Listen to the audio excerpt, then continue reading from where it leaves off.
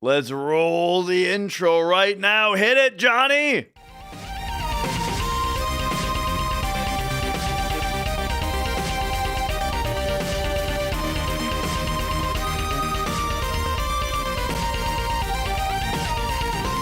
All right. We are back. Welcome on in, everybody. Hello.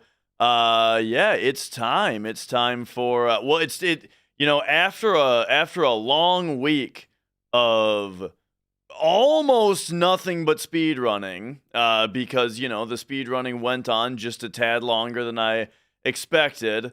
After all that, we are finally back to let's just chill and let's just play a video game, yeah?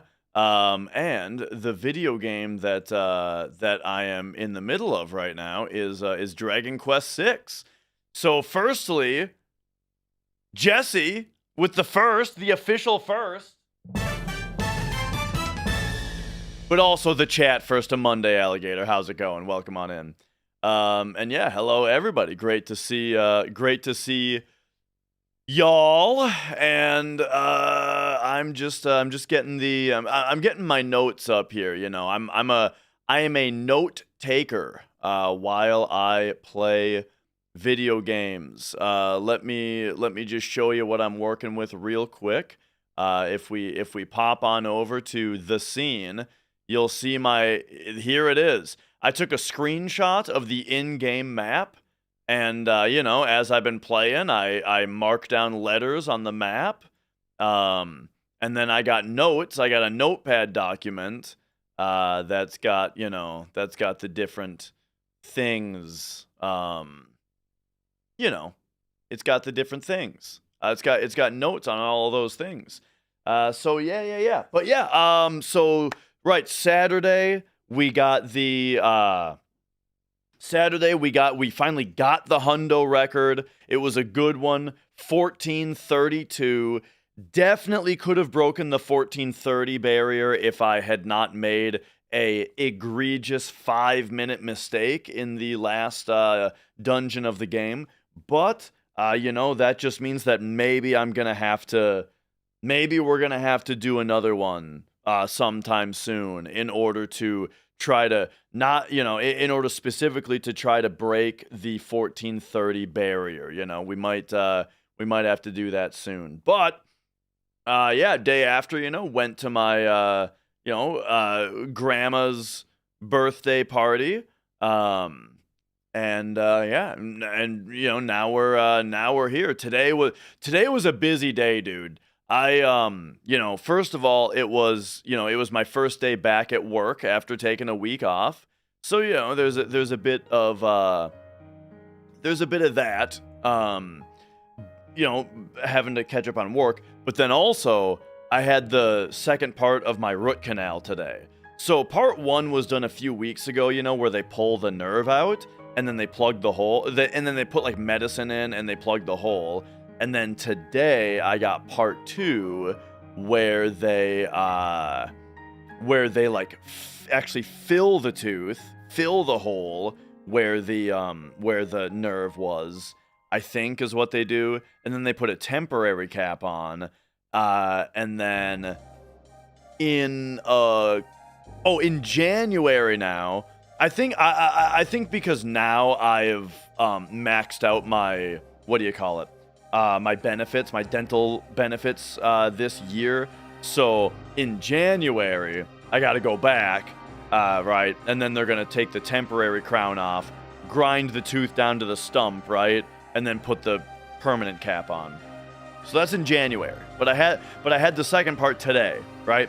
And then also signed the closing documents to refinance the house today. So we officially got our 1.5% interest rate drop on the mortgage. So we're very happy about that. But oh boy, it was a lot of signatures to do today. So got all of that done, had dinner, and so now that's why I am like an hour late though, I'm like an hour late today to stream because we had to take care of all that. But all right, all that said, let's get into it here. We've got Thar She Blows. We've got Dragon Quest VI for Super Famicom. Once again, I guess there's a lot of folks here that probably haven't seen it before. So the deal is, so that is the Japanese Super Famicom version, right? But I don't read Japanese, so I got one of these where I can dump the ROM onto my PC, and then from romhacking.net I was able to download a fan translation patch to the ROM. Then you can take one of these and write the translated ROM to a, little NAND memory chip, and then you can solder the NAND memory chip onto these modules that Voltar designed, which you then solder onto the back of the ROM chips in the cartridge, and just like that, you will have yourself a patched ROM on the real cartridge. So that's what we got here. We've got the real, we've got the Super Famicom game in the Super Famicom system. Let's fire it up. Let's fire it up and play it. Oh, yeah.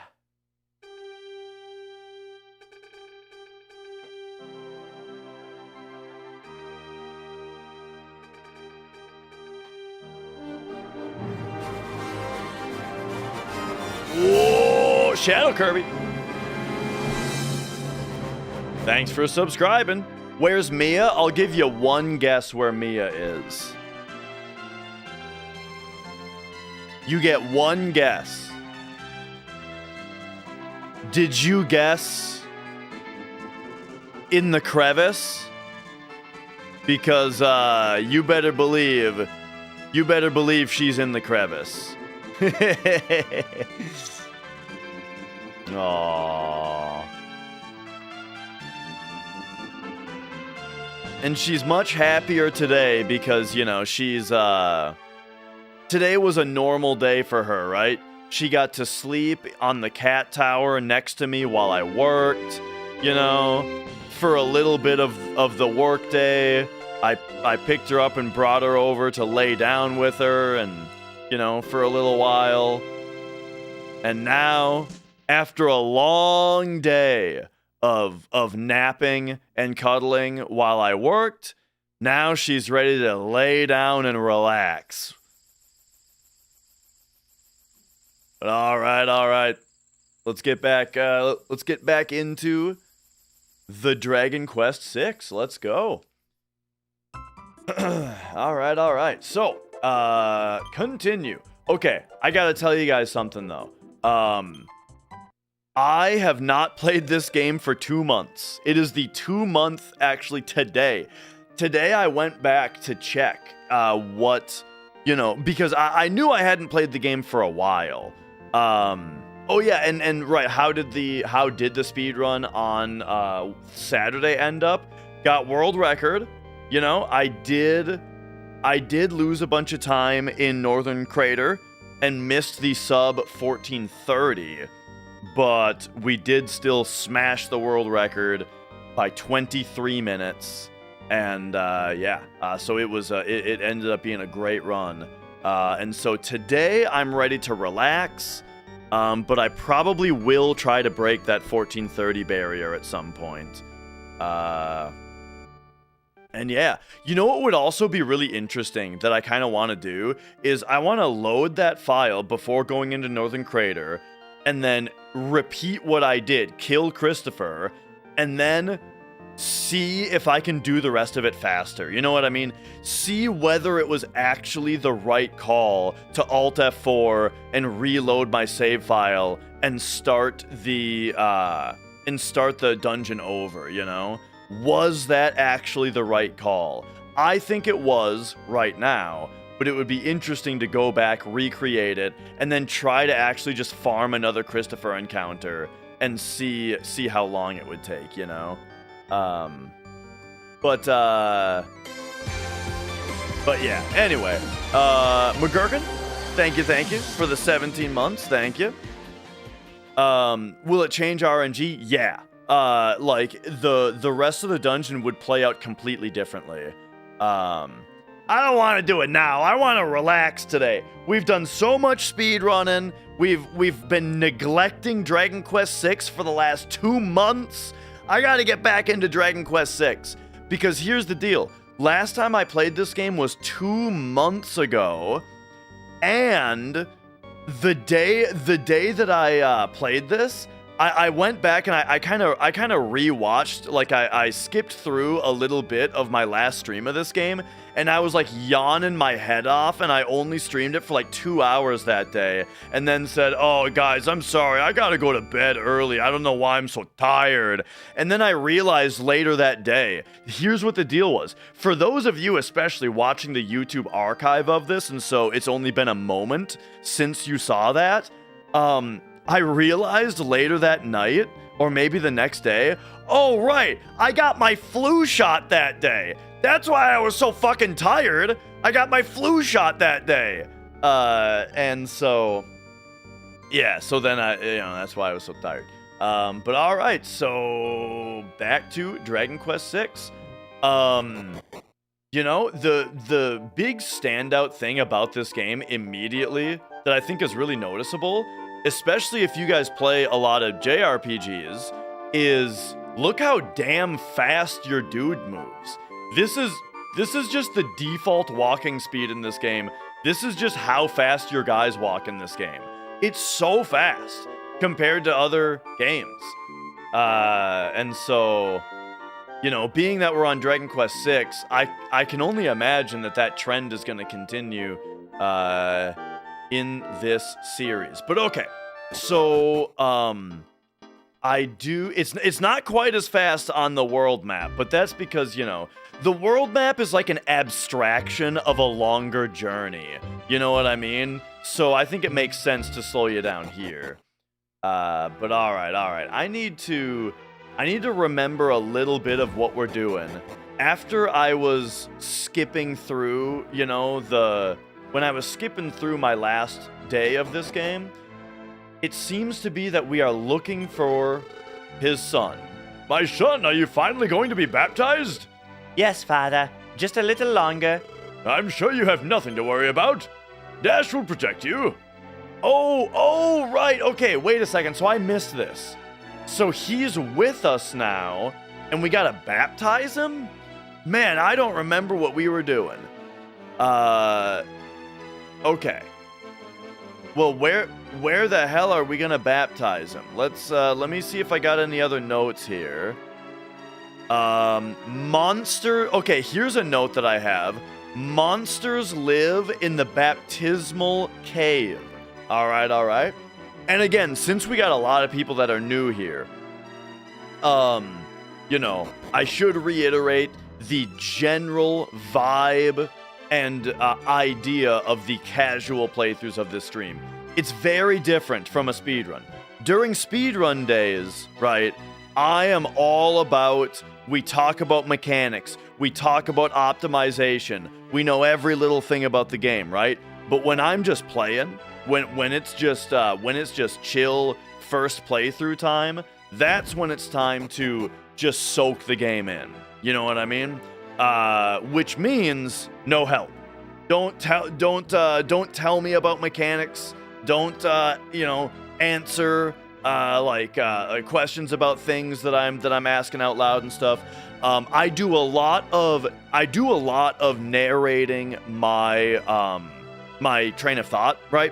I talk out loud a lot about my train of thought and the questions that I have, but I'm not looking for them to be answered because we're having the retro experience right now, you know what I mean? And not knowing things is an intentional part of the first playthrough. All right, so now that all that's out of the way, I feel like I remember this guy talking about the baptismal cave. The monsters have left the baptismal cave? Okay, so I do remember that this was the guy that talked about the baptismal cave having monsters in it. Interesting that since the prince is here now, he assumes that means that the monsters are gone. Why not play the remaster? Just not my style. Oh, and this must be the baptismal cave right here. So, okay, I guess there we go. I guess there we are. Story recap until now is a really good question because that would be good for me as well.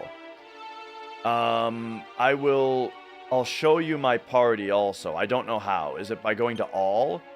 There you go. Dash is... Okay, no, I guess we do have to... Dash is a soldier. Hassan is a fighter. We have Muriel is a priest. Chamberlain is a merchant. Barbara, I threw her on as a dancer. This guy is a beast master. That's kind of what we got going.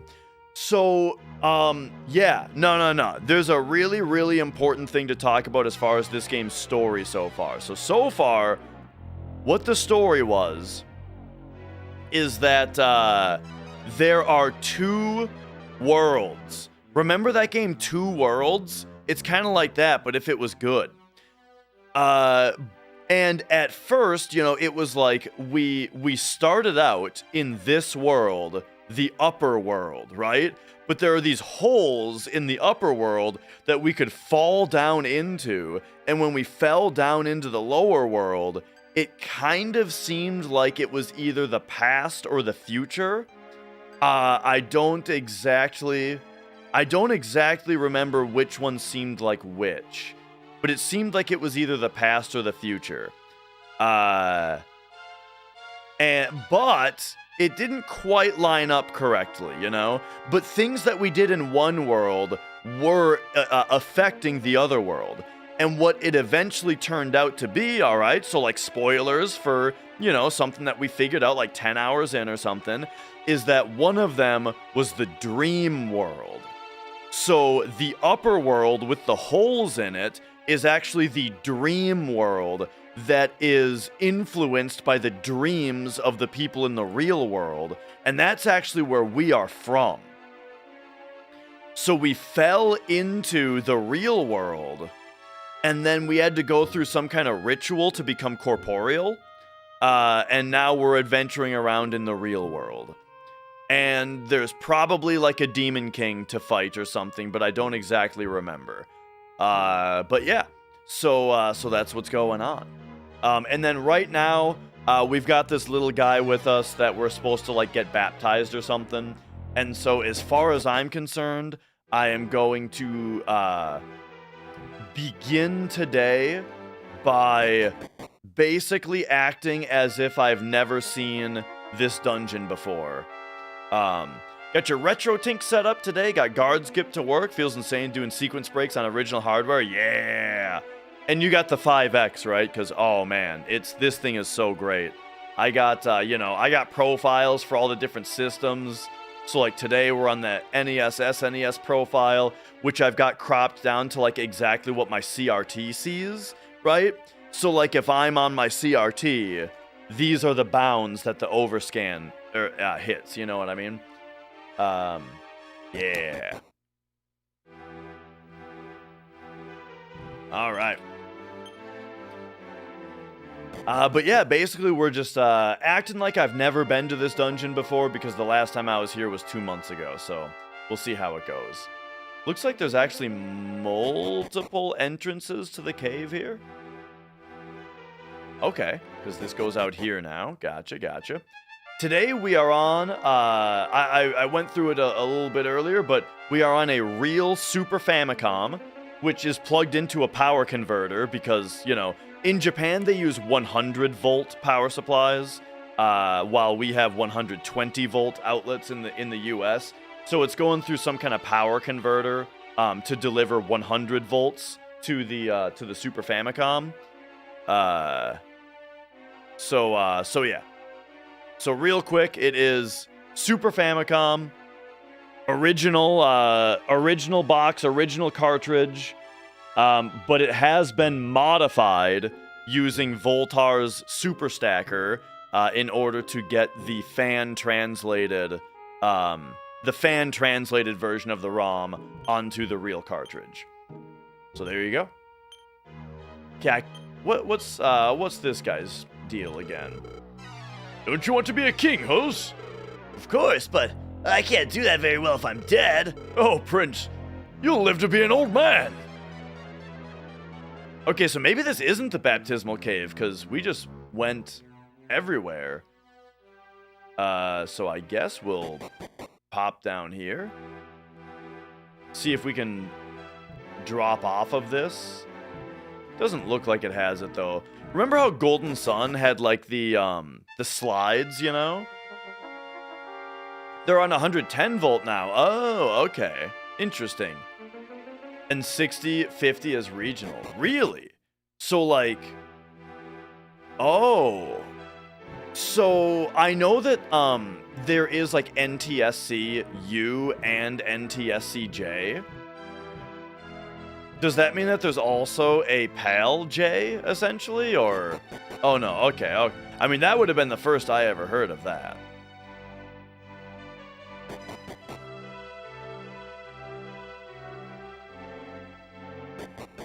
Okay, so there's some kind of baptismal cave somewhere that I don't remember where it is. You know what? Maybe I wrote it down.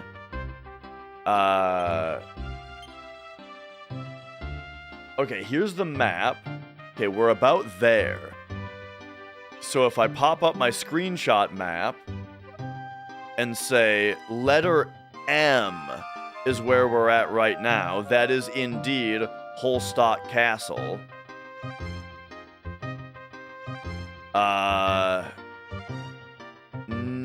I don't see... I don't see where I've marked down where the baptismal cave is.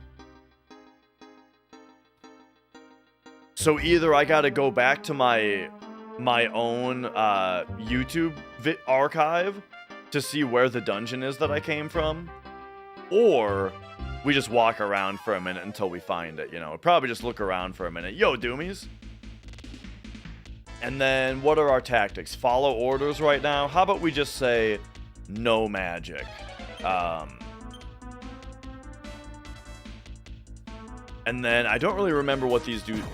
No magic is a nice, easy way to just preserve MP while we let everybody auto-attack.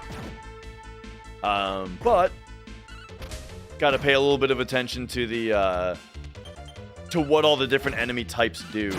One thing that I just love about like this kind of game is having to build a bestiary in your head of what the different enemy types do and what the best way to deal with them is, you know? And then you also get like a sort of a flow chart in your head about, you know, with like all of the different formations, what your priorities are, you know? Like if it's this type of enemy and that type of enemy, then should we, you know, which enemy type do we prioritize? Do we need to stop spell one of them? You know, that kind of stuff. And that's what I also really loved about old school Final Fantasy as well. It's why, like, I whoa! Okay, right. So these guys... maybe good to stop spell them as well. But anyway, what was I saying?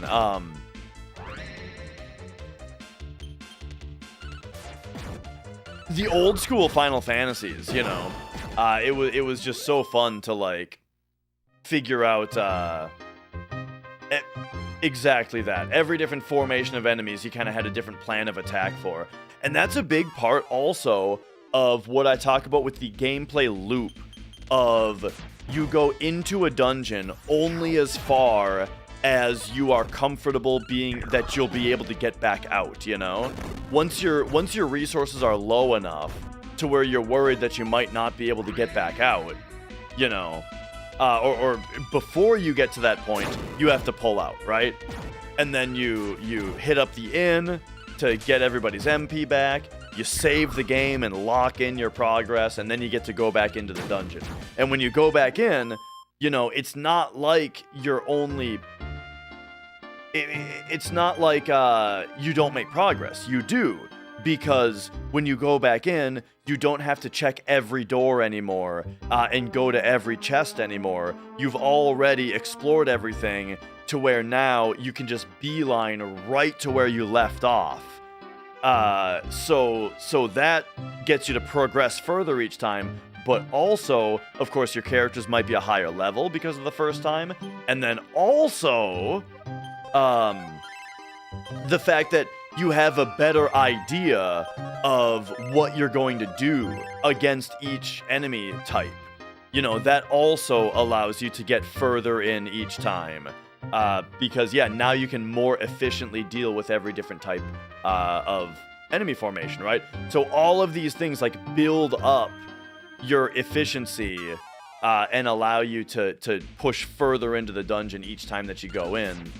And I just love that gameplay loop, you know? I adore it. And so that's why I'm such a big fan of old RPGs, more so than I am of, like... Well, it's why I'm generally more of a fan of Final Fantasy 1, 2, and 3 than I am of 4, 5, and 6, right? Because 4, 5, and 6 lose a lot of that... they lose a lot of that flow with the introduction of save points and the ability to use tents in the middle of a dungeon, you know? I think that really kills a huge part of what makes these games, you know, the classics, so good. That said, I do still think 5 is one of the best Final Fantasies, though, just because of the job system, right? The job system of 5 is so good that it makes up for that part. But 3 also has the job system, and that's why I like 3 the most overall. But that's why I like... I like Final Fantasy 1 and 2 more than I like Final Fantasy 4 and 6. Is because of that gameplay loop. Assume I really like 10-2. 10-2 was all about just like going around playing mini games and oh, indeed, you are of the Holstack bloodline. Oh, okay, hang on. I don't know if I've actually done this yet. I don't know if we've gotten in this far yet. You repair Super Nintendo, Super Famicoms, and others. You really don't need the converter. The US voltage won't hurt anything. The output is regulated inside, down to 5 volts by the board regulator anyway. Oh, okay, that's really nice to know. I mean, I have the power converter, so I might as well use it, though, right? Like, I imagine it's better to use it than it is not to. But it is nice to know that it's not necessarily required. And I've kind of always wondered that, you know. I wasn't really sure if it was required. I think... I remember this fight. This is a follow orders. This is a take out the mirror while we have you stop spell these guys.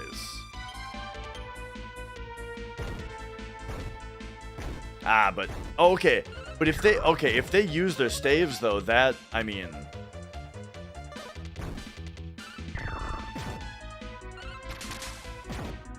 that's not even a spell. All right, and then we'll just do this. But there's Firebane. That's what I'm scared of. Oh my god, they're gonna kill the party basically. I knew I was worried about this enemy type.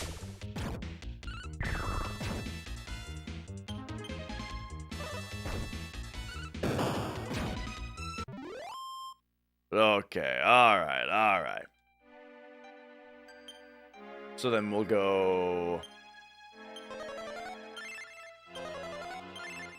Does this one have a similar game loop like 1 through 3? Oh, yeah. I actually kind of meant to get into that, which is something that, I really like about Dragon Quest versus Final Fantasy, is that when Dragon Quest went to Super Nintendo, with 5 and 6, they kept the old school gameplay loop instead of introducing, mid-dungeon save points and tents and stuff.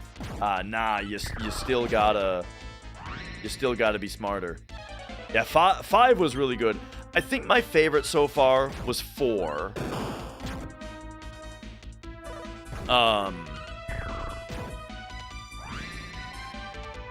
But yeah, I really enjoyed, really enjoyed 5, really enjoying 6. I've tried Secret of Mana. I never really got into Secret of Mana. I grew up on Legend of Mana, though. Legend of Mana on PlayStation, I was real big on. Okay, Barbara can outside us, right? Yeah. So we're still safe to keep going.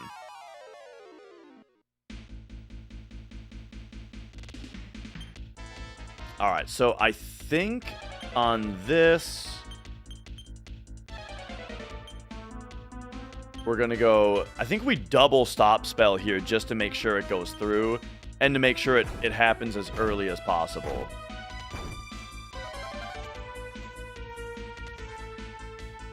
But yeah, Legend of Mana, I even started today's stream with some Legend of Mana soundtrack, because it's one of my favorite soundtracks, Oh yeah. Missing Interval. Thank you for the super chat. Caught the last few hours of FF7 on the VOD because you had to sleep, but congrats on the world record and the comeback. Thank you very much. Yeah, man, I am very psyched about how the subathon ended,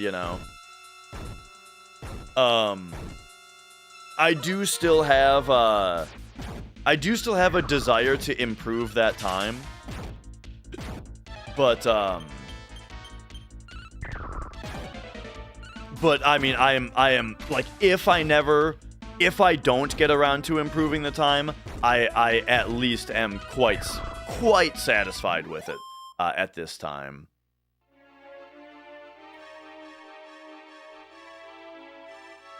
Okay, just making sure I'm not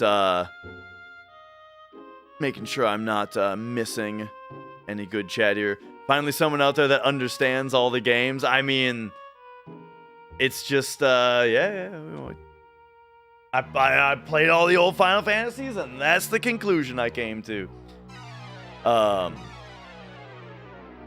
Super Nintendo and SFC are exactly the same internally. Yeah, like, I mean, by the fact that, I imagine they are, by the fact that they play each other's games, which is crazy.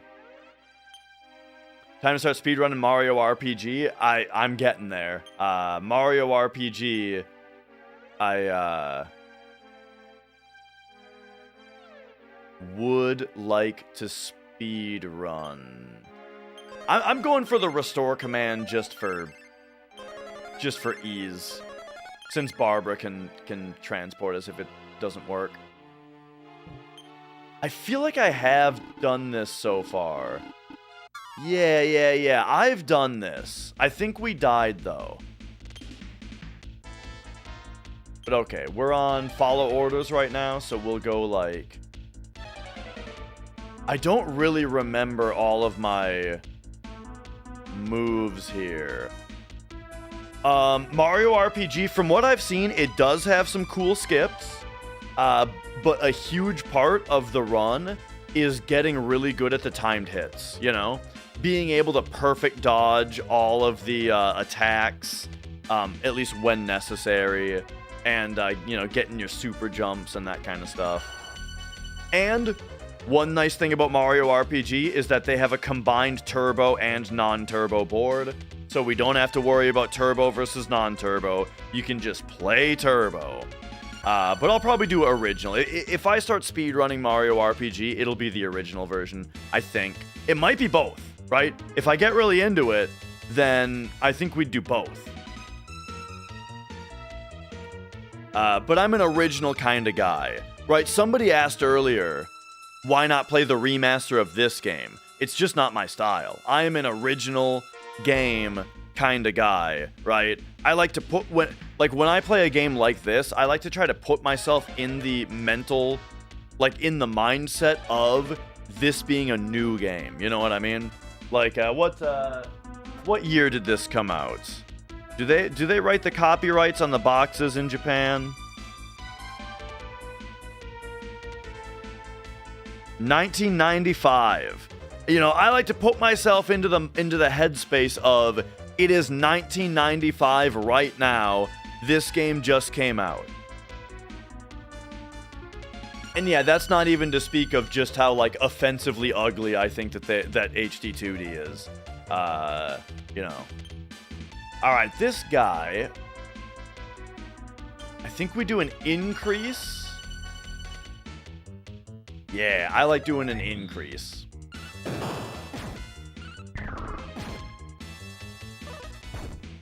Damn! Okay, so heal is not going to be very good against that even. Oops. So you keep doing that. You will say heal more self. Every time I say heal more self, I think about see more butts.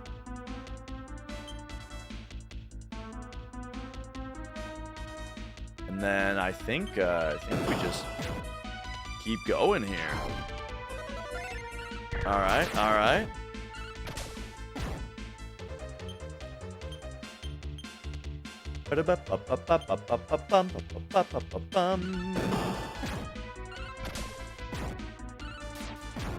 I should probably sap him. I'm gonna. Let's go sap. You keep doing that. You do another increase. And you just hit him.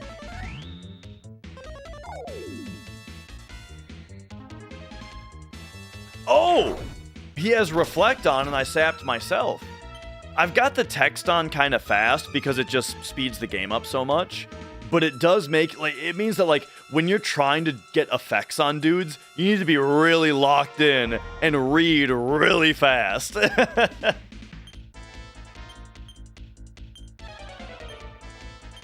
Most of the time, I'm just kind of getting the gist of what happens.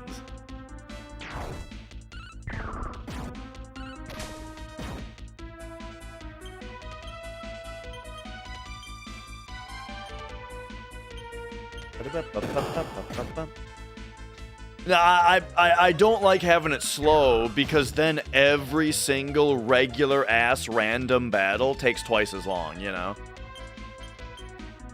And you can't speed it up mid-game. I don't think that there's an option to speed it up in the game. You can only change it from the main menu.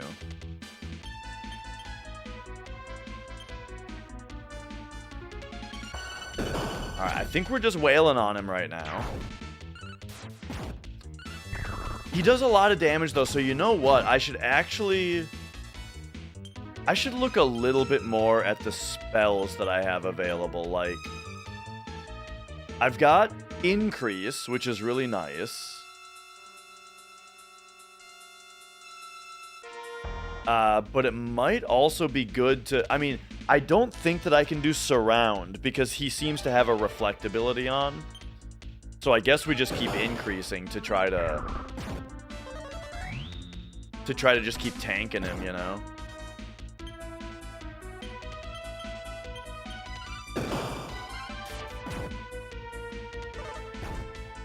He's still hitting for 76, though. That's crazy.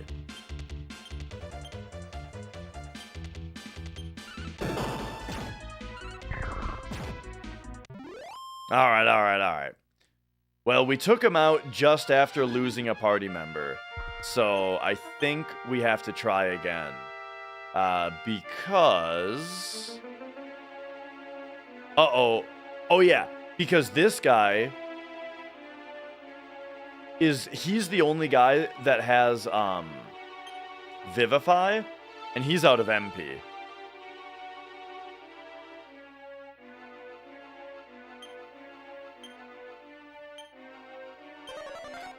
So we just go outside.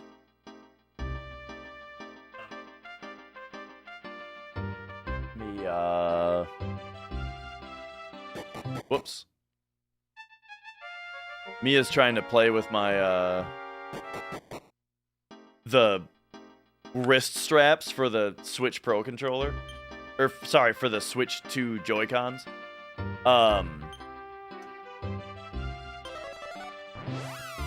Speaking of Switch 2, I've been playing more Metroid Prime 4. Just a little bit. I really like the area that I'm in right now. You know, the jury is still kind of out on what I think of it overall, but my last session was very enjoyable. I'll say that.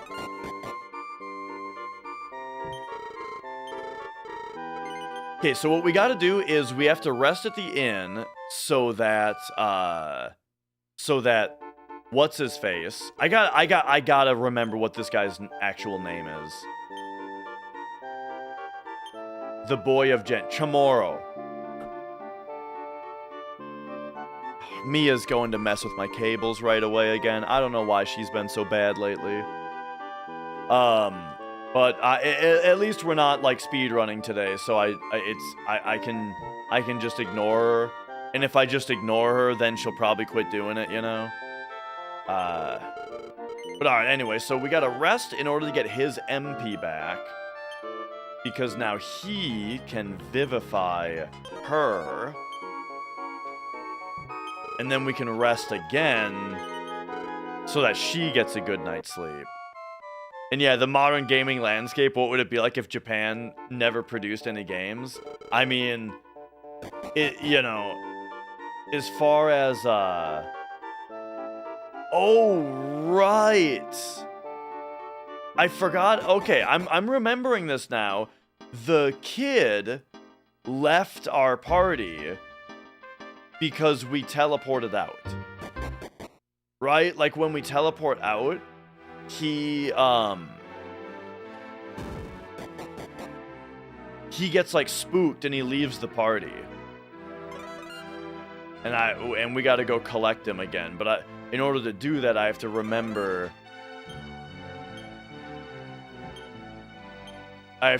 where he hangs out. I think we had to find him in a barrel here. Oh, dude, I have to tell you guys something, by the way. I don't know if I don't think I mentioned this yet, but I meant to. That, like, if I might be talking a little weird. When I was getting the root canal today, at one point during the dentist visit, the dentist said, "Oofta," as he was doing some drilling stuff. And then ever since, the tip of my tongue has been hurting like hell. I looked at it in the mirror, and it's like there's definitely a red spot on my tongue. But it doesn't look that bad. It doesn't really look that bad, but it hurts like hell. When I talk, the tip of my tongue on the left side of it really hurts. And when I was eating, oh man, while I was eating, it was like anytime food touched it, it was just like bam, just like pain explosion. So yeah, my tongue's bothering me a bunch today. You know what it reminds me of? He said oofta. Yeah, we're in Minnesota, oofta is very common. That's what people say here. Instead of just oof, you know. I think it's some kind of Norwegian heritage thing.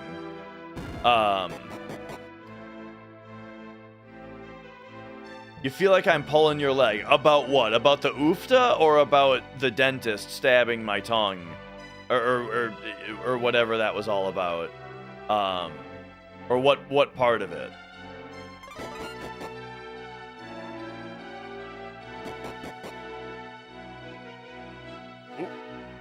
The oofta. Oh no, yeah, that's what people say here.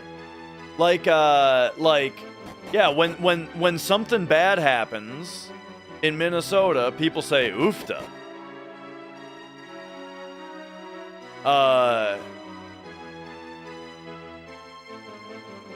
But you know what it reminds me of, kind of, hearing the doctor say that, and then there being a problem. It reminds me of my surgery, my carpal tunnel surgery. The first surgery I had, right, on the right hand, the surgeon, he did the surgery real quick, no problem, awesome, great. He stitched it up, and all right. But then the left hand, though, the surgeon did the surgery, and then where did this kid go? I gotta find this kid again. The left hand, the doctor did the surgery. You know, this is weeks later. But then I guess he had like another appointment to get to right away, so he left. And the like assistant guy, he left the like assistant guy to do the stitches. And as the assistant guy was doing the stitches, he was asking the nurse like this, and I was like, uh-oh. And then like after he was done with it, he asked like, is that right? And I was like, are you kidding me? But the nurse was like, yup, that's fine. And it's like, okay. But I could tell that they were too tight, dude. I could tell. Yeah, I was awake during the surgery. They did a local anesthesia where they put 6 injections into my wrist with a needle, and I almost passed out both times. Both times that for both wrists. It was like they put these injections in. It was like one injection I could feel go up my arm, the other injection I could feel go down my hand.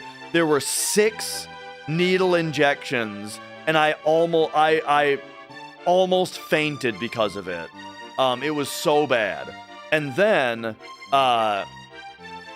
but then after that, they tourniqueted my arm, and like they like shoved all the blood up like this, you know, and tourniqueted, and then yeah, they just did the surgery while I was awake, and I couldn't feel a thing.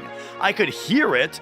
I could hear a lot of noises that were kind of unsettling, you know, like stretching and like zzz, zzz, zzz sounds, you know, and tink tink tink tink. I could hear like a cartoon, dude, like a cartoon. I could hear all of these sounds happening, but I couldn't feel any of it. And good God, I was not gonna look, you know, I was not gonna look.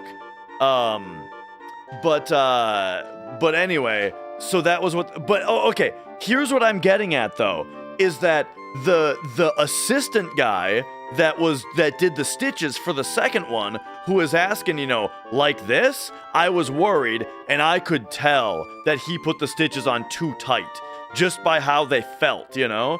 And then, throughout the recovery process, the cut just did not look like it was healing, you know? Like this one did. The right hand looked like it was healing, and when the stitches were ready to come out, I was so ready for them to come out, you know. But this hand, it didn't look like it was healing. So now I'm gonna show you guys the scars, and you can see for yourself totally that my worry was not unfounded. So here is my right hand, you can barely tell anything happened, right?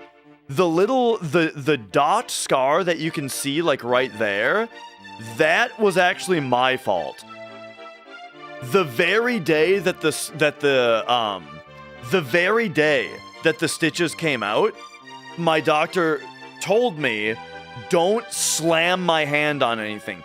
Be really careful not to hit it because it'll break it open, you know? And I was like, okay. And then I went to get cat litter, and while I was trying to carry the 40-pound cat litter, my recent surgery wrist had some trouble, and I had to catch it, and I slammed my hand onto the tub of cat litter and broke a little spot open on the top, and so that's why there's a little bit of scar tissue at the top of the cut. But other than that, you can barely tell anything happened on this hand, all right? But, okay, so what about the hand where the assistant guy put the stitches in? You want to see what that one looks like? It looks like this, dude. Oh my god, look at that scar. So anyway, yeah. So it's just funny that it was right when the dude put the stitches in and didn't sound confident and they felt too tight, I was like, this can't be right. And then here it is. There's the scar from it. So, anyway. That's a thing.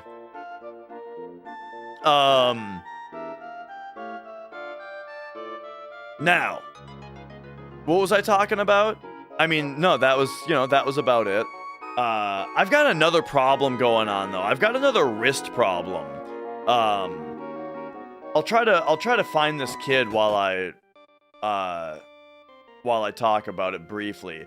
So I have a ganglion cyst in my left wrist, which has always prevented me, from the most part, from being able to pull this wrist back. You know,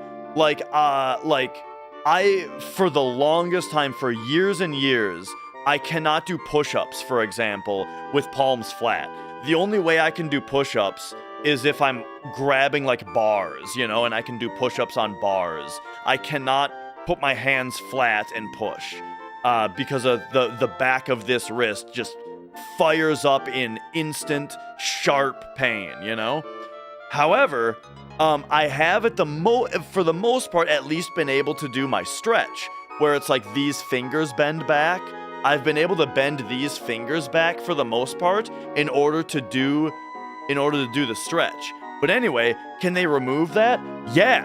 I went to a different orthopedist. Orthopedist? Is that who you go to for this kind of thing, I think? 8 years ago, I went to an orthopedist and asked him about it. What do we do about this? And they said, you got a few options. He said, long story short, he said they shouldn't do anything and it'll go away. He said, just don't do anything and it'll go away. Because removing it surgically is risky. Draining it with a needle, it probably just won't matter. And breaking it apart probably just won't matter. And it'll just go away. However, here we are years and years later, and it hasn't gone away yet. And for some reason, in the last 2 days, it's all of a sudden gotten really, really bad. That's the thing. That's the thing, is that it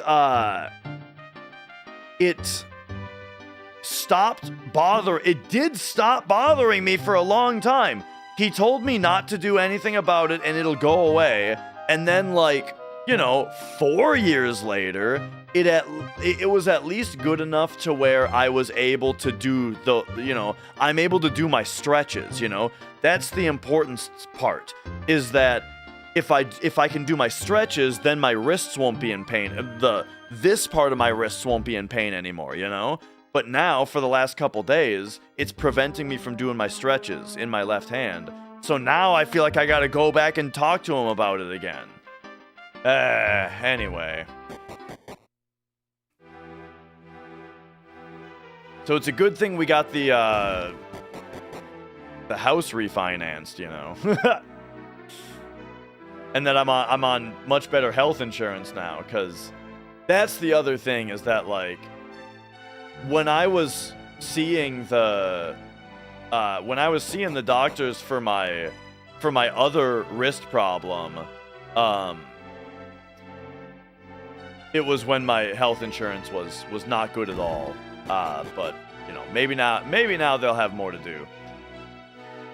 I can't remember where this kid is, dude. I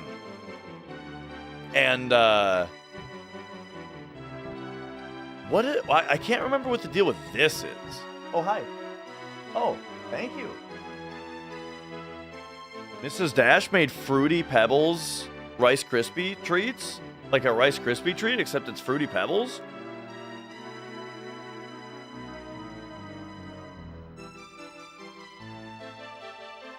Okay. Thank you.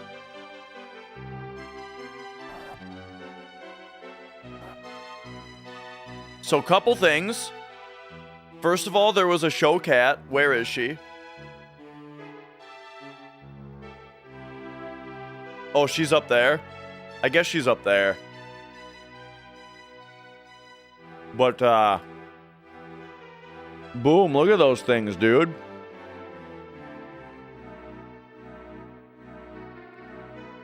Hell yeah.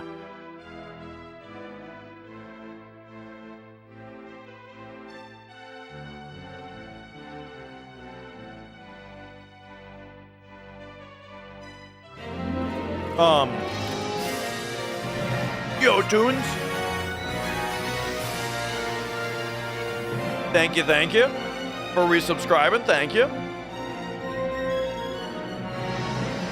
But yeah, I mean that is exactly the doctor thing. They're like Rice Krispie treats, but Fruity Pebbles. That is exactly like the doctor thing, which is that they don't want to they don't want to do anything invasive if they don't have to. And so visit number 1 about any doctor problem, I think, is pretty likely going to be, you know, just see if it goes away, you know. And then now, if I go back, the thing is, if I go back and I say I've had this thing for 8 years, and and it has recently become more problematic, I think they'll take it more seriously, you know. Then it'll be like, okay, what are we actually gonna do? And then yeah, as Matt was saying, so Matt in chat said, you've seen on TikTok them hitting it with a book. Yeah, that's the thing that you always hear, is they say to hit it with a Bible. Hit it with a Bible. I have to watch my own video, dude. Hang on a second. I gotta watch my own video to find out where this kid is. This is what happens when you don't play a game for 2 months. Well, actually, let's just go back to the cave. Maybe he's just still in the cave.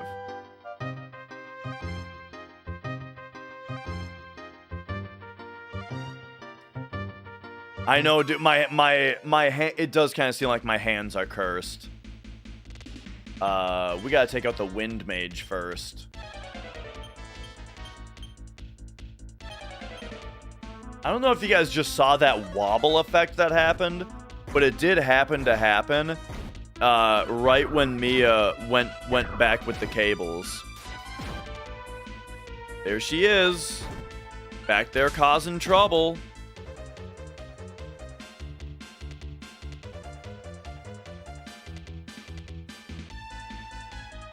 Oh, yep. It's doing it again. Oh, yeah, we're getting all kinds of video glitches now because she's fucking with stuff. You gotta stop doing that. Mia, you're not gonna be allowed to be down here anymore if you keep doing this shit. Yeah, right. Twitch chat. I guess general YouTube chat also loves cats way too much for that to be a real threat, but, you know, I want her to think it's a threat.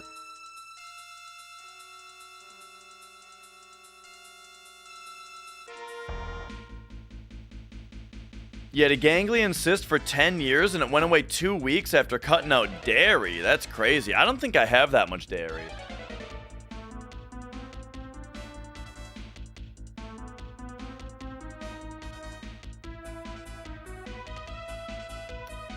Yeah, she is deaf. Mia. Mia. Mia. Mia. Mia.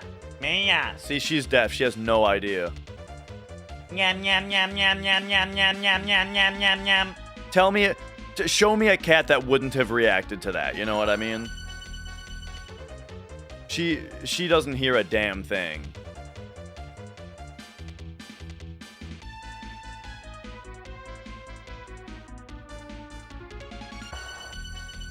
Yeah, you use that crumpled up water bottle as a pillow and take a nice nap.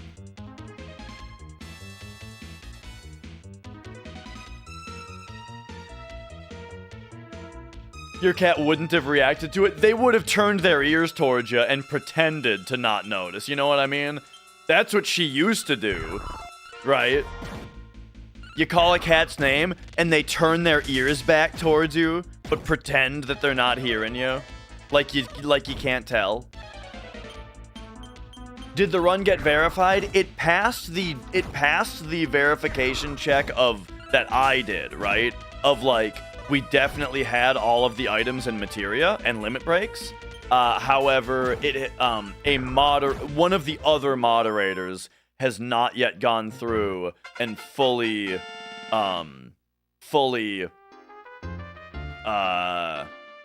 done it to get it onto the leader. So it's not officially on the leaderboard yet. But I only submitted it last night because I had to edit the YouTube version first, you know? Because YouTube won't take the 15-hour video, right? So I have to open it in my editor, make a cut, right? And then render part 1, render part 2, and make sure that there's enough overlap of the two to, like, you know, show that it's the same run. And then upload part 1, upload part 2, right? Wait for the processing to happen, you know, and then, right, then I can submit the run, because at the time of submission, you need to provide the link to the video, right? So, yeah. Anyway. Let's do one of these.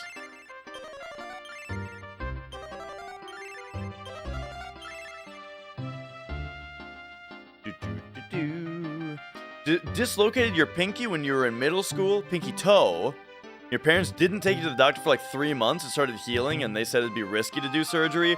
Oh, yeah. So like basically it healed back into the wrong place, right? So like they'd have to like re-break it to fix it or something like that. Because I feel like I've heard of that being a thing.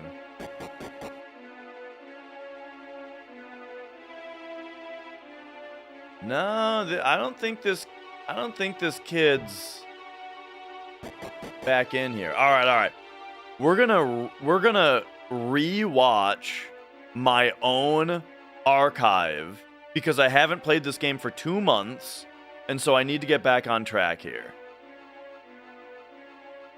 All right, so here's the archive. Here's the most recent video. So let's go boom. Oh my god, that scared the fuck out of me. Oh, what the hell? Okay, what was that? That was this. Wait, oh, there it goes. Oh my god, that scared the fuck out of me. Have you guys played Tormented Souls 2? Oh my god, what? Hit me with it. That scared the fuck out of me. Oh man, that game was good, dude.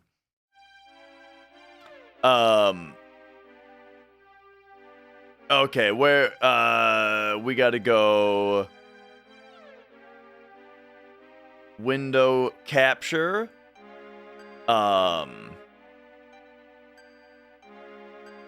This.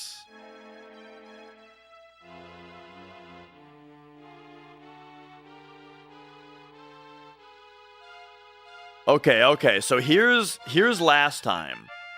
Set up to go. We got Alright, so here I am in this dungeon. And now, and the kid's with us. Okay, so I gotta go back in time until we find where I picked the kid up from. Actually, oh, idea later.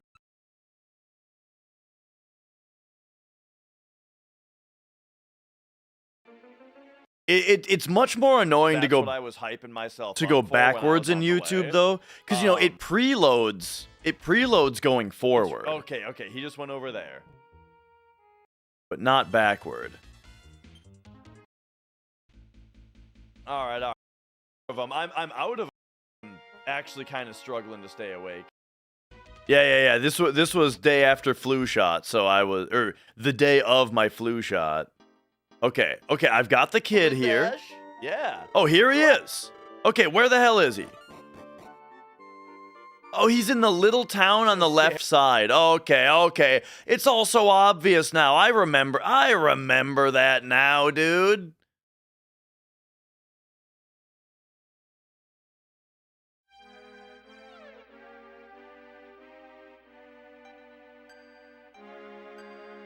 All right. That's what's great about recording all of your gameplay, though, you know? Is that, you can go back and reference yourself, you know? I feel like we stop spell mud dolls, don't we? Isn't that a thing to do?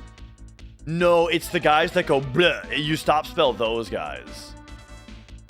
So never mind here. Let's just go no magic. And I think you do attack. Oh, they do MP damage to you. That's the thing about mud dolls.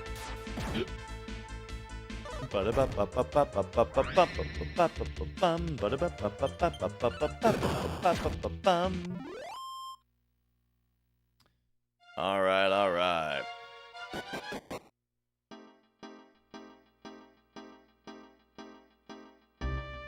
So, take us back over here real quick.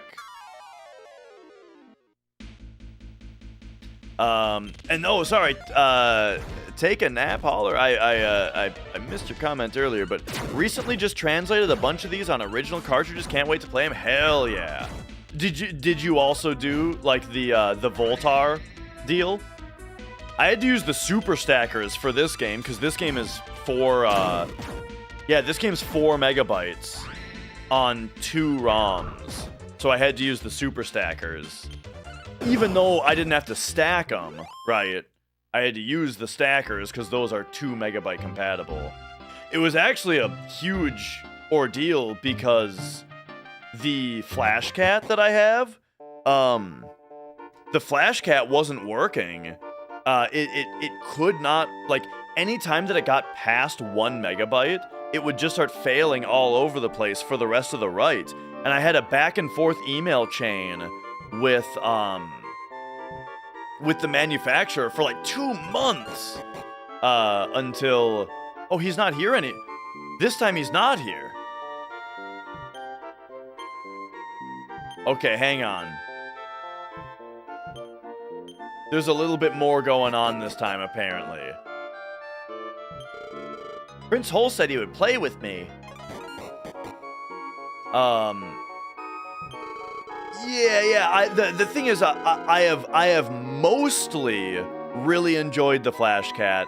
It was just that when I had this problem, like I'm of two minds about it. On one hand, it took it took like 2 months of back and forth emails to eventually just get sent a replacement that works, right? Which is kind of frustrating that it took so long and that, like, it's just a replacement, right? However, I mean, the guy worked with me for 2 months, right? Like, he's responded to my emails and you know, went through a bunch of troubleshooting steps.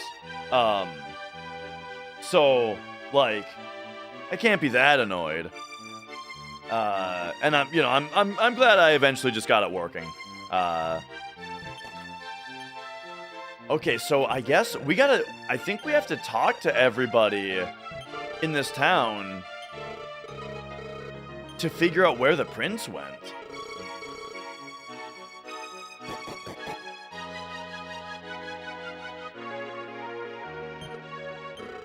My face changes each time I look at my reflection in the water.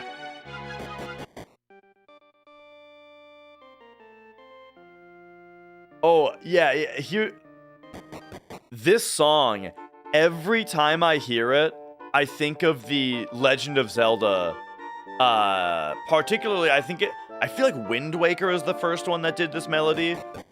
Do da da da da dun dun dun dun dun dun. You know, I hear it every time. That's how my brain continues the melody. But it's not quite. It's so depressing. The best soldiers can no longer reach the heart of the baptismal cave.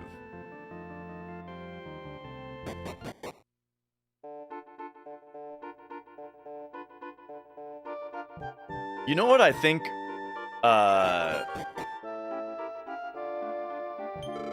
I probably have to do is, we might just have to go the other way in the cave, you know?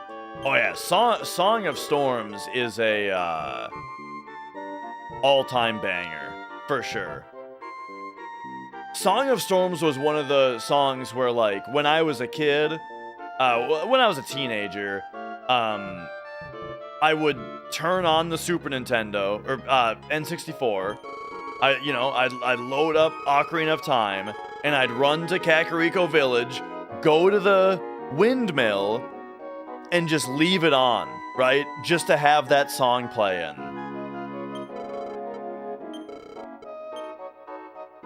Just leave that song playing out of the TV while I did whatever else I wanted to do in the room, you know? Okay, Prince has not come here, she says. He's not in the town. I did the same thing with the green brush area of Brinstar and Super Metroid, you know? You would load up Super Metroid and go to like the jungle area and just leave it there. You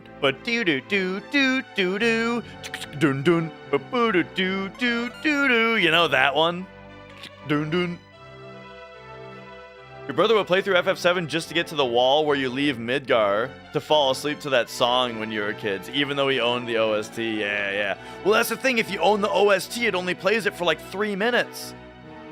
You know? If you're there in-game, it'll loop. That's kind of the thing about, like, listening to a soundtrack on an album, on, like, a CD, versus it being in the game, you know? Because I usually prefer the way that a soundtrack flows in-game, you know, rather than listening to a soundtrack.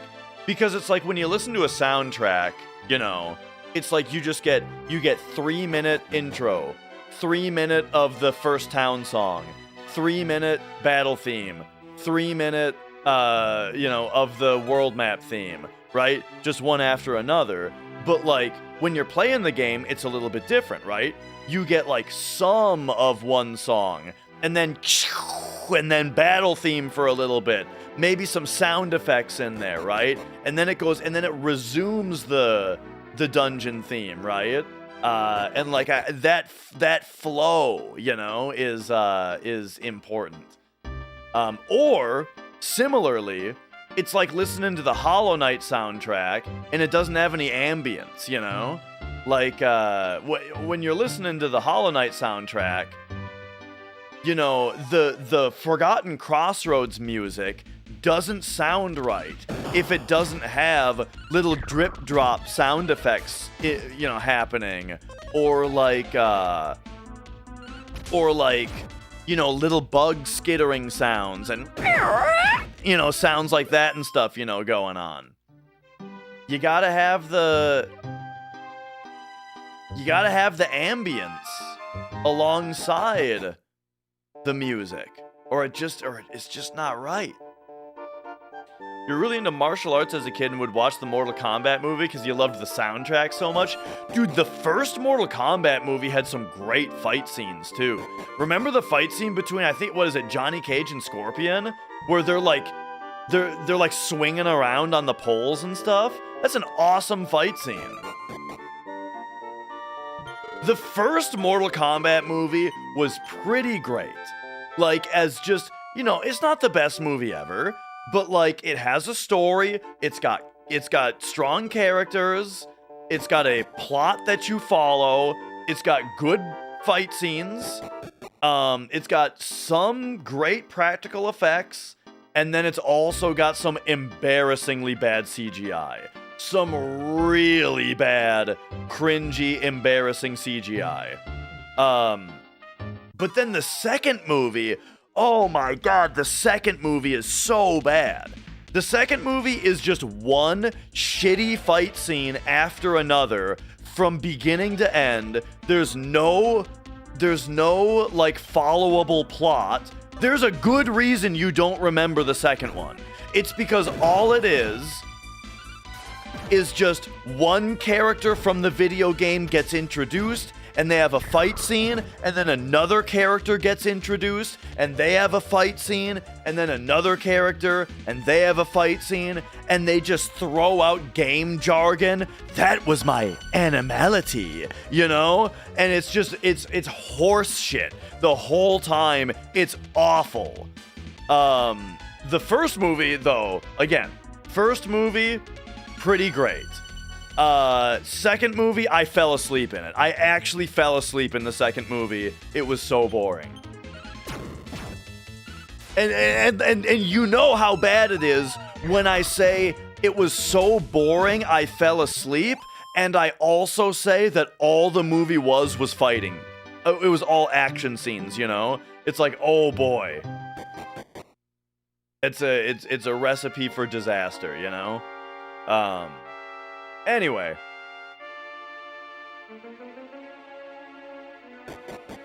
Let's take a moment to explore this place again a little bit more.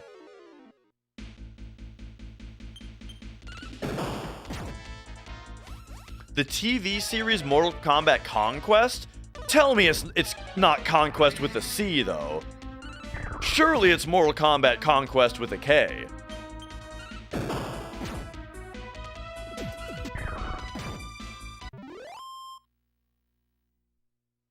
But no, I've never heard of that. Alright, we gotta do a heal more Barb. And Barb does not have a lot of HP, eh?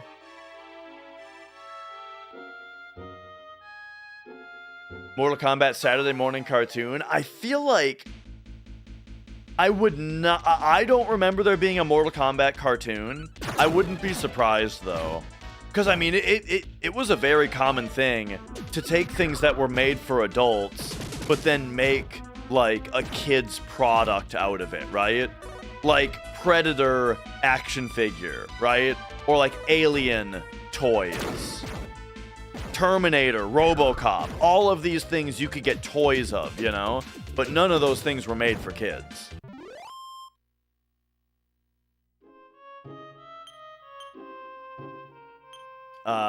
There were certainly a lot of,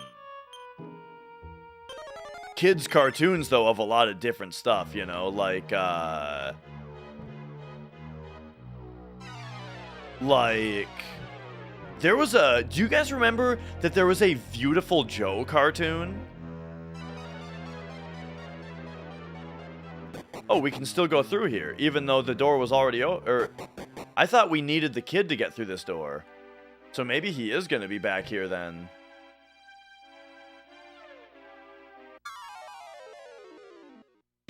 You thought it was a cartoon first? No, no. Well, I mean, I'm pretty sure it wasn't.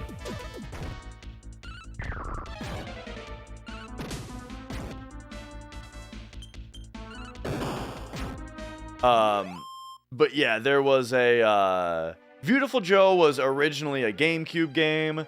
There was Beautiful Joe 2 on GameCube. And then there was, oh, there he is! Then there was Beautiful Joe Double Trouble on the DS.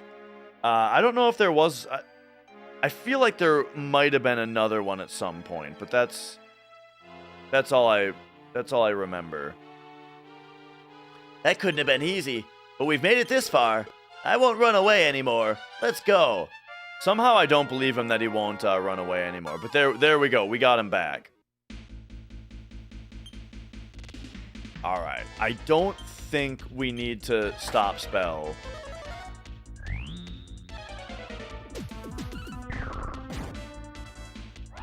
If we just take this guy out.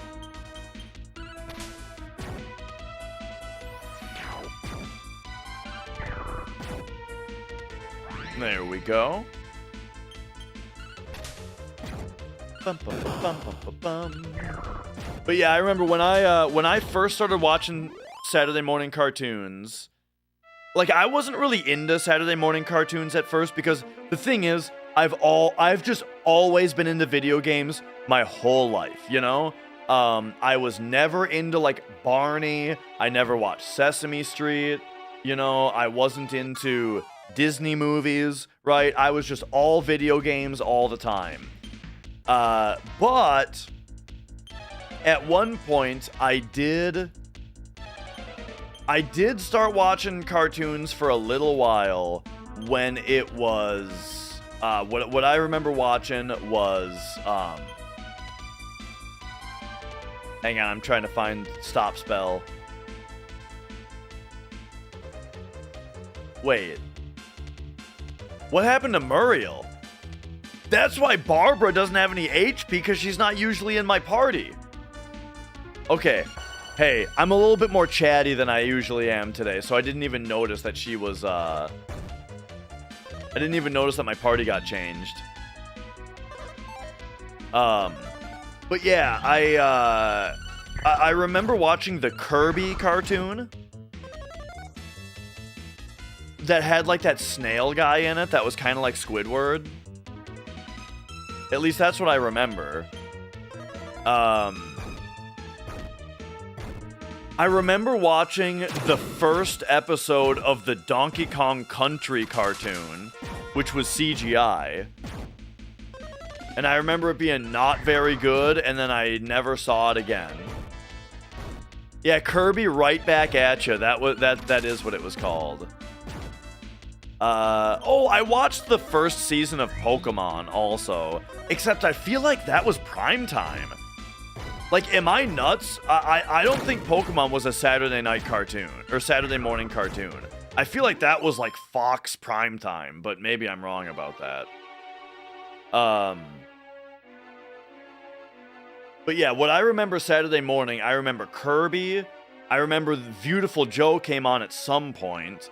There was Donkey Kong Country at some point, and then Shaman King was my other one. I think basically Kirby and Shaman King was what I watched for.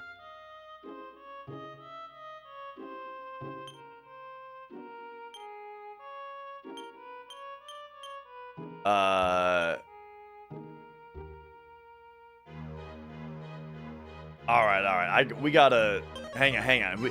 We gotta outside. All right. We gotta.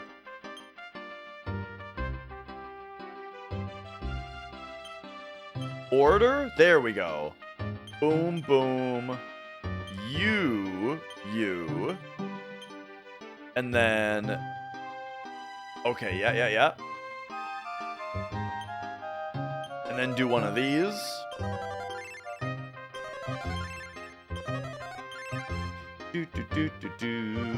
Watch cartoons because your mom and dad hated video games and were against you and your siblings playing them. So I went through a little bit of that as well, where, yeah, like,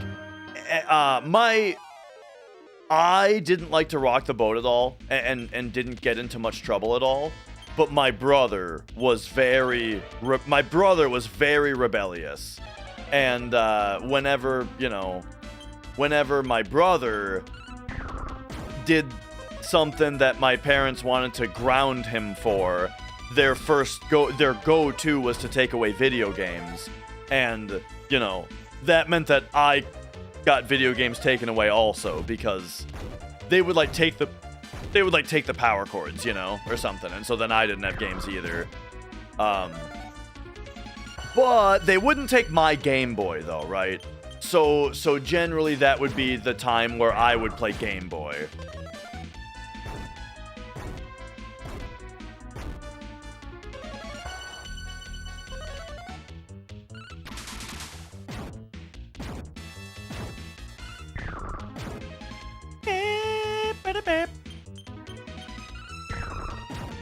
Come to think of it, though, that is before we bought our own systems, though. Like, once we were at the age where we bought our own systems, they didn't do that anymore, now that I think about it.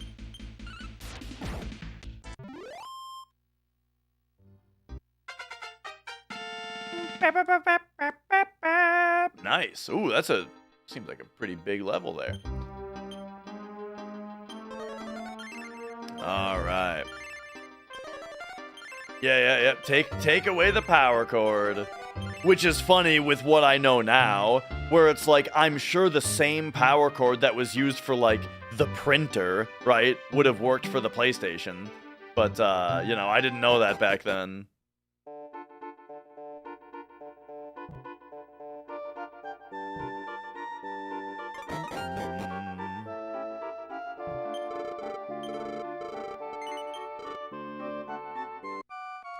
Oh, what's she up to now?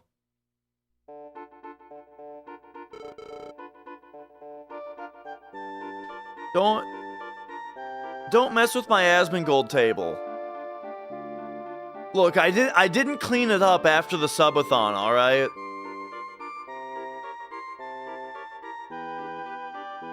Where'd she go?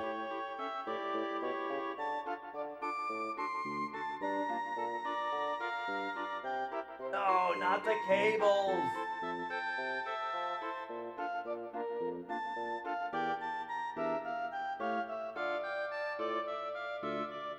Oh, brother. She's getting ready for dinner.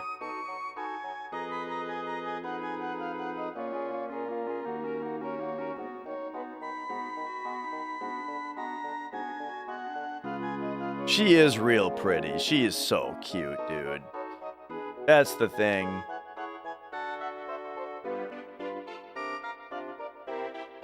Mia. Oh, you're so cute. You're so cute. We can't help but reward you for bad behavior because you were so cute while you were doing it.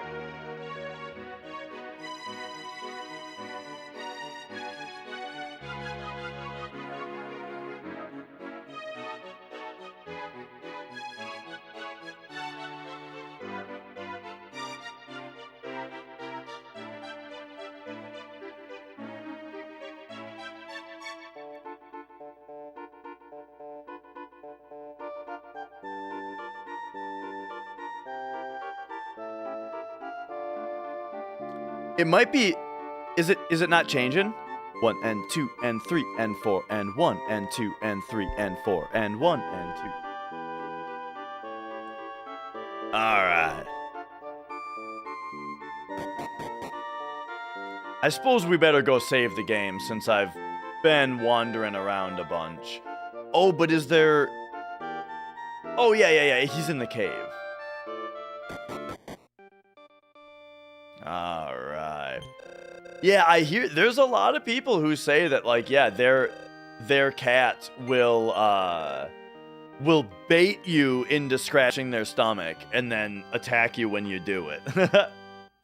But, yeah, both our cats are super cuddly and super chill with however we want to handle them, you know? And like I said, I don't know how much of it is due to how I raised them, but I did make a point to hold them a lot when they were really young, you know? When we first got them, I held them all the time, and now they just love being held.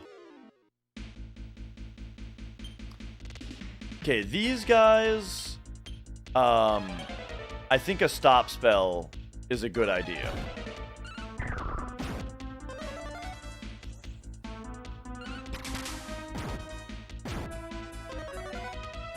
Of course, the one that the stop spell didn't work on.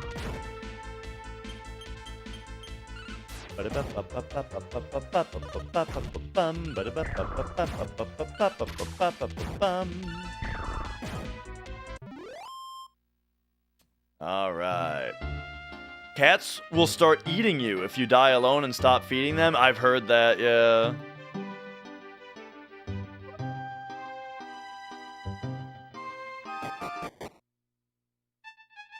Alright. Yours is a literal rescue, so that might have something to do with it, for sure. Yeah, you never know what kind of, like, survival habits they had to learn.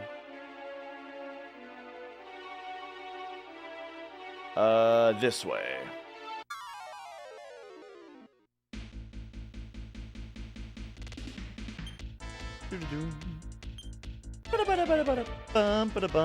Dude, that's actually so funny, Tilt. The last time I played this game was before the shockening happened. Man, that's how long it's been since last time I played this game. I think we just wail on him.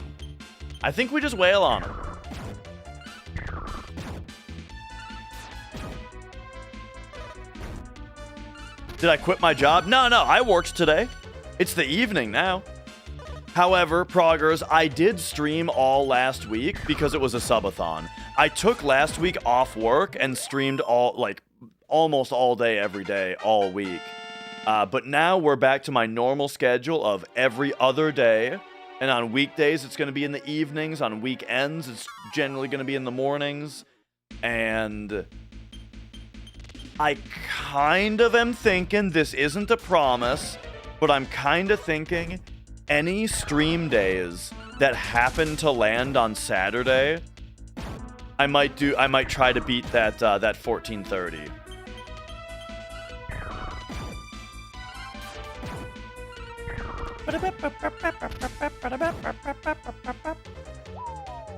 Oh, we lost one.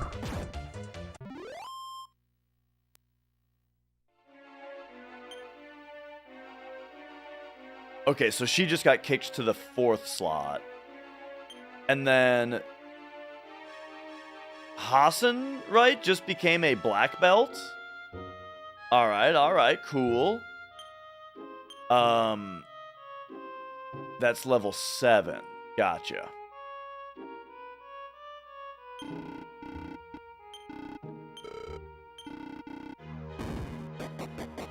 Okay, so this time we did have to reopen the door ourselves. Now, I wonder if I think the first trial is going to be back, right?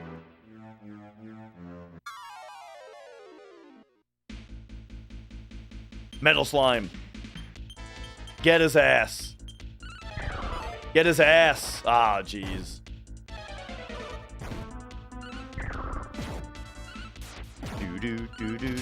Ba-ba-da-bum.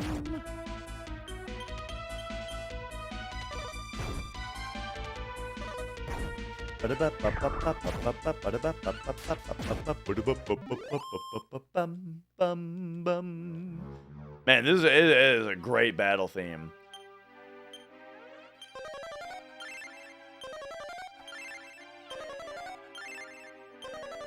Hit me with another one of these squares.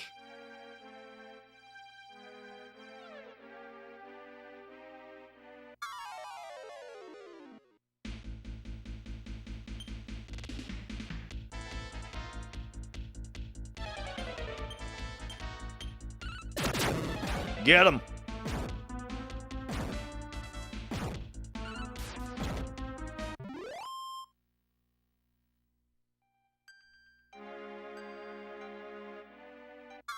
All right, so I need to start actually mapping this place out mentally.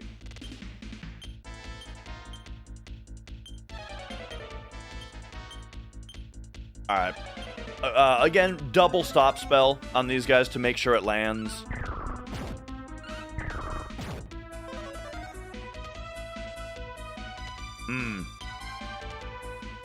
It double didn't affect one of them.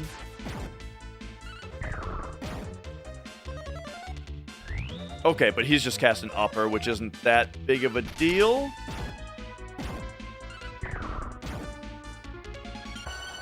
Alright, hopefully he dies this time before,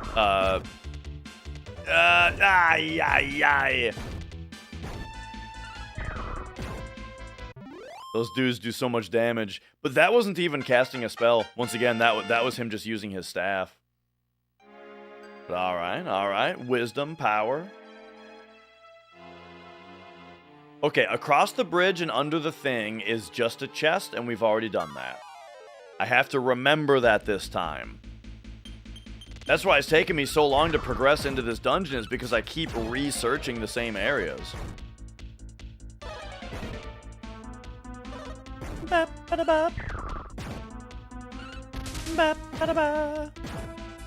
Kinda seems like maybe I should do increase one time on this fight. Because, I mean, it would cost less MP than having to heal everybody every time.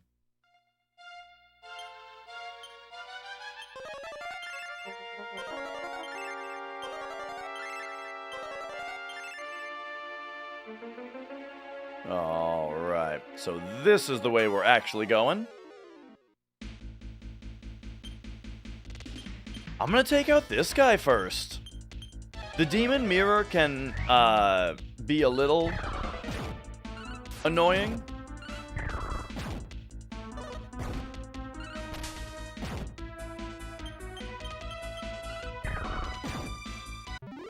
There we go, no problem.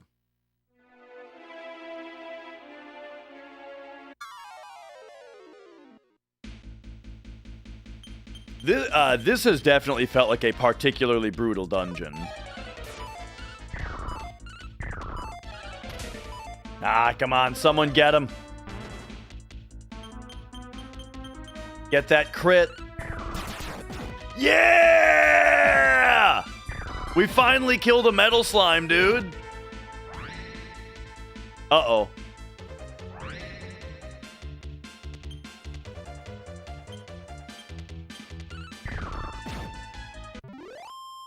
Alright. Oh, big experience. Very nice.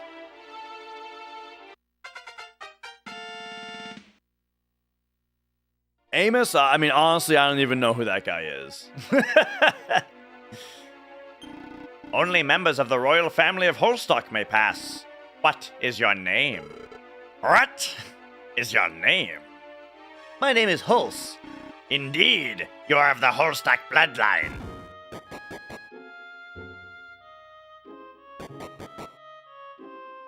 Alright, down again. Okay, now we're getting somewhere. What is the airspeed velocity of an African swallow? Or of an unladen swallow, sorry. Right. Because then the question is African or European.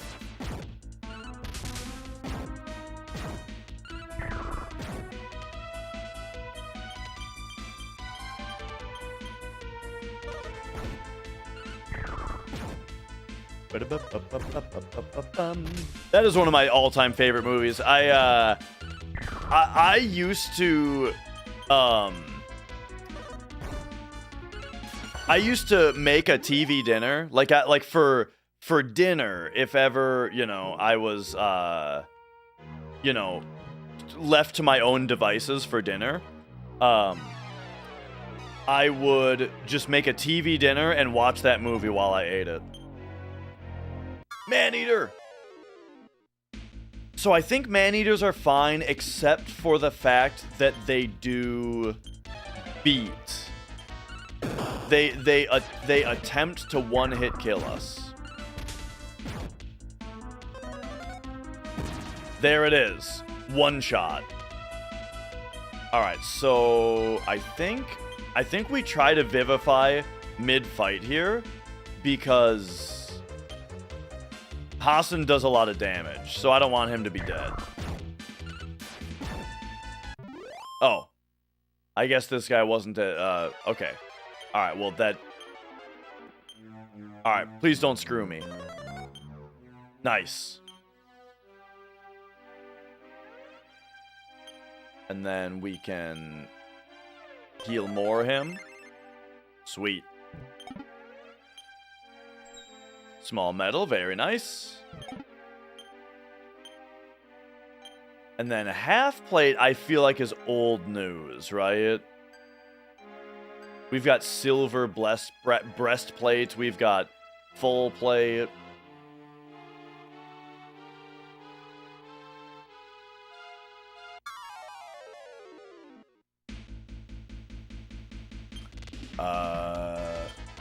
These guys, once again, give them a double stop spell so it sticks as well as possible.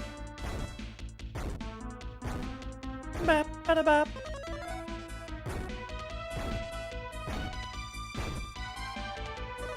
You know what's funny about the Monty Python and the Holy Grail thing, of me like watching it like every day as a kid, or just very, very, very often, is there's that one part of the movie that's really not for kids, right? The Sir Galahad. No. Yeah? Sir Galahad the Pure, right? His part. But you know what's funny? Is whenever I watched the movie as a kid, I always skipped that part. I just the Castle Anthrax, yeah. I always just fast forwarded through that scene of the movie, because I thought it was boring. I thought that scene was boring and fast forwarded it every time.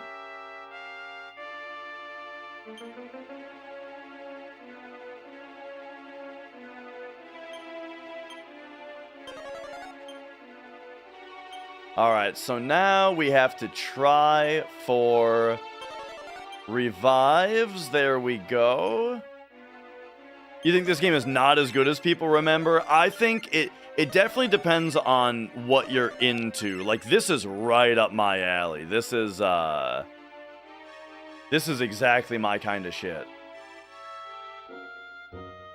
Okay, and this right here, exactly right now, is exactly the kind of stuff that I love, which is having to consider whether or not I have enough resources to fight this boss, or I can teleport out, sleep at the inn, reinvigorate, and then run straight back to this spot with more resources because I was able to go, get straight back here because I know where to go now,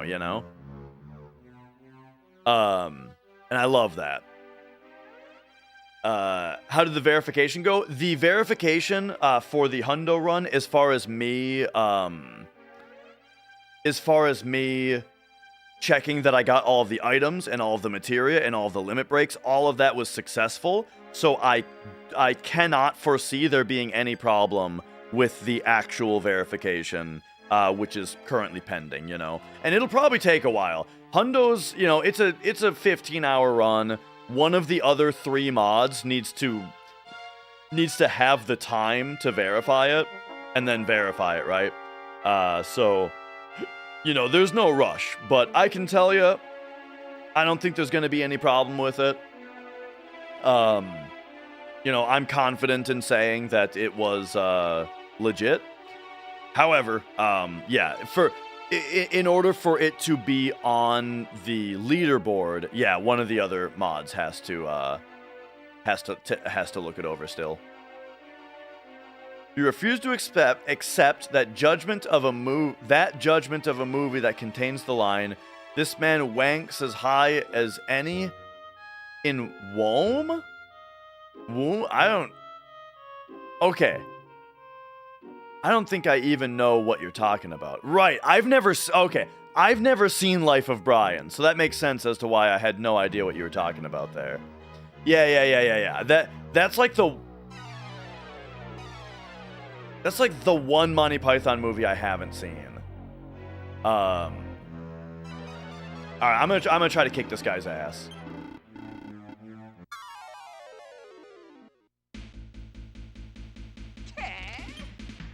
Let's go. Oh shit, I didn't set my tactics correctly. Okay, big hit.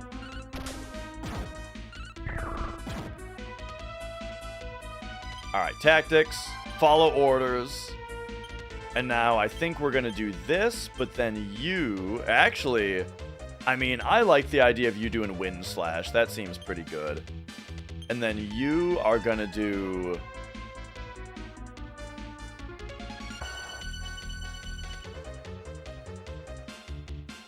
I'm thinking stop... Like, let's try to do Stop Spell.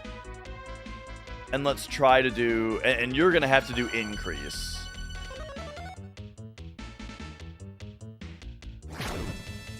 Oh, damn.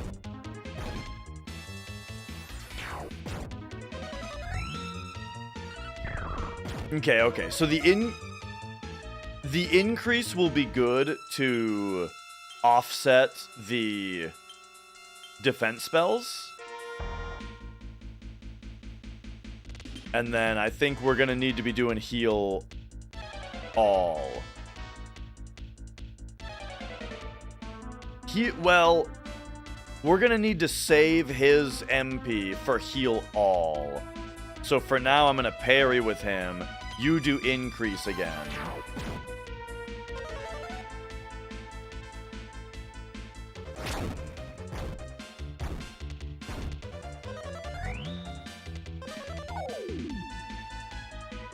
Wasn't affected.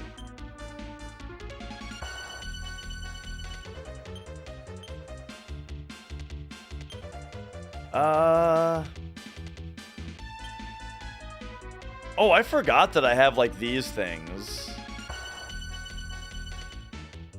Slowness.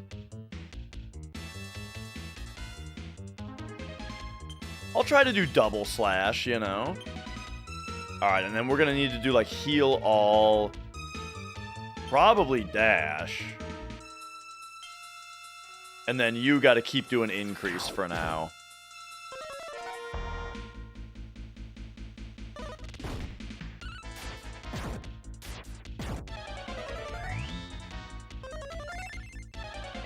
Okay. I feel like double slash is not as good as a regular attack, I don't think, and here's why. It invokes their armor stat twice. You know what I mean? It's kind of like in Dark Souls, how it's often better to do 200 damage physical than it is to do 100 physical, 100 fire. Because if you do 100 physical, 100 fire, they both get dropped by the enemy's resistance, right? But if you do just a huge amount of one, you only hit one resistance. I don't know if that's even true though. It doesn't matter for percentage-based defense, but it does matter for, like, static defense. Anyway.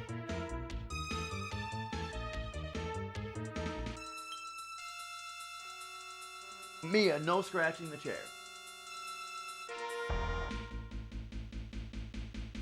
Strike weakness. I gotta try strike weakness. And now you probably gotta heal all yourself. And now you also have to heal all yourself, I think. Go, Mia.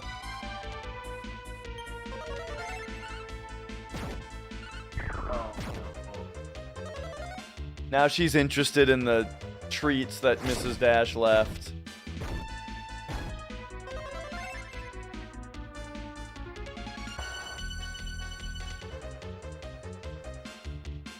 I might have to put Mia upstairs.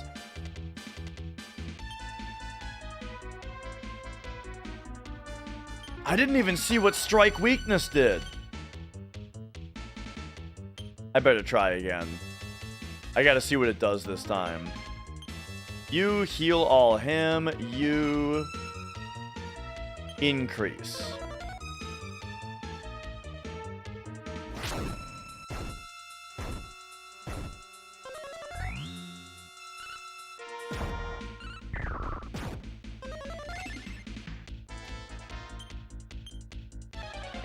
Okay. So you just fight now because you're out of MP. And you hit that increase. Actually, she should have probably... Oh, no. Okay.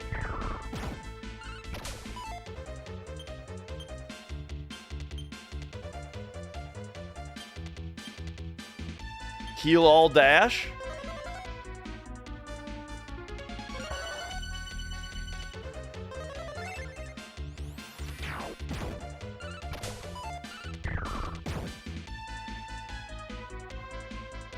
Hi, Mia.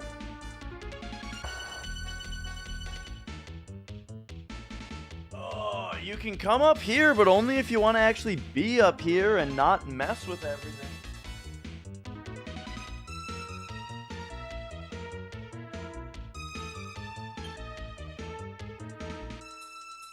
Alright, so now both of our healers are out of magic, and so it's time to just start wailing on him. See how it goes.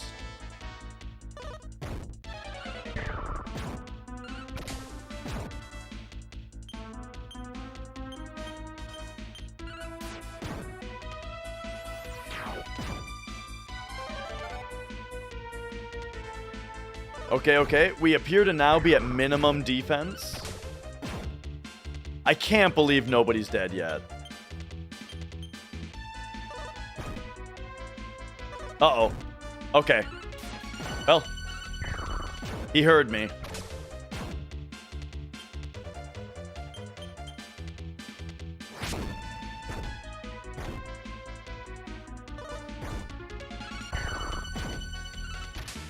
All right. Oh! We got him! All right. You have passed this test. Okay. So now,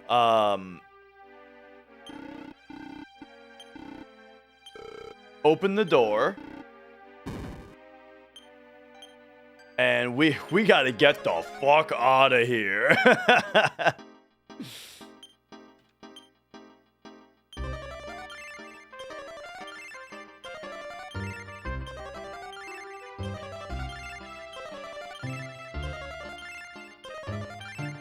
All right.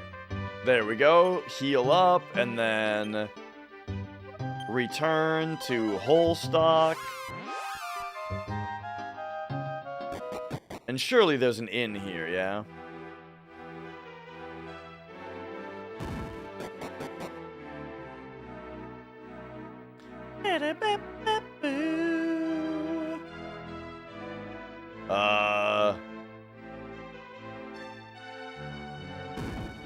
Maybe we have to go back to that town.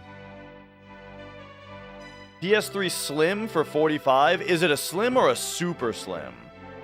I'm a fan of the Super Slims because I like clicking the disc onto the spindle rather than having a, failure-prone slot.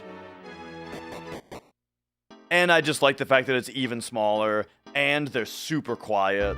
I really like the Super Slims.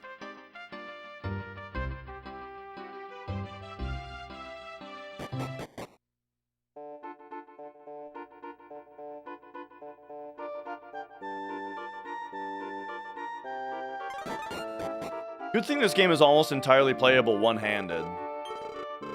Because you can use L as confirm. So you can just D-pad and L around.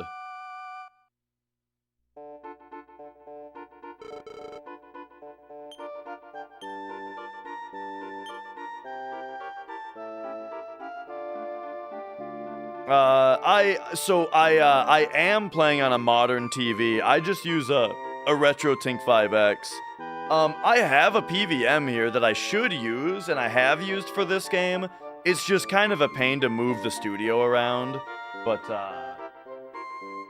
here, I mean, if we...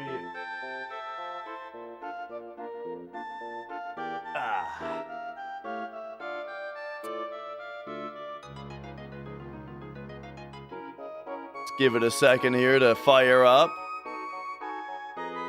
Oh, yeah, dude. I mean, this thing looks incredible.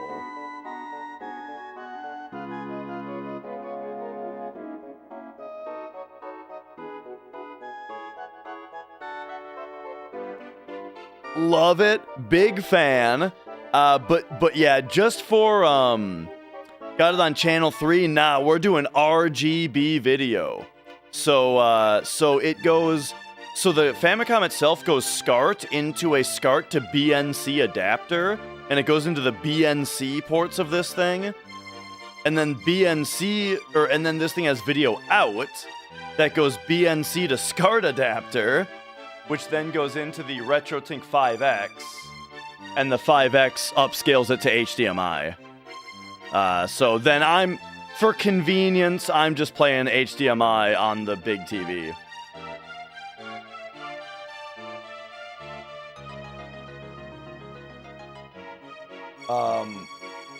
But you know what, actually? I should show you guys what the back of the thing looks like. If you've never seen a RetroTink 5X, you can get it from retrotink.com. That's TINK. But yeah, here, let me show you what it looks like.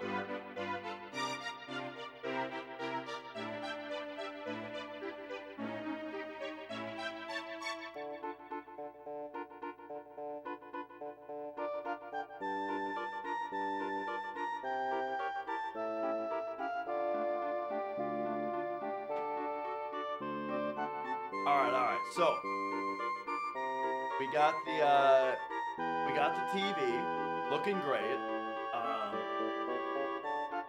We get back here. Yeah. So here's all the different wires. Because so red, green, and blue are all 3 video signals, and then the yellow wire is the sync signal. Which is what tells it, when does a frame start and stop. And then it's got all of those going out as well. So here's where the system goes SCART into the adapter. The adapter goes BNC. Here I've got where the audio, I've just got a coupler for the audio. The audio bypasses the TV, or the PVM. Because the PVM is mono, and so if I do put it in, these are both splitter combiners, right? If I do want the audio to go into the PVM, it has to get combined into mono. So in order to keep stereo for the stream, I bypass the PVM with a coupler here. Yeah.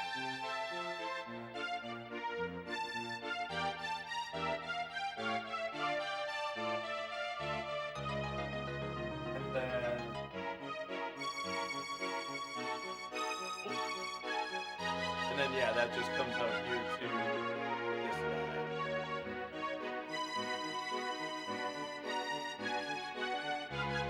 That's the upscaler.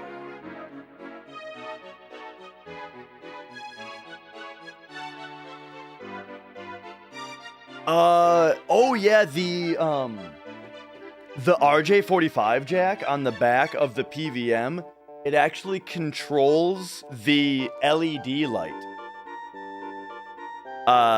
So you see the little white square on the top of the frame?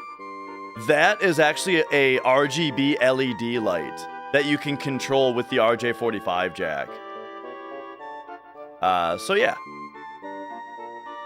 Because the thing about these PVMs, if you don't know, is that they're not like it's not like a consumer TV. This is like a monitor that was made to go in a TV station, you know, type of thing. And so yeah, and so that's why they've got like the RGB video, and they don't have like a TV antenna or anything, you know, it's a monitor. Yeah, and they're super heavy. But man, do they look good, you know, man, do they look good. And hello, Lou7.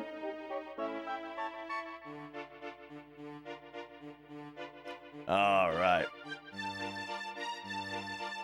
So anyway, where were we? We're gonna go Vivify, Muriel,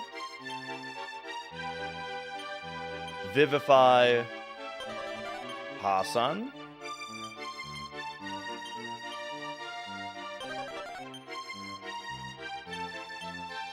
Vivify has like a 50% chance to work.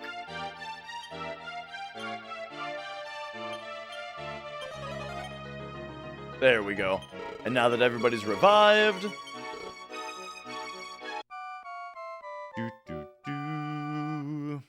50-inch projection TVs. Yeah, I've heard that that those are not very good for retro gaming. And yeah, kind of in the vibes of playing retro stuff on actual consoles. So you're sort of trying to sort this out. Yeah. The RetroTink 5X is the best, and let me briefly demonstrate why. So this is the menu, and you can do all kinds of stuff with it. First, let me just show you what it looks like plug and play settings. So plug and play, you just turn it on. I'm using RGB SCART, so you'd put it on the RGB SCART input. And this is what it looks like, just totally out of the box plug and play, right?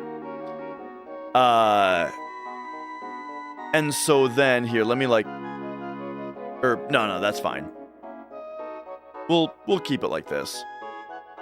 So yeah, this is plug and play out of the box, but then the biggest setting to do is the H sampling, because basically horizontally it might you have to look kind of close, but it is the tiniest bit blurry. And so there's another button that brings up the horizontal sampling. We're on generic right now, right?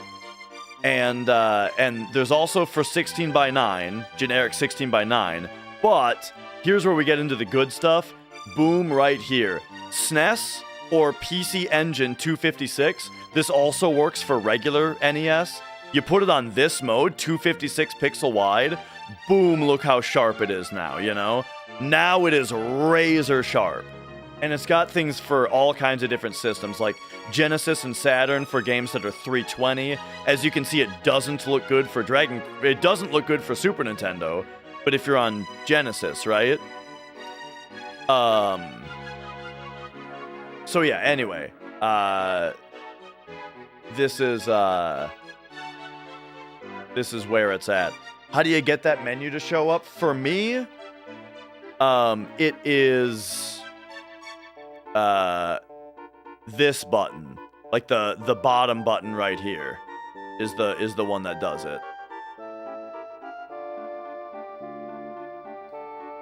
But I think you can get into it right here, can't you? Oh yeah, you can also get into it there. If you go to the menu, on the remote, and then it's H sampling is the menu to get in there. But then also I've done like a bunch of cropping. So the scaling and crop is a whole thing you can set up for different systems as well. So like if we load the actual profile I have saved, you'll see this one. Oh, by the way, this one's also a little bit more colorful because I got RGB full on instead of limited, which is why it looked a little washed out when I put it back to the plug and play settings. But yeah, that's this option for that. Some consoles look better in limited. Like PlayStation 1, I think looks better in limited. Because the thing is, yeah, it looks a little washed out at first, but if you try to play like Tomb Raider on RGB full, there are rooms that are just pitch black and you can't see because it's intended to be unlimited. And then you can actually see what the hell's going on. Yo, Grunches! Thank you for raiding on in. Hello, everybody. But yeah, you know, you got, there's even like this where, whoa! You can get a much bigger screen.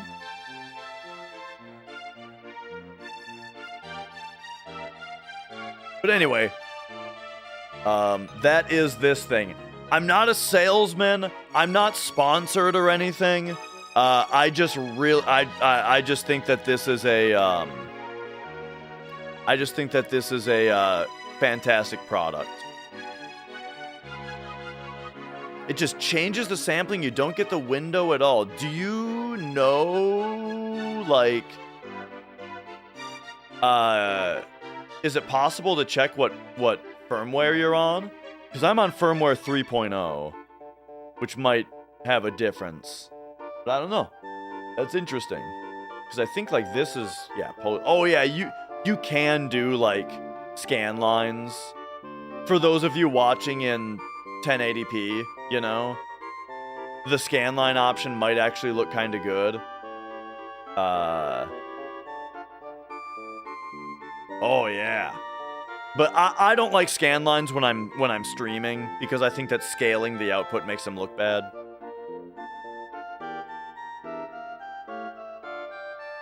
That's this. Now I'm just playing with buttons that I haven't tried before. Oh. Okay, anyway. 1.24. Okay, yeah, that might be it.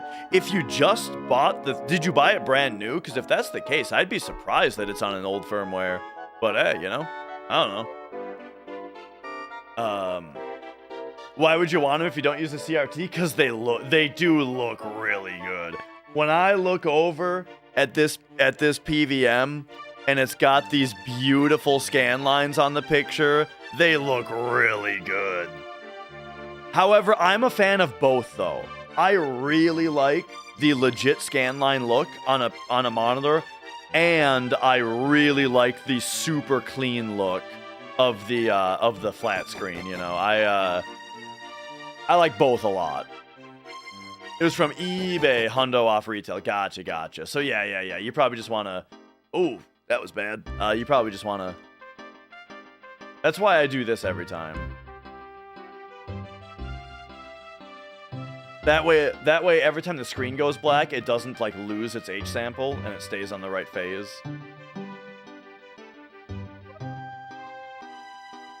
And Grunches, how is it going?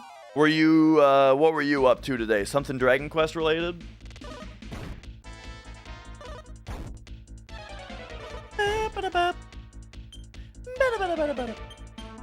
And yo, Danger?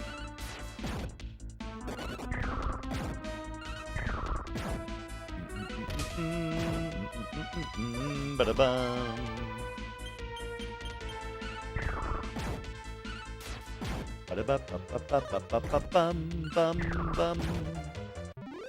Speedrunning Little Mermaid for a competition between friends. Gotcha. I've done a few of those. Like,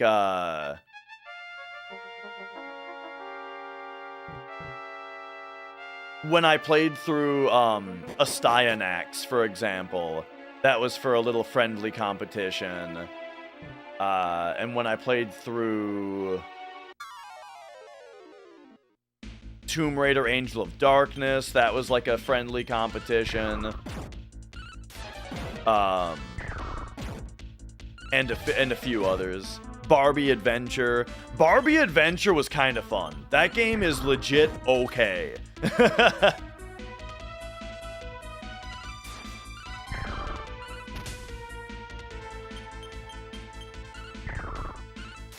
And that one was funny too, because it was like some of the folks in the competition had definitely not played PS1 platformers before, you know? Where they were having so much trouble with, like, when I press forward, she doesn't always go exactly forward. Sometimes she goes at like a little angle. And it's like, yeah, because the level is at like a little angle and the camera isn't perfect. Like, you just gotta deal with it. You just gotta put it in your head the direction she's gonna go. It's not that complicated.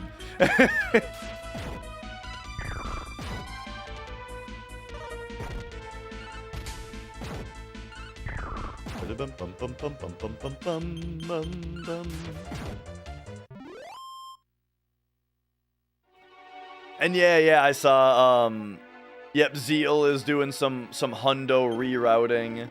And not only is he doing rerouting, but he's also implementing a lot of, I think he's implementing a lot of the experimental stuff that Blink has been working on. And so if he gets that working, he will probably crush the current record, which will be cool.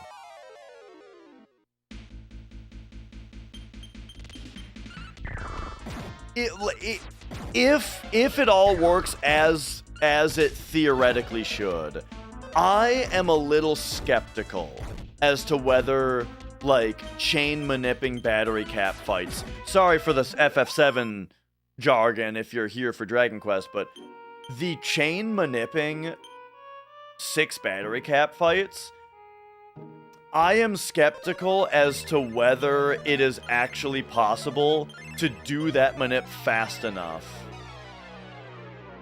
for it to actually save time. But we'll see.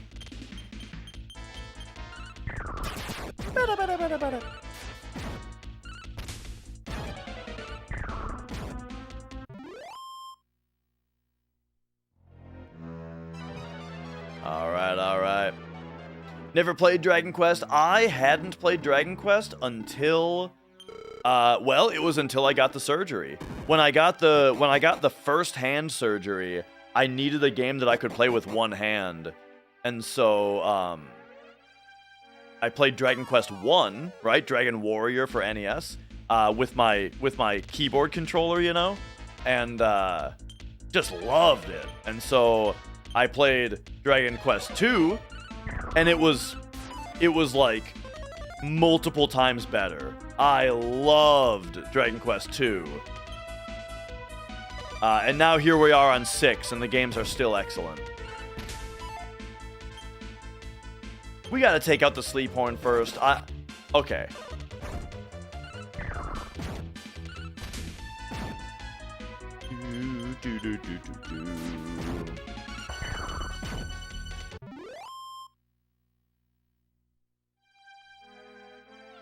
Seller said there was a remote issue but didn't have batteries installed?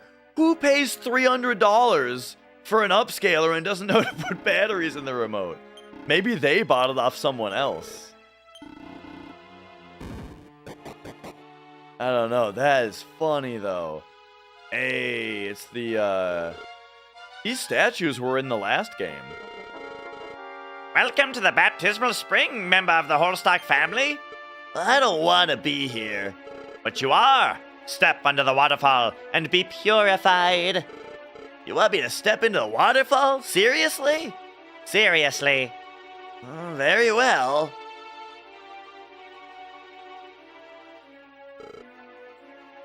Here I go.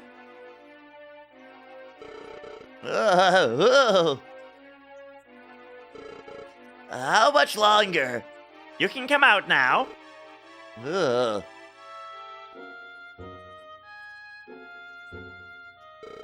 There, you've been successfully baptized. Thank you. How about that? Now you should return to the castle. Hey, Dash. I'm so cold. Please escort me home. Oh man, so when I fought the boss, and then instead of going into this door, I went back to town to get all my shit back. But now it turns out that that's all this room was. Hey, I was just playing it safe. How's the translation patch? Seems great so far. The only thing about the translation patch is it's got a couple soft lock issues in it. Actually, they're more like hard lock issues. But like, let me give you an example. If you go to info all, I think when it brings up this screen, for example, if you press B to back out of this, it'll just hard lock the game. But if you press A to advance past it, you're fine. Stuff like that, it's got a couple menu things like that in it. Or like it also happens with equipment. If you go equip, dash, right? And I go, okay, battle axe, silver breastplate, iron shield, iron helm, silver bracelet. And now we're on this screen. If I press B, it'll hard lock. But if I just advance with A, like I went A through the whole menu, then we're fine. Yeah. Little weird, but it has only bit me in the ass one time so far. Just being cognizant of that.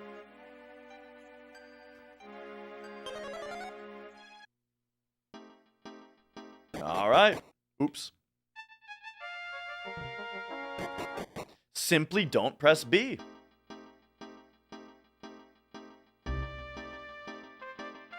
But yeah, I'm happy with the translation itself for sure. And game's great so far. You know what? I think we just no magic beat him up. Oh man, well that sucks, Tilt. That's crazy.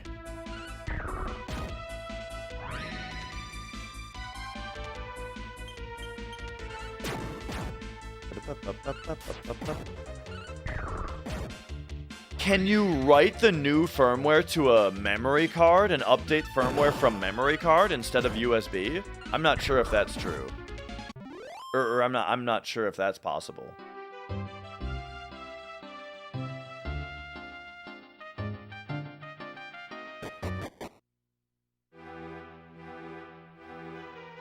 All right.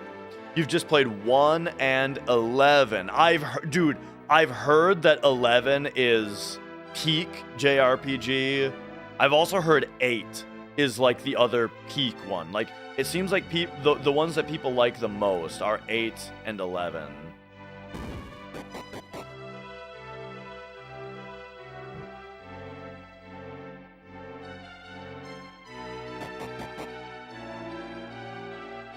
All right, here we go. Father, Yes, host? I did it. I've been baptized. Oh, I'm so proud. Now you can take the throne whenever you're ready. Thank you, Father, but now's not the time. I want to spend some time learning first. You really are growing up, host. Very well. The throne will wait for you. Anyway, we celebrate tonight. Dash, you're welcome to join us. Minister, soldiers, you know what to do. Yes, sir.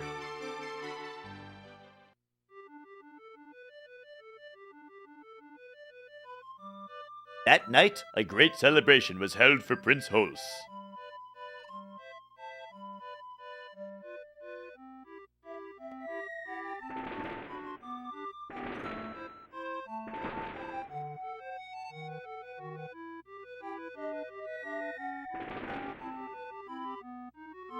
Oh, yeah.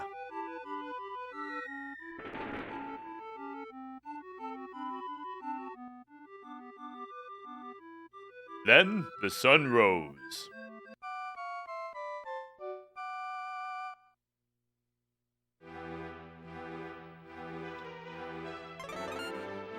All right.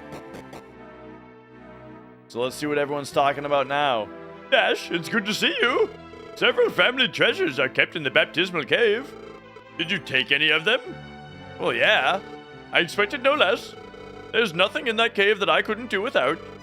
As your payment, feel free to keep whatever you took. Come back and see us anytime. Oh, I almost forgot.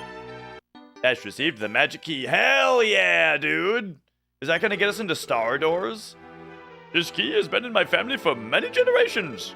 You may not be a member of the royal family, but I feel you will have more use for it than I will. You can use it to open doors bearing the magical crest.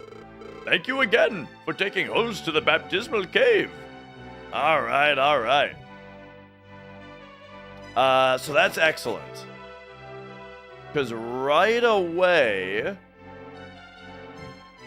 It's not going to do this, probably, yeah. But... Let me check something here. As far as our keys go... Who even has the... We had a key, didn't we?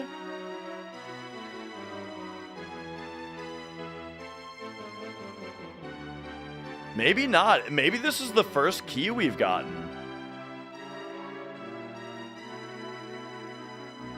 Alright, well, right away, I remember where one of the spots to use it is.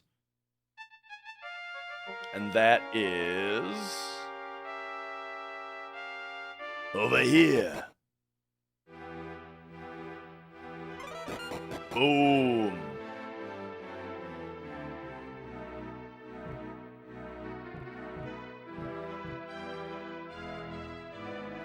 All right. Oh, Mia was, I mean, she was tearing it up in here earlier.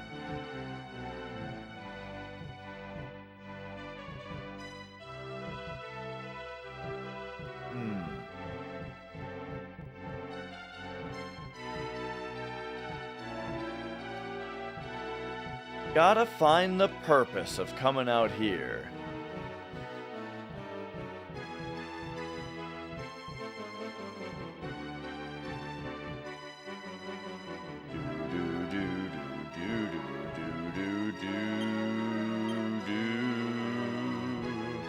Huh.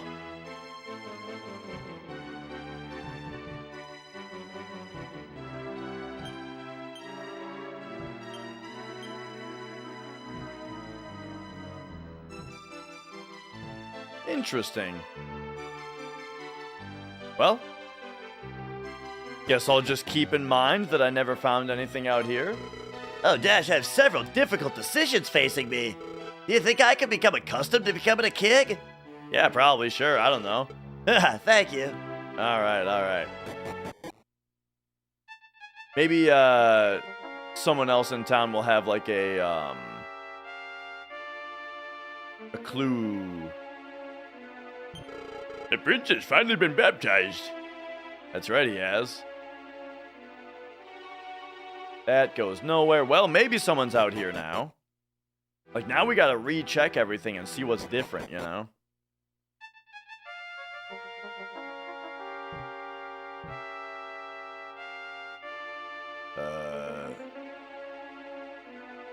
That's where we just came in.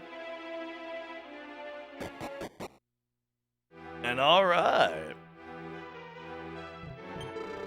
Prince Host didn't take the throne? I thought he would have wanted to become king.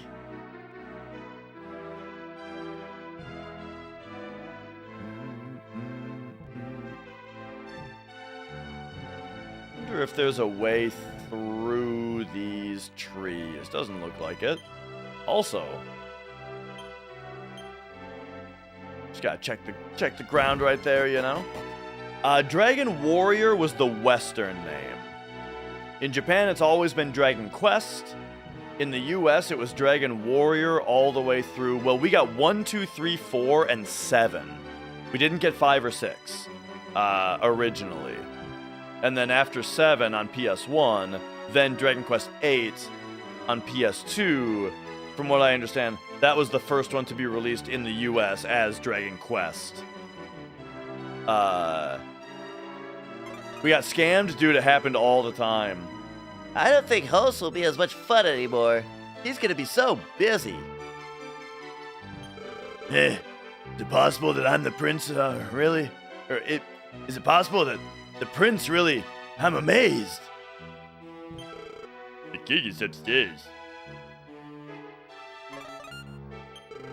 Pulse seems more polite now. Thank you for taking care of our prince. But then, yeah, then there were like a whole bunch of remakes, right? I think 5 and 6 came out here on the DS, right? If we go like Wikipedia, Dragon Quest, the series,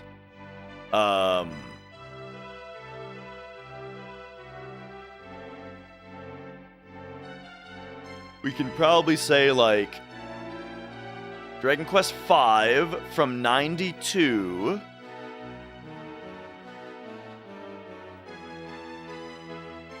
Japan had a PS2 version of it that came out in 2004. Yeah, and then in 2009 is when there finally became a worldwide release of Dragon Quest V, but it was the remake for DS. And then Dragon Quest VI.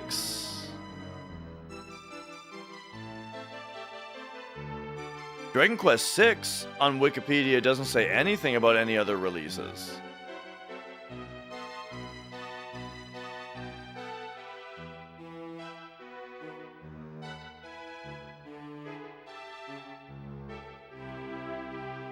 Oh, but no, but then down in the actual article, an enhanced remake for the Nintendo DS was announced in late 2007, released January 2010, and in North America in 2011. Okay, so yeah, this one, Dragon Quest VI, also had a Nintendo DS remake that came out in 2011. Yeah, sounds good, Insertion.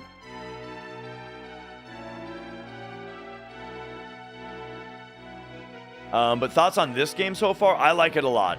It's so far very much like the other Dragon Quest games, where it's very open. It feels non-linear.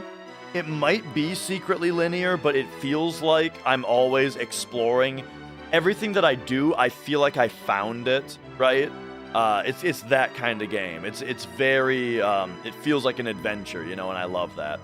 The timer is just because people like timers, a lot. Like when you come into the stream and you see this, generally what it means is like you instantly know, oh, we're 25 hours into the game. That's how long I've been playing it so far. There's nothing in the cave that I couldn't do without. Okay, yeah.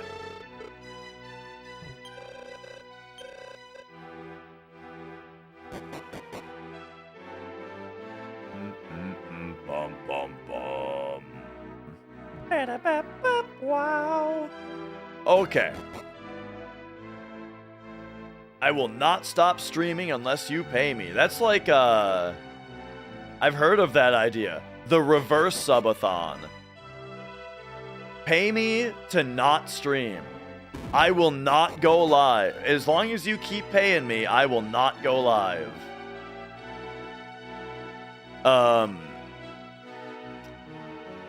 Alright, so I have notes. We got the star door. Alright, so I can take off my note about the star door.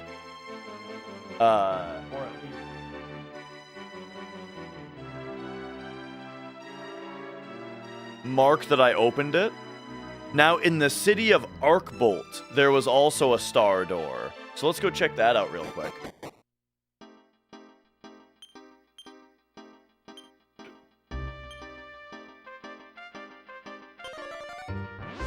Now, I don't remember where the hell this is, so let's take a look at my my map I'm working on. So, Arkbolt is letter K, and that's going to be on this map, I think. Oh, no. Oh, no. We're downstairs right now. Ah, I see. We are right here.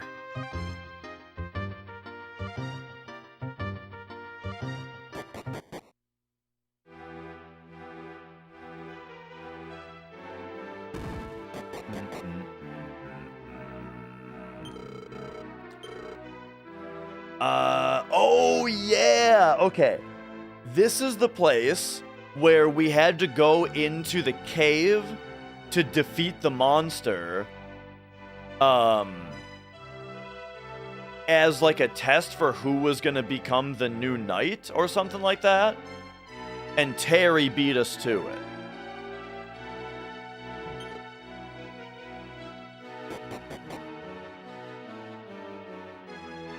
But I also wrote down that there apparently was a star door here somewhere.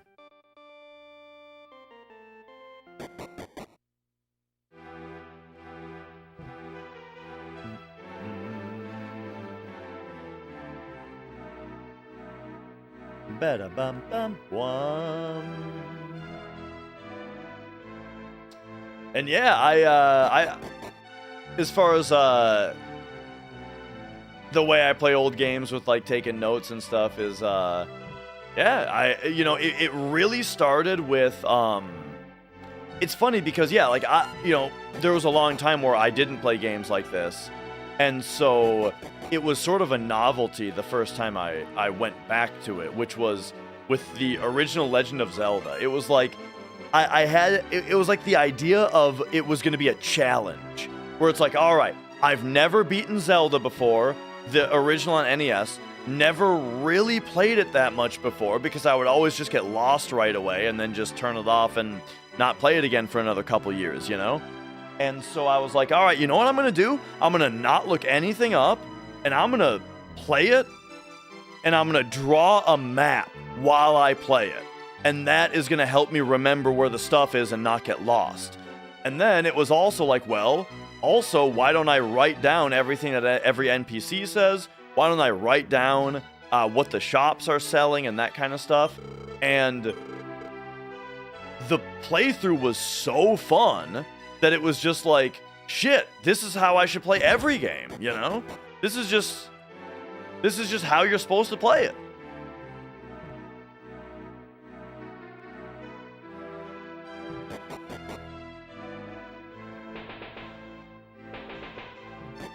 Because like the games to follow soon after that, the Zelda 1 experience was Zelda 2, of course. And then I did Castlevania 2 and Metroid, the original Metroid, right? And like at that point, I was I'm locked into like, this is just how I play games now.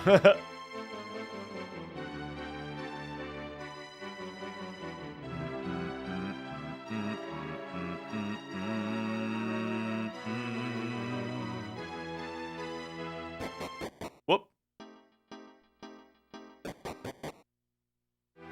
Treasure of the Rudris, that was Squaresoft's last SNES RPG? That's crazy, I've never even heard of it. Metal Warriors on SNES? I have never even heard of that either.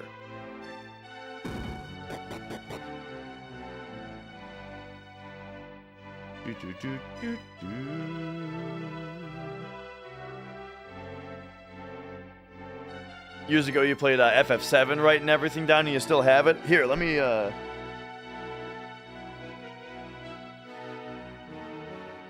mean, I've got the old notebook here. So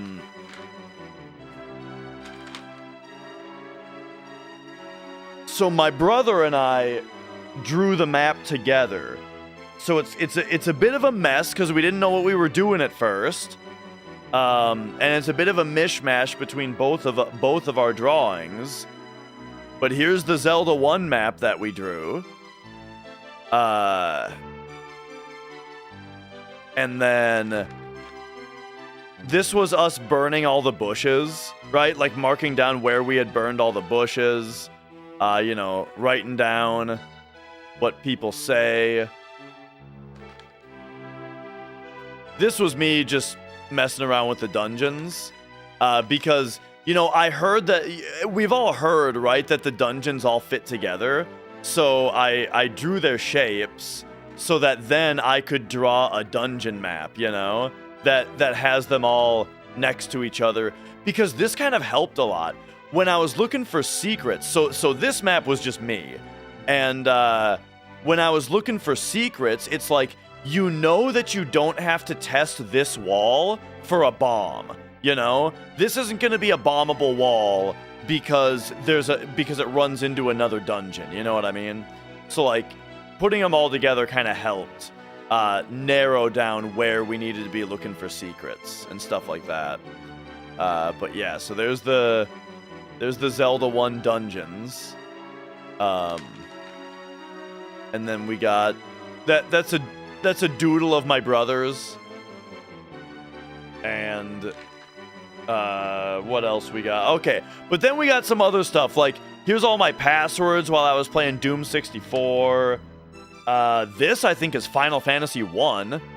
Playing through Final Fantasy 1, just writing down everything everybody says.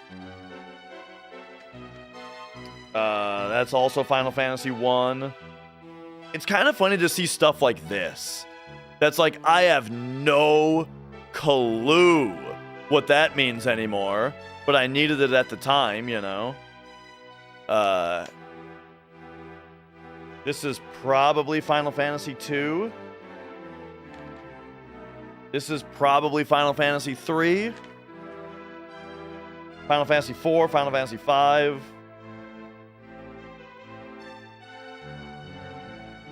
I think this was a puzzle where, like, there was, like, a series of doors where a thing bounces around, and I was writing down the pattern.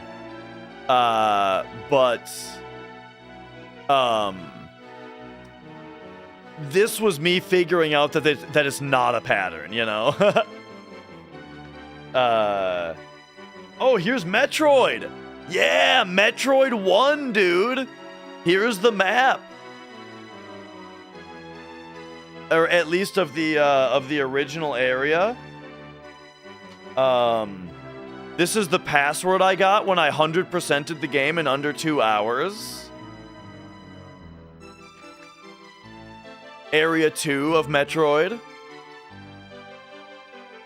I love, by the way, that this whole area is just a waste of time. This is all here just to get you make you get lost and waste time. This area.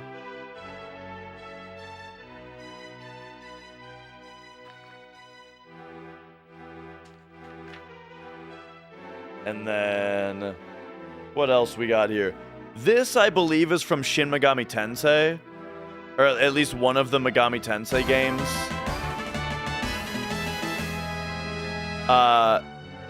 There it goes. Probably just marking down. Yeah, I think I had to mark down, like, where pitfalls were, like where you would fall down.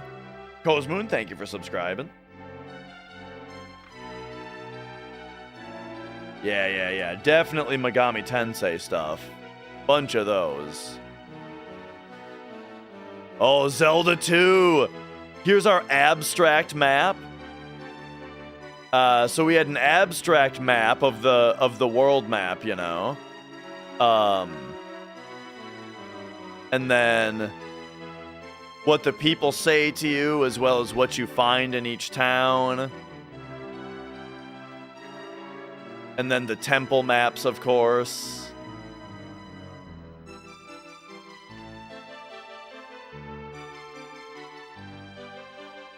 And so this is the thing, is that, like, nowadays I've started just taking my notes digitally, which is less exciting, you know? It's like, it's definitely a lot cooler to have this notebook to flip through. But it is really convenient to just take them digitally now. Oh, this is Castlevania 2.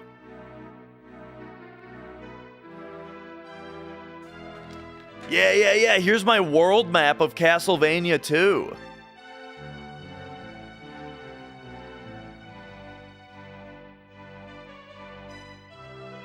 The squares or the rectangles are like the towns or the castles. And then the lines are like the levels that you go through, you know?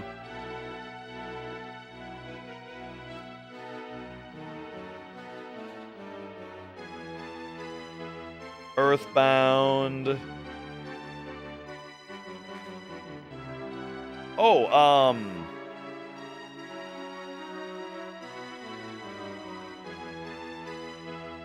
Final Fantasy VI, Time Puzzle, Time Town.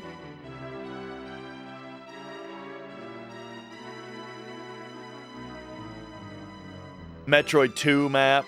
Metroid 2 map was a lot messier. It was a lot harder to figure that one out.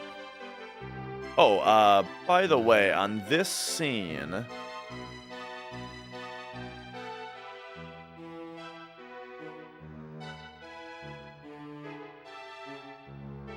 It should be like this. And then this can be like that. There we go. That's better. This... Oh, yeah, that's more Metroid 2. I started the map Super Metroid and then realized I didn't have to. Oh, here's the design! This is the design of my keyboard controller. The original design. Do I have that thing sitting around here anywhere? Oh, it's over there. But yeah, the keyboard controller I showed you guys. There's originally I planned to just have just the board from an NES controller inside of it. Except later I found out that an NES board is so simple that that I might as well just make it myself.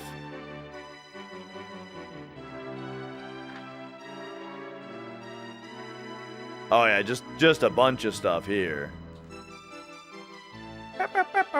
Wow, what the hell is this?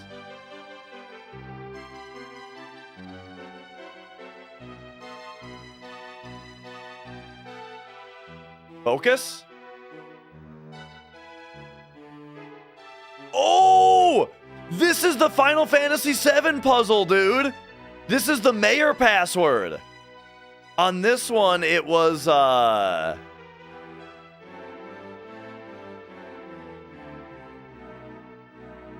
King!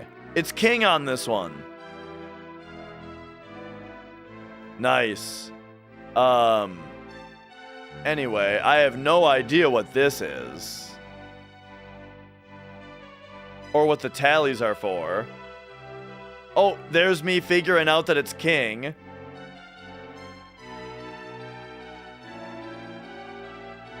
What else we got here?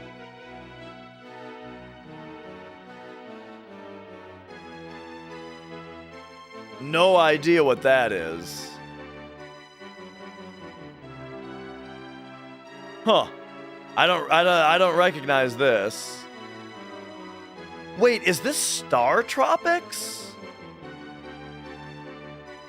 Oh no, this is Crash Bandicoot. This is the level in Crash Bandicoot that's really hard to 100% to get all the boxes in. I can't remember the name of the level, but there's one level in Crash that's super difficult to do that.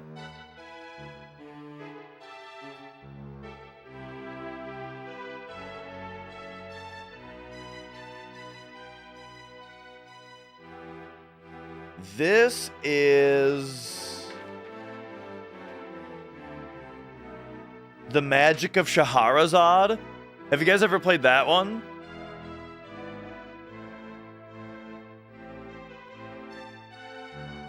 We got fancy on this one with the blue pen for oh, come on.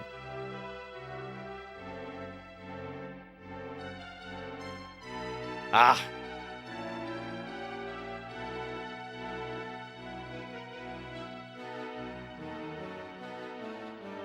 What are you doing to me here, camera?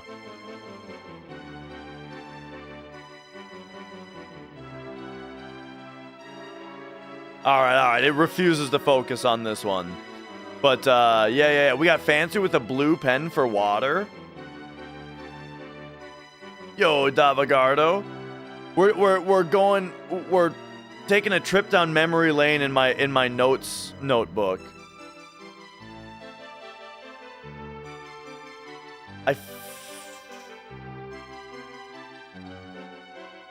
What are you? This seems like Majora's Mask, isn't it? Yeah. This is Majora's Mask.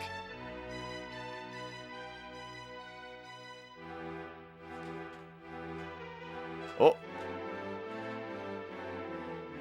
Oh, this is Kirby's Dream Land 2. There we go. Dude, I remember writing this down. There's a part in Kirby's Dream Land 2 where you need to there's a whole tree of choices and only one of them gets you like the thing that you want. Oh,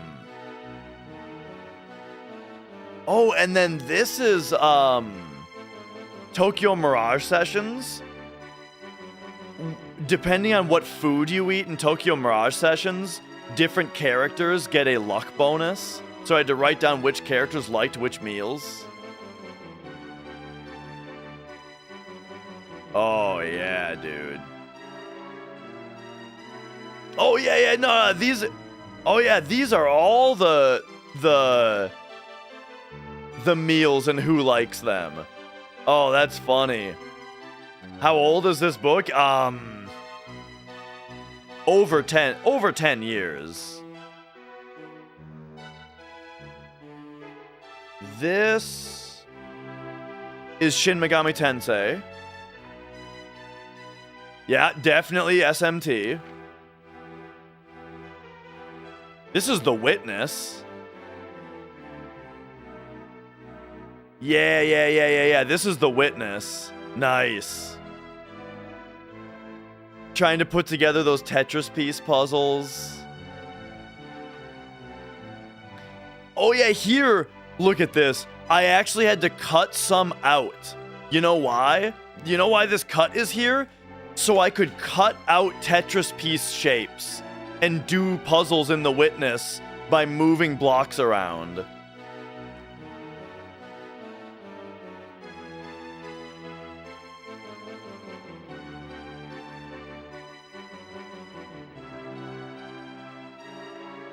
Is this, Brave Fencer Musashi?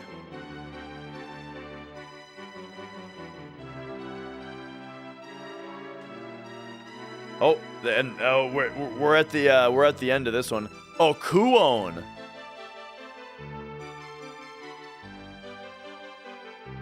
Oh yeah. This puzzle is from Kuon also. Yeah.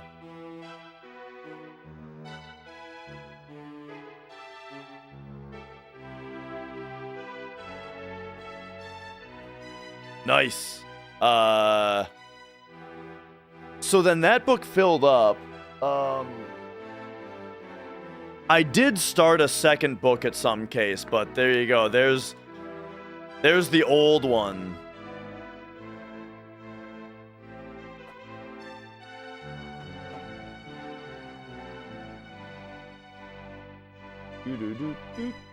So somebody asked, what do I do for notes nowadays? Nowadays I take a lot of screenshots and draw on them, you know. Like here I took a screenshot of the map screen and I'm writing letters on it. And then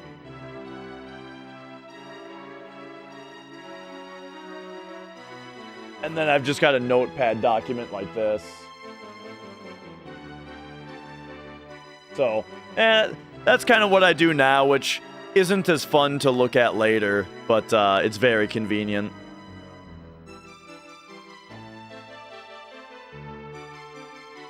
Okay, anyway.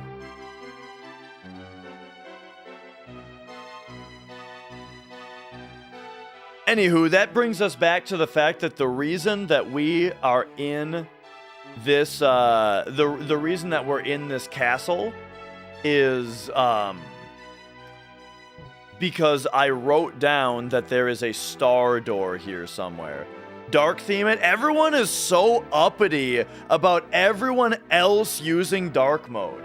Bro, I'm in a room with 2 giant ass lights on me all the time so that the lighting is good in here. This the white notepad document is the least of my problems, of my worries.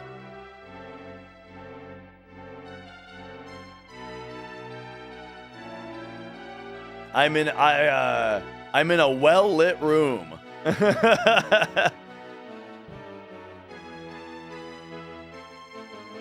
Actually, I'm not. This room is not super well lit. It's just well lit, you know, up here.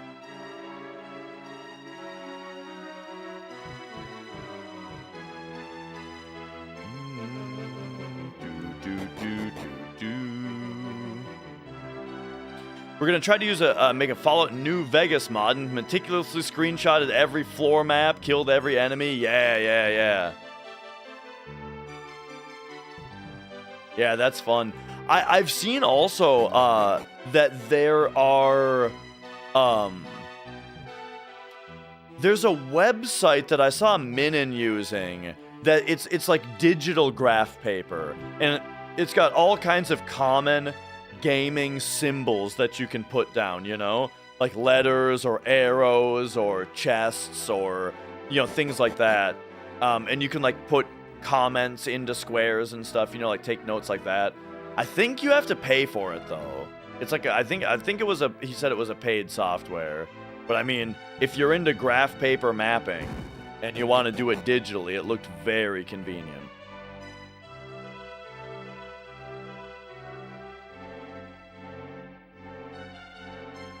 All right, here we go. I think I'm finally going toward where there's more doors.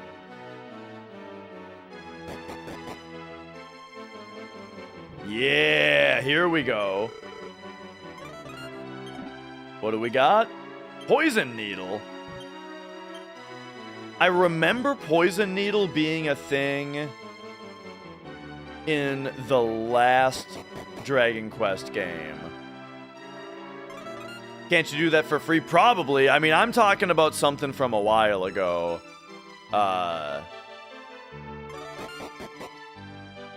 You know, and you can probably find a free version of it. All I'm saying is that this one looked like it was very high quality, and I remember the fact that it was paid. I got no problem paying for something that I think is a good product and that improves the quality of my life, though, you know? Like, for example, you know how I've been endlessly complaining about how Windows 11 doesn't let you put the taskbar on the side? Well, there is something called Retro Bar that is free that lets you put it on the side, but Dimensive, though, showed me a different software that's able to restore the taskbar to be basically just like Windows 10 had it. And it has like all those features, and the start menu looks really good. And I like it a lot better. Like the way that it works, I think I like how it works really well. And it's $5 for a permanent license, right? And like, yeah, that's easy for me. Like $5. You know, I will gladly support somebody who fixed the exact problem that is keeping me from updating my streaming PC to Windows 11, you know? I haven't, like, my streaming PC was on Windows 10 still, even though it's not getting the updates because of the taskbar thing.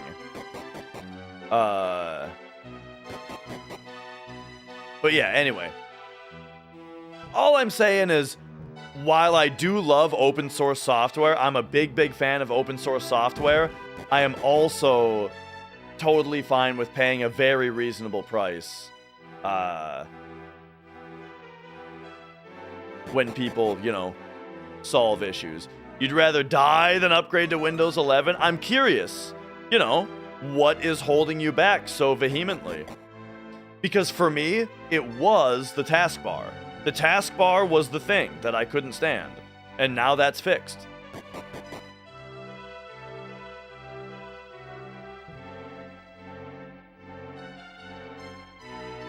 All right, I think we're done here. We got the poison needle.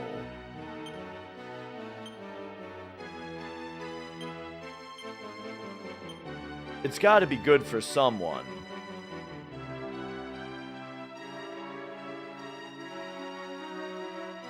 Like, it might be better than the Morning Star, you know?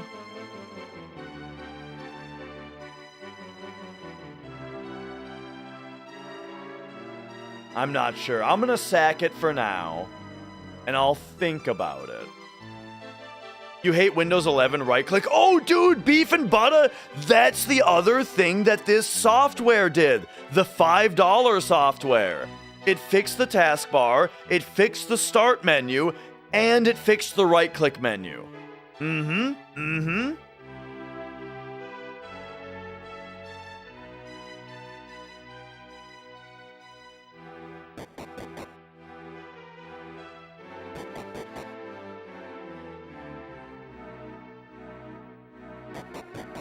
Web searches instead of file searches? Yeah, I can't stand that kind of stuff either. I feel like there's a here. Let me tell you guys what the software is called, so that you know, in case you're interested in it as well. It has a 100-day trial period. 100-day trial period to try it out. It's called Start All Back.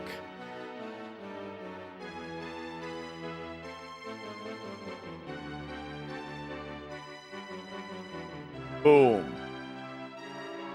I'll give it to YouTube also. Boom. Just in case everything I said sounds great. I don't have a sponsorship or anything. It's just, look, they solved all my problems with Windows 11. So, there we go.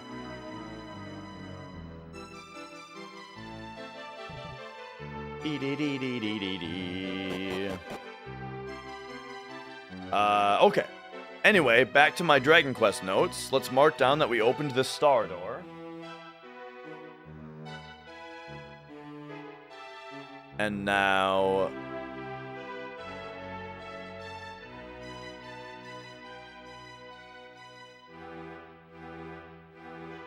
I don't see...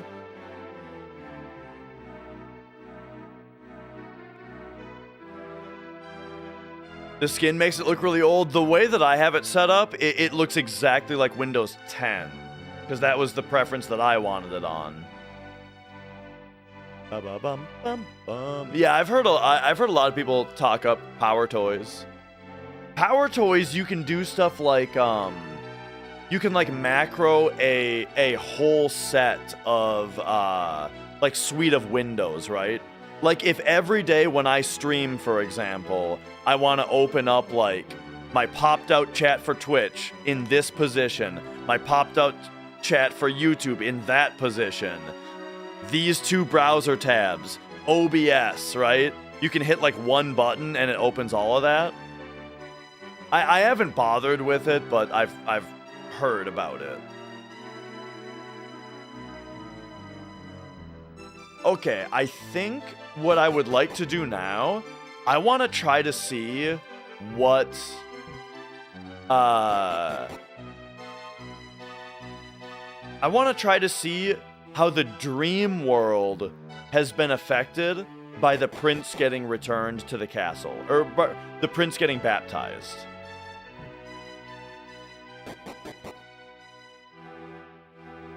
Windows is way different for people who just want to play games and stream.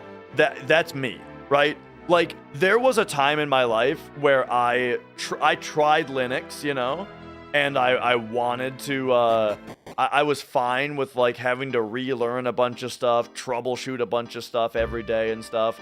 Nowadays, though, I don't got time for that. I'm more concerned about what I want to do on the computer, not, like, the way that I need to do it or whatever, you know what I mean? Like, I don't want to... I still do it a little bit. Like, I'm learning GIMP now, to get off of Photoshop, right? I'm learning GIMP, and stuff like that. But, like, for the most part, though, it's like... For someone like me, I've got way too many hobbies I've got way too much stuff that already takes up so much of my time, like streaming, where it's like, I don't got time to not just use Windows, you know? Which is why I always say that I want to like Windows. When I complain about Windows, it's not that, like, I wish I wasn't using it. It's not that. It's that I wish I liked it. I wish I didn't have things to complain about with it, right? Which is why, and that's why I'm so, like, I'm so excited about and, like, talkative about this program that I linked to you guys, because it put me into a, you know, it just made me feel so much more comfortable with using Windows again. But yeah, anyway, let's go back to Holstock. And now I want to go back to the dream world. So Holstock is M. Have I written down... Oh! The house at L has a star door also, apparently. That's probably going to be really important because it's next to this place. Why didn't I notice that I had that written down in my notes? Right down here.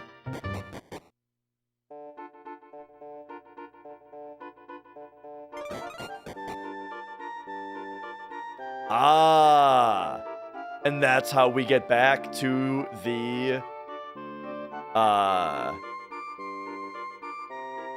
that's how we get back to the dream world. So do I have Dream World Returns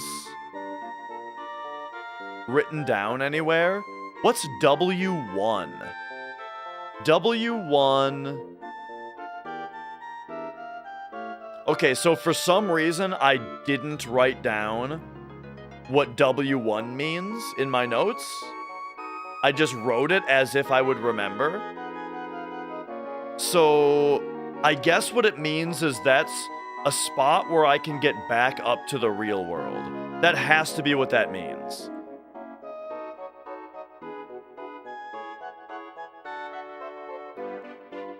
But okay, so let me write down under L.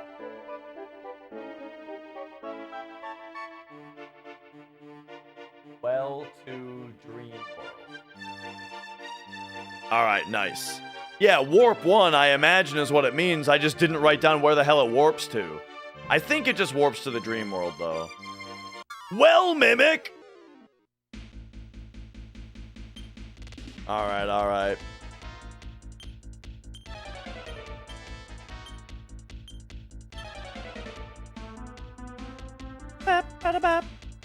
Let's sap him. And give me an increase as well.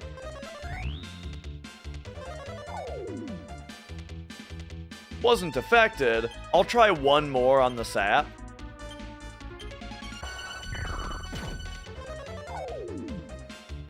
Ah, okay, that time it did work.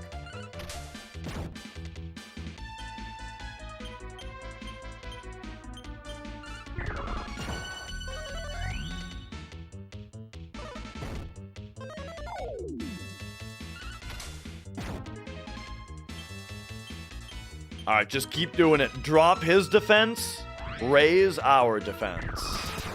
Oh, yeah. Big damage.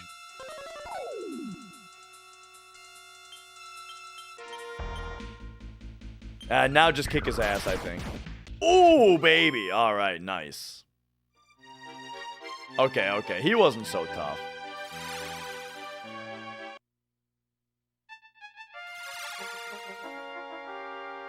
All of them up to 12 except for 6? Yeah. I also have all of them. Well, I mean, there isn't a 12 yet, right? 11 is the newest.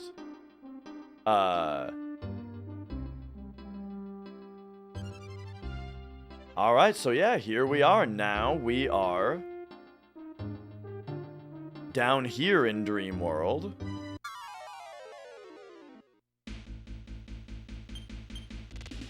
Here, let's just do this.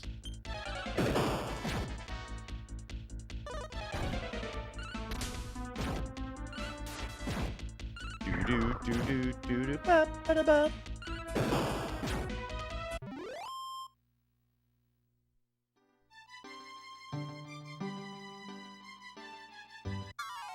You know, it's funny, when I was younger and, like, Squaresoft went through that financial trouble after Final Fantasy Spirits Within, and they merged with Enix, when I was younger, and I didn't know any better, didn't know anything, I thought, oh no, you know, how terrible this, basically I was worried that Enix is this, like, company I've never heard of, and I don't know if it's any good, you know, that they're gonna be working together now. If only I knew. I never knew. Apparently Enix was fucking ripping it up with the Dragon Quest series.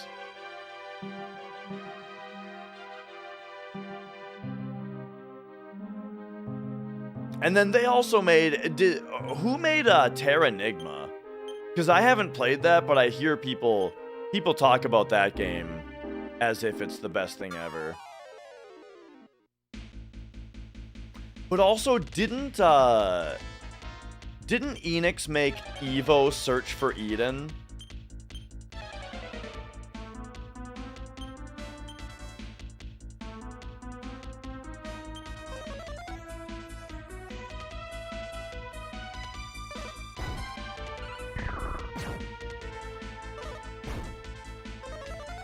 Oh no!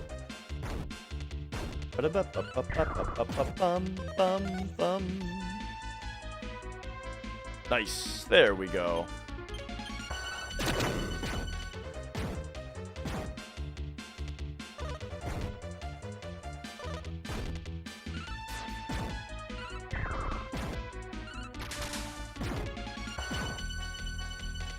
Like, what are you saying? Use Lumina. Yeah, I mean, nowadays I'm thinking Enix was pretty great. But, Evo Search for Eden is a funny game, though, because, like, it starts out so awesome. When you're a fish, and you're, you know, and you're eating the other fish, you're eating the plants and stuff, and you're getting the experience and evolving. The game seems super fun, but then, man, it devolves into just a game where you just walk left and right grinding. You just walk left and right across a flat land, stopping to eat monsters or dinosaurs or whatever. Until you... Oh, Bedragon.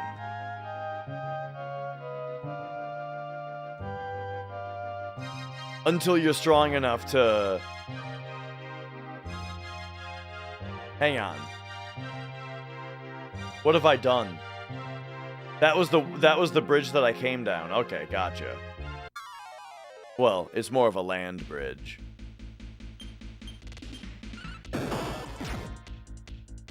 Anyway, Evo Search for Eden gets really boring at the end. That's what I'm trying to say. Starts out great, goes off a cliff halfway through. Oh, and the soundtrack, dude. The soundtrack just becomes the same damn song the entire time. Wah, wah, wah, wah, wah, wah, wah, wah, wah. And it's just that. It's like that 8-second clip is every song for your next 10 hours of gameplay. Hell House started an animation, and you had Cloud running. Now they're both stuck in the animation, and it plays the invalid selection sound every 30 seconds. Oh yeah, when the game after like 30 seconds does the ba-bump sound, that means that it is having trouble reading the disc. Yes.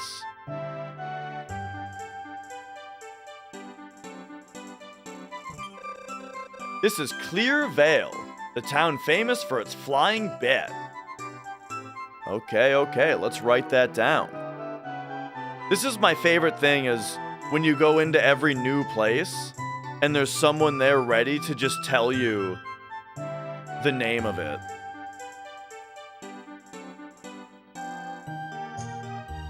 Looks like we're on I.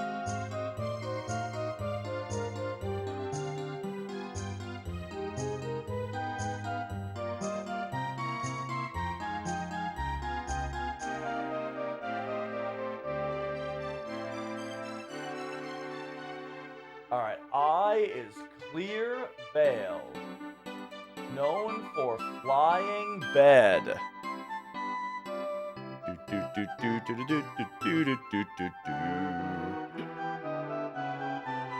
Okay.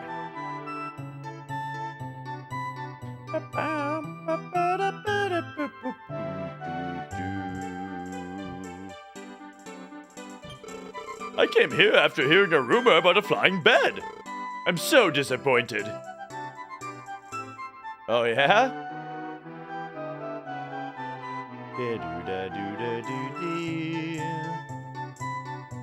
Alright, just getting the lay of the land real quick. Oh man, this place is kind of huge. Kinda huge.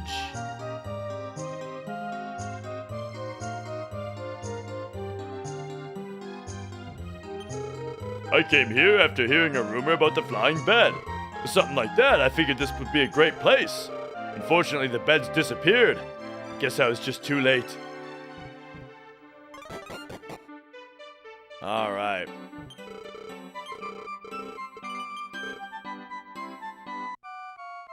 Am I just into JRPGs? Now, I actually play a lot of different kinds of games. Love rhythm games, for example. I've been playing Theatrhythm, you know, the Final Fantasy rhythm game. Final Bar, like, I played the first two, but now I've been playing Final Bar Line. Hatsune Miku Project Diva, right, is great. And then I just love Rock Band, you know. Love Rock Band. So rhythm games are big. But also, I love a lot of indie games, like Metroidvania type games, you know. Like this year, I really love Hollow Knight, right? Love Hollow Knight. But then also just a big fan of like the Metroid series and Ender Lilies and Ender Magnolia kind of stuff. And I'm also, I don't know. I just love games that are good, right? Like that's really, I know it's a stupid answer, but if a game's good, I like it, with a couple exceptions. But you know, like, if I try to think about like my favorite games that aren't JRPGs, right? Mario 64, right? And just Mario in general. I love platformers as well. I've not played Omori, no. And not Osu either. I never got into Osu. Castlevania, I have beaten every single Castlevania game up to Lords of Shadow. I haven't done Lords of Shadow yet. But yeah, Castlevania 1, 2, 3, 4, Rondo of Blood, Dracula X, Chronicles, fucking Bloodlines. What else is there that before we get into the Metroidvanias? Well, I also did Dracula X Chronicles, the Rondo of Blood remake. But then, yeah, Aria of Sorrow, Circle of the Moon, Harmony of Dissonance, Dawn of Sorrow, Portrait of Ruin, Order of Ecclesia, Symphony of the Night. I've played all of them. I beat all of them, man. I love Castlevania. Oh, and the PS2 games I beat. Lament of Innocence and Curse of Darkness. Played through both of those. Those were awesome. Castlevania 64 even. Dude, Castlevania 64 is one of the most underrated games I've ever played, I swear. Like, it's not perfect. Sure, it's not perfect, but people act like it's one of the worst games ever. That game fucking rules. Castlevania 64 is awesome. Yeah.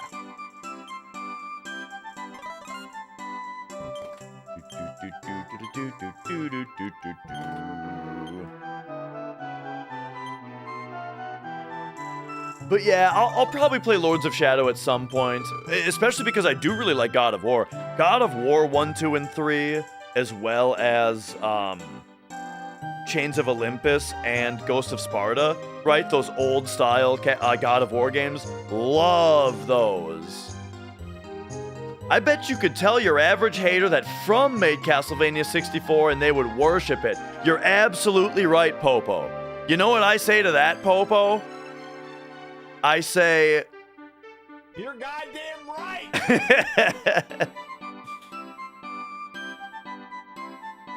Tell them From Software made it and they'll love it.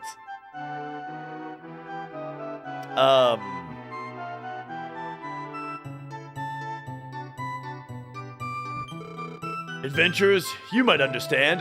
You have to be careful who you take with you on long journeys. But yeah, I've also been really into, like, I got really into Valheim. Binding of Isaac is one of my favorite games of all time.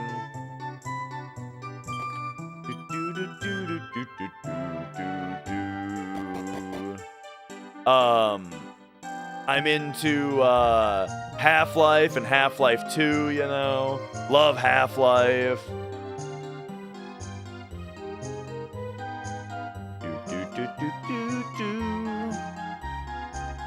Here's your show cat. She seems to have been fed because she's much calmer now. Back to her usual position. Oh man, and speaking of like Ubisoft, or not Ubisoft, oh my god. Indie games is what I meant to say. Speaking of indie games, have you guys played UFO 50? Oh man, UFO 50 is good. Oh, and okay, another kind of thing. Intrinsic Nerd, yeah, dude. Intrinsic Nerd has been around for a long time on my stream. Binding of Isaac is what got me to start streaming back in 2014. And then, yeah, I also really like puzzle games, you know, like Outer Wilds, The Witness, Blueprints, Fez, Return of the Obra Dinn, you know, those kinds of games. Oh, man. You refuse to give those people money? I guess I have no clue about the people who made UFO 50. All I know is that it was the best game that came out that year, and it's absolutely worth the money.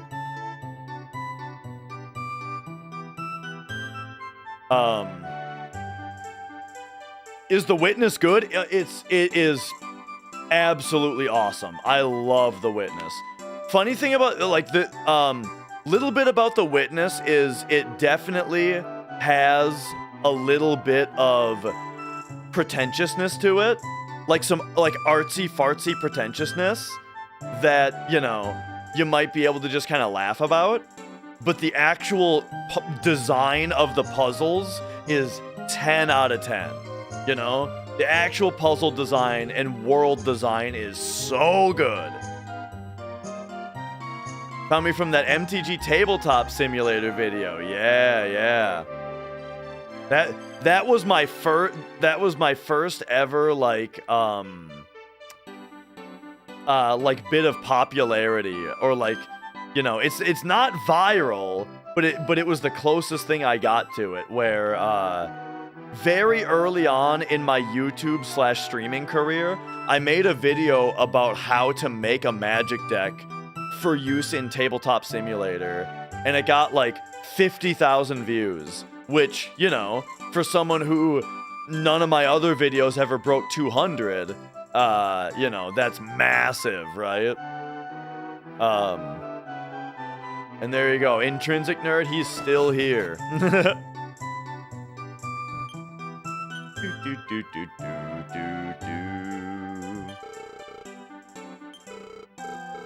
I don't talk to banks. Ooh, okay. We got a new armor shop. Silver Mail. All right, we've got a big upgrade on armor available.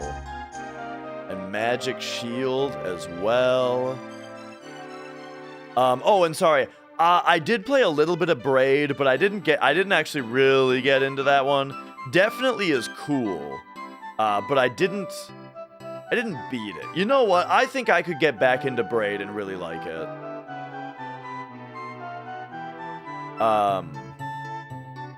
And then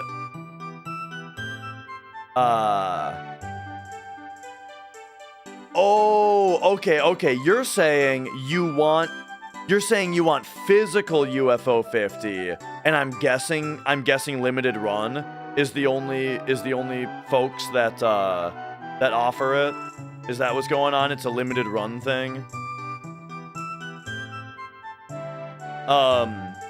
Because I understand what you're saying, but even outside of like politics, I think limited run games just makes a shitty product, right? Limited run games takes your money, doesn't deliver a product for 2 fucking years, right? And like I'm just and a lot of the time there's some kind of quality scandal with it, right?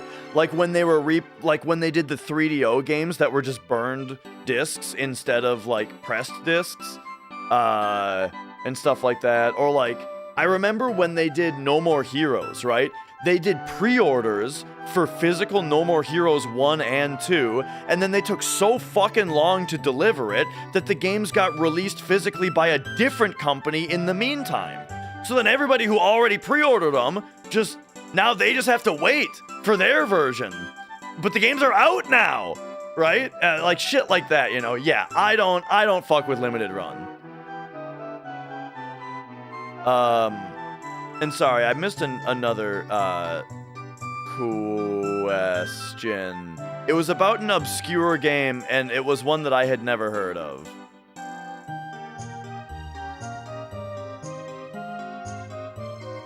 Oh, here it is. Yanya Cabalista? City Skater? Never heard of it.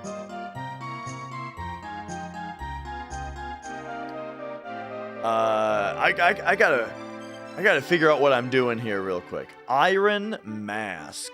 Doesn't the Iron Mask bring my style down, though, you know?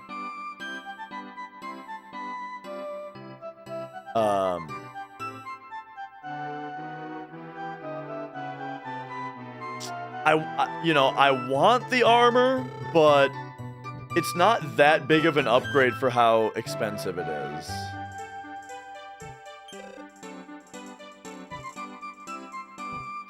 Bum bum bum bum bum bum. Man, I'm becoming one of those streamers that only plays the game for 45 seconds at a time and then talks to chat for 5 minutes. The people who followed Dragon Quest 1 through 5, now they're watching this playthrough and they're pissed.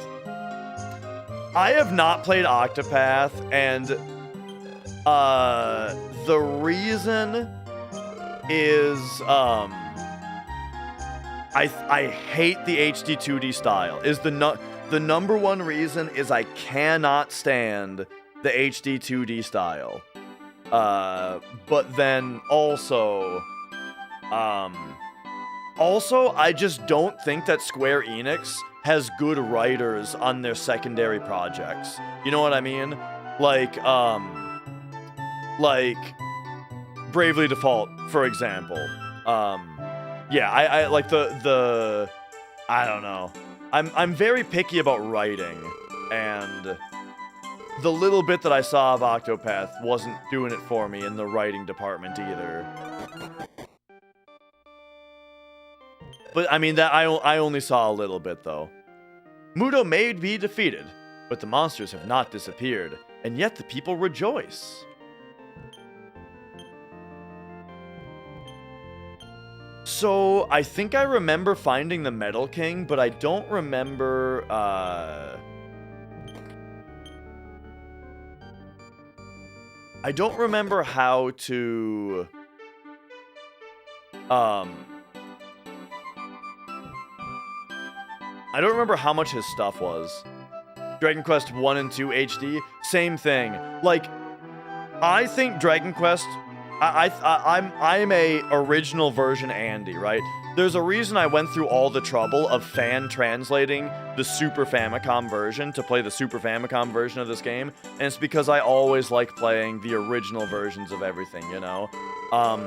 I find it, like, actually offensive how ugly the Dragon Quest HD 2D remakes are.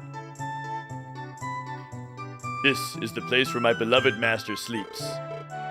Would you like to say something?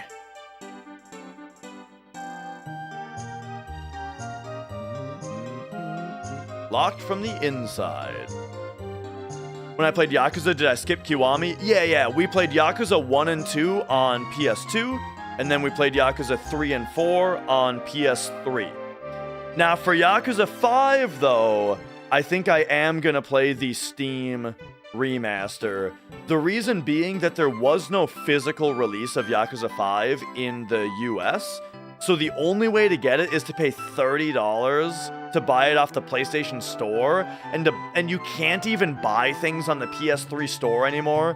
You have to buy it on the web. You have to go to, like, the Sony PlayStation Store website and buy it there so that then you can download it on the PS3, yada yada. And I already own the remaster on Steam.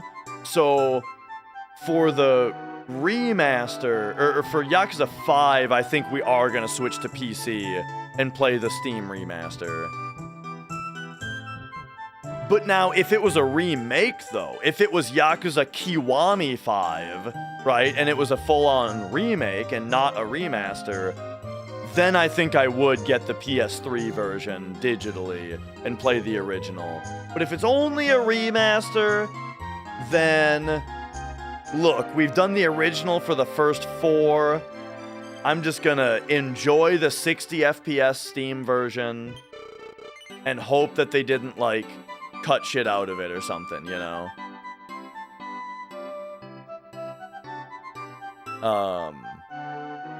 HD2D makes you sad because you love the graphical style of Bravely Default? Exactly! Like,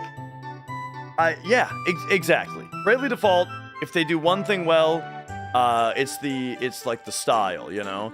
Now, if only they didn't, you know, plug motion blur into the whole game to make the whole goddamn game a blurry mess, but that's beside the point, and you can probably turn that off on the PC version anyway, like we were talking about last time. Anyway, Have you come to see the flying bed? yeah. It's too bad. Nobody has seen the flying bed recently. Oh. Should probably save the game.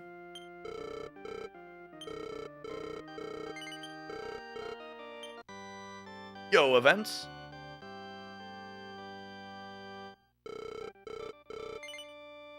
Nothing in 5 Remaster is removed or changed. That's good to hear. Because I know that they did...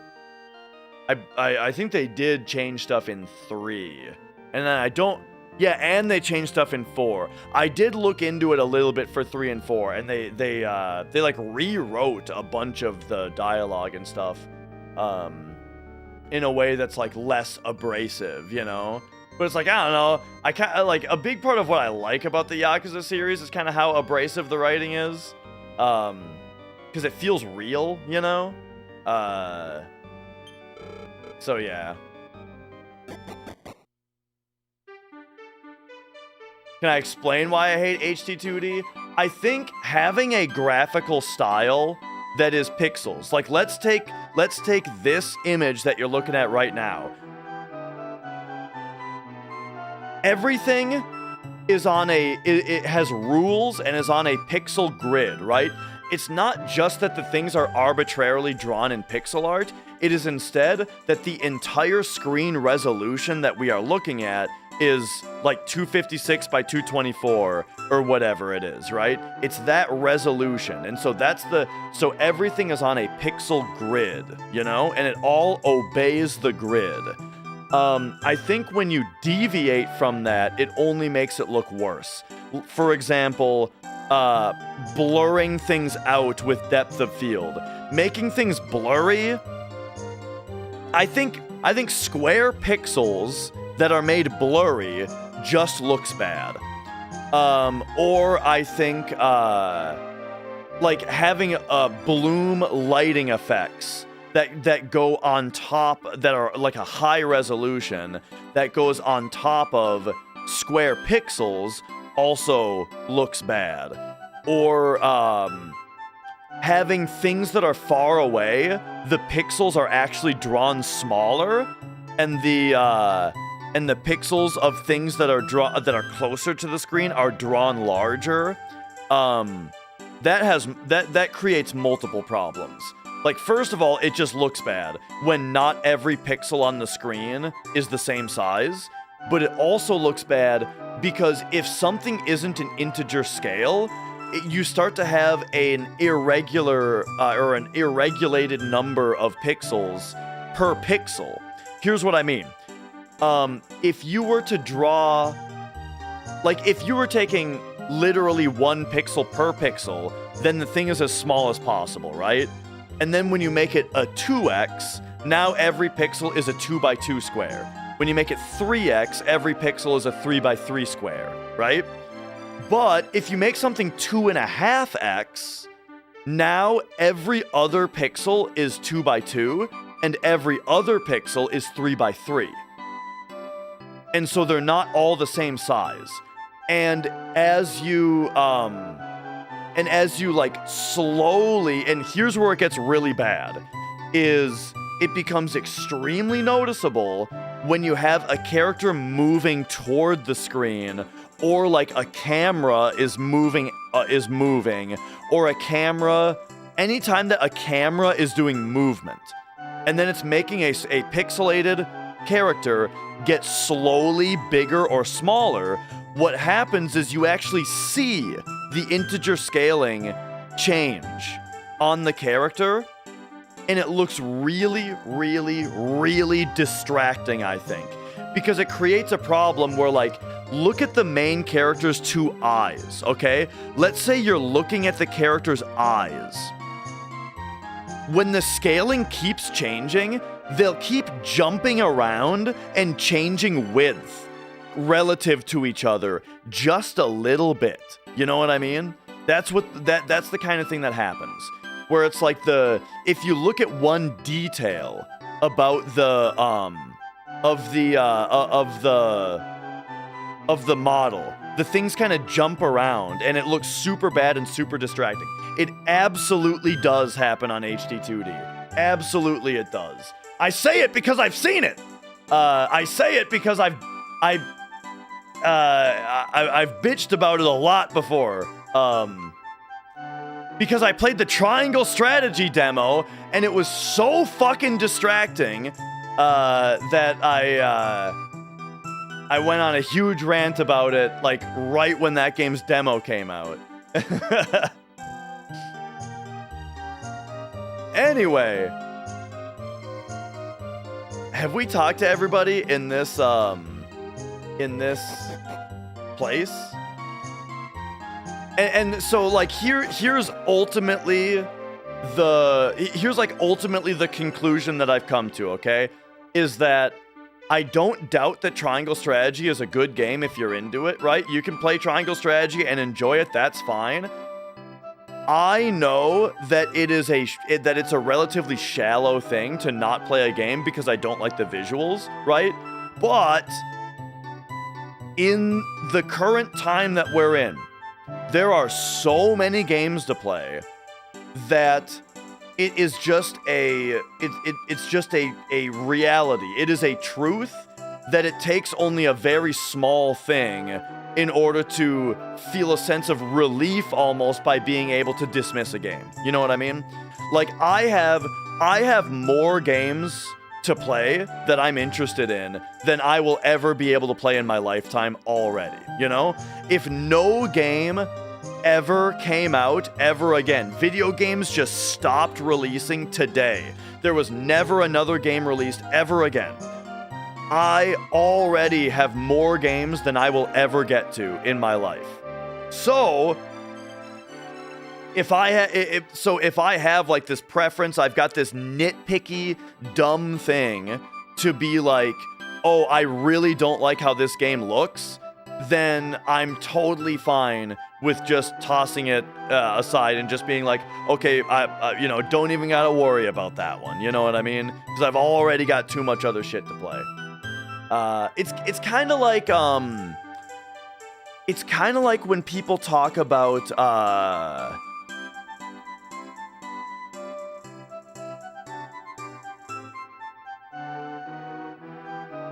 gosh, there's like a really good example I'm trying to think of, but I can't remember exactly what it is. But it's kind of similar to like when games nowadays have like ugly character designs, right? And people complain about some people complain about other people complaining about the ugly character designs. They're not even necessarily complaining about them, but just saying that it's a reason not to play a game, right? And someone saying like, why would you care? Why does it matter, right? Or like, why would you not play a game just because you don't like the character designs? And it's the same answer. It's because I've got a million other games to play that don't have this problem. And so it's just an easy thing to just be like, well, you know, it's not even necessarily that I refuse to play it. It's just that, oh, the characters aren't appealing, and so it's gonna land way down on my list of priorities underneath a million other things. You know what I mean? And so, like, it's not like, ooh, I'm angry about the character designs. It's like, I am, it's just, oh, this game has now dropped way down underneath a lifetime of other games to play instead. You know what I mean?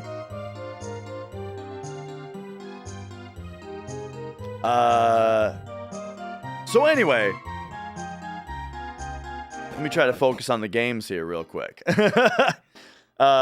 gotta find this flying carpet or whatever, right? Final Fantasy VIII in a nutshell, I really liked Squall and I really liked Zell. And I liked Quistis. I liked Adea. You know? Cypher was fun to play. You know? Renoa and Selphie, you know? I like them. Nah, I like the characters of 8. I think Selphie was kind of a nothing character a little bit.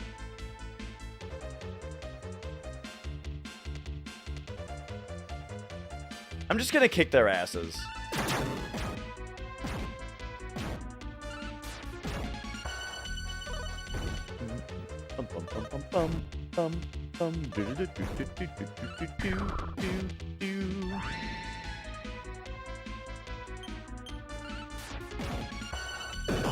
Okay, these guys also shock.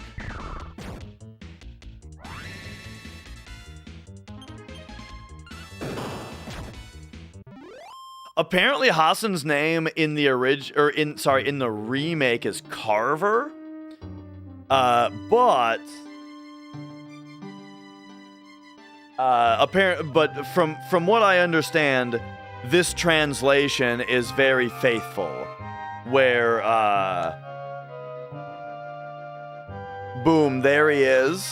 Let's get a good focus going. Oh yeah, look at our boy.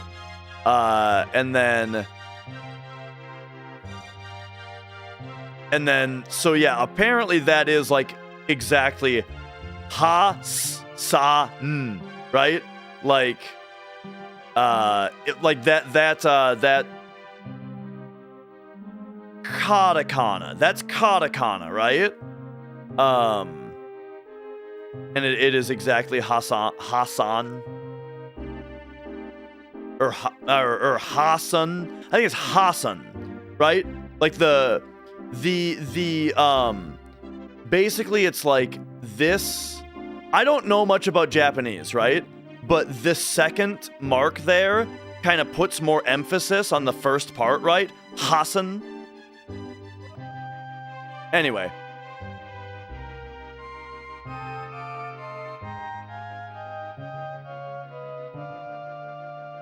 Mia's getting antsy.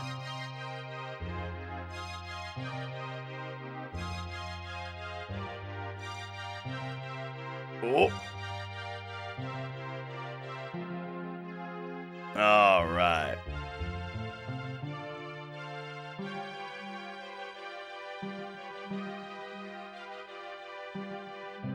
Okay, okay. We've got something to check out here.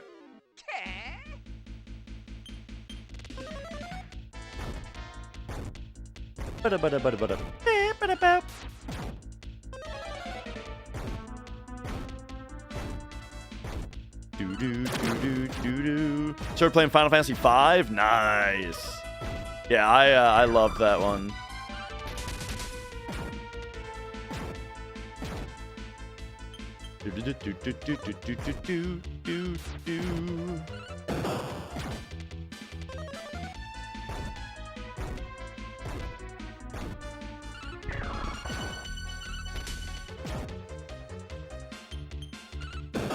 Oh! Oh! Oh, she's trying to get over to the chair, I see.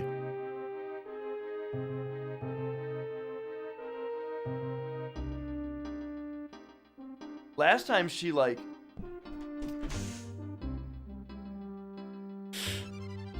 Mia, that looked embarrassing. She's pretty embarrassed back there. 5 was Bart's or Butts, depending on which translation you got. It's the one with the job system.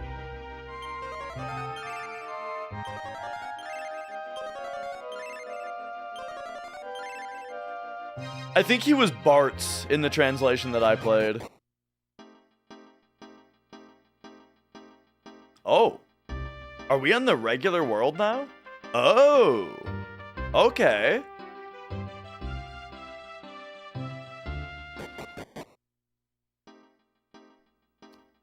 Interesting. So I think I should probably mark that down as like that just goes straight down.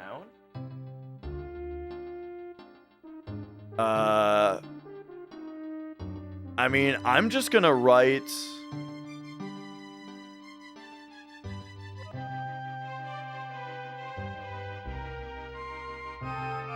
You know what? I'm gonna make a different color. And it's gonna be A. Oops. We'll do a cyan A.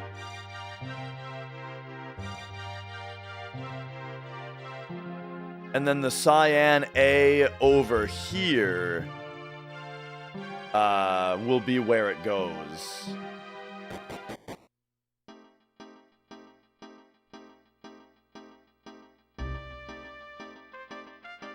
At some point, I'm gonna have to redo this map because I didn't have it revealed, you know, when I took the screenshot. So once everything is revealed, we're gonna have to probably take another screenshot and then rewrite all the letters.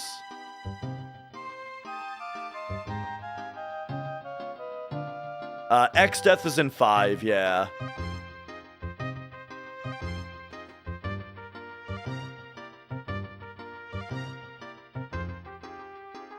Okay.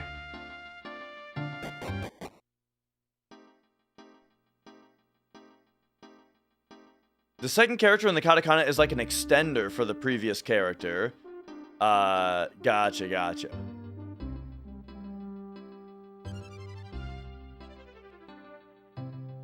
And yeah, that's kind of what I meant by like emphasis, but yeah.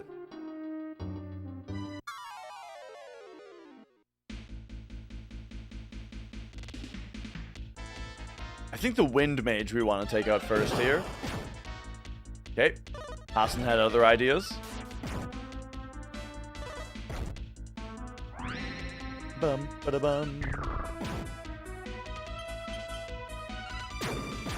Oh yeah, I've definitely seen like the extension as being a dash for sure. In fact,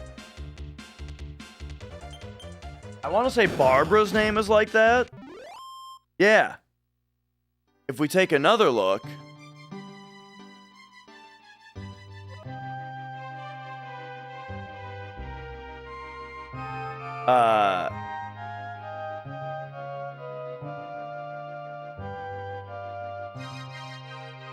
let's get focused here. There's Barbara, which is like Barbara, or right?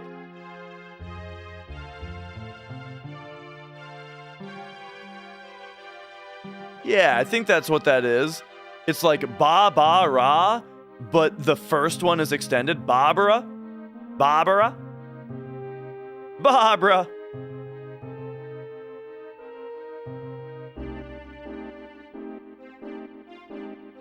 Good stuff. And then, yeah. Anyway.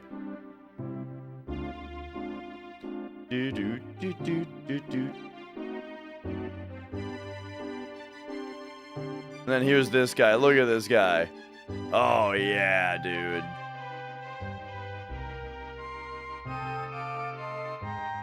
Look at this box, man. Just gorgeous.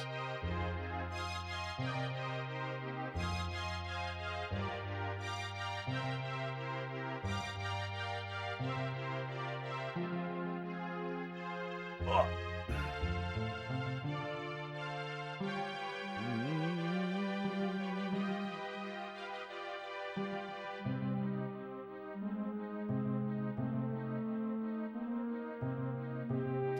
Just checking if there's anything anywhere else we can go, or if it is all about going back down to the real world.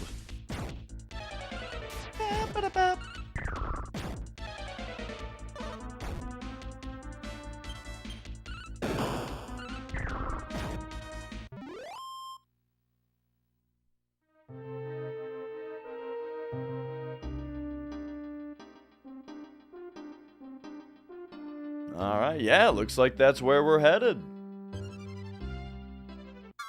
Whoa.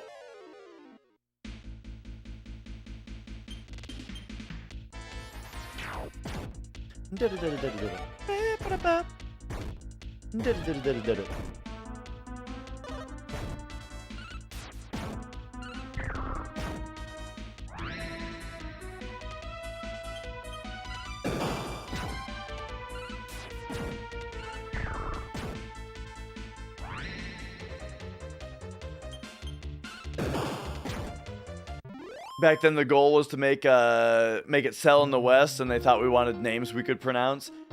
Yeah, there was some, definitely were some localization choices with some games that did not work, right? I feel like one of the biggest examples of like, of that was Persona 1. The original Persona release in the US, where like they changed the yen to dollars without changing like what the numbers were at all. They just changed the symbol from yen to dollars. So now it's like a sandwich costs $600. Oh geez, look at these dudes.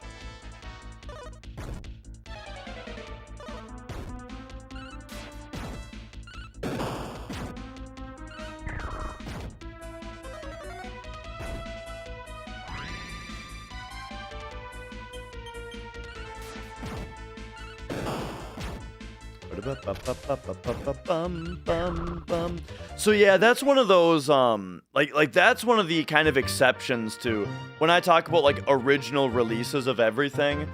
Persona 1, I'm glad I played on PSP, you know, because that was the much more faithful to the Japanese version. Like, I would rather play like a fan translation of the Japanese PS1 release than play like the American release.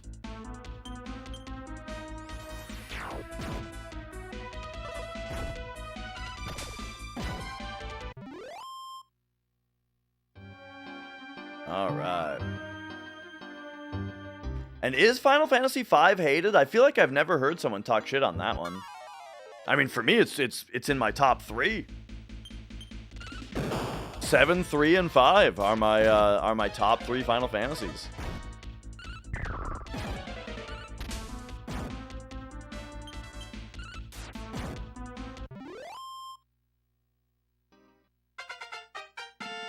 Like the first Mad Max movie? What happened with the first Mad Max movie? Because I've seen the first Mad Max, and it was really weird. I didn't understand it very well. Don't tell me I just watched like some bastardized version of it.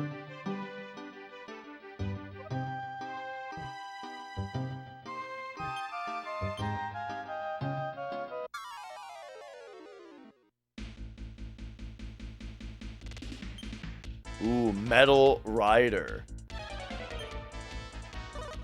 This is potentially big.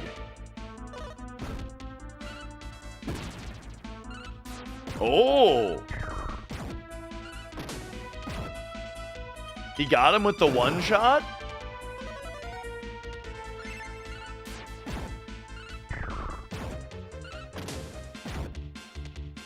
Okay, these guys don't look like they're actual metal enemies. Alright, alright.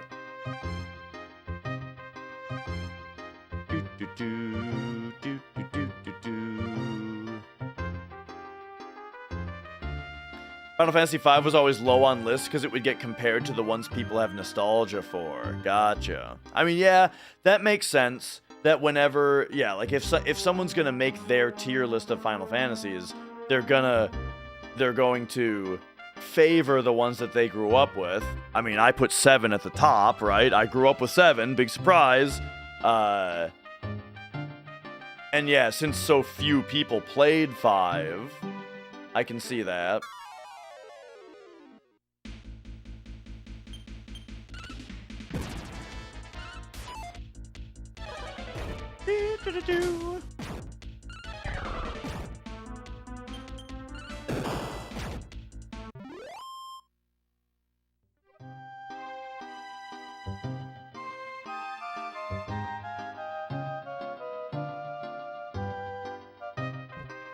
Yeah. I actually remember my cousin playing one of the unreleased Final Fantasies on emulator with the translation when I was a kid. And it's funny to think that, like, man, that was a long time ago.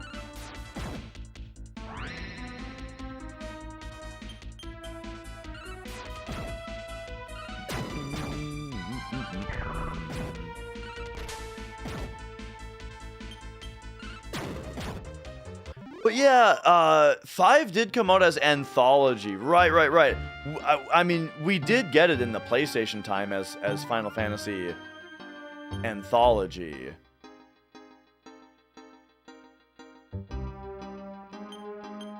Which, I had a friend who had Anthology. The thing is, though, the PlayStation version of the game, I mean, when every random battle takes, like, several extra seconds to load, it's kind of brutal. What did I think of Yakuza 3's combat? It was really annoying that everybody blocked everything all the time the whole game. Yeah, everybody blocking everything all the time was very annoying in Yakuza 3.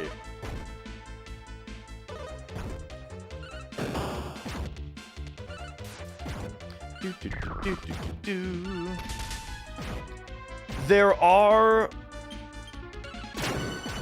things, yeah. Like you'll learn to play around it, but it's kind of annoying to have to play around it, even then. Yo, Ifrit. Chrono Trigger got it the worst? Yes. You know what's funny? My, back before I was streaming, before I had this idea of always play the originals of everything and stuff like that, I actually hadn't played Chrono Trigger before. and my brother, like, insisted that I played it, you know? He like called me one day and just insisted I play Chrono Trigger. So, what I did at that time was I bought the PlayStation version on Vita so I could play it on my Vita. And yeah, the load times were so bad that after playing it for like a day, after playing it for like one day, that version, I went online and I ordered a Super Nintendo copy to just play it on and that was one of the times for me, that one of the teaching moments for me about that kind of thing was that then I got a cartridge of Chrono Trigger on Super Nintendo. You know, I played it on my little CRT that I had.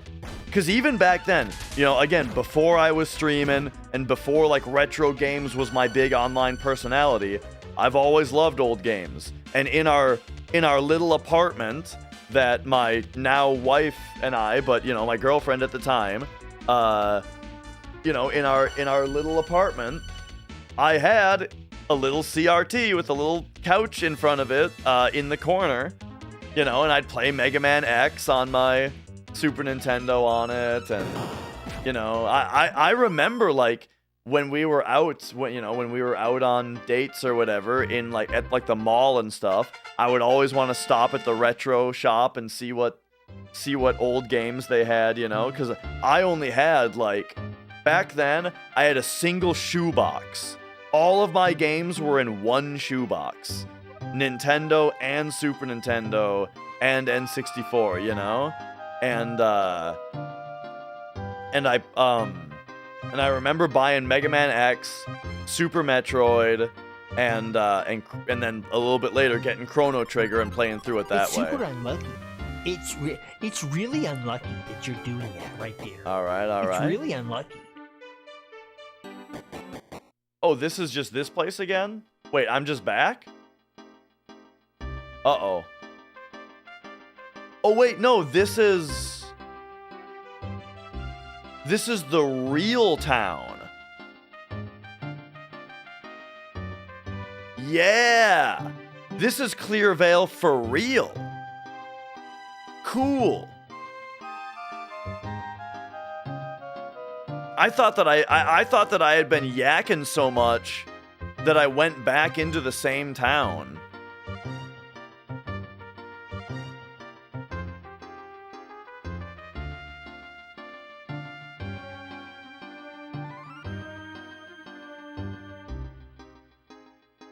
All right, give me an O.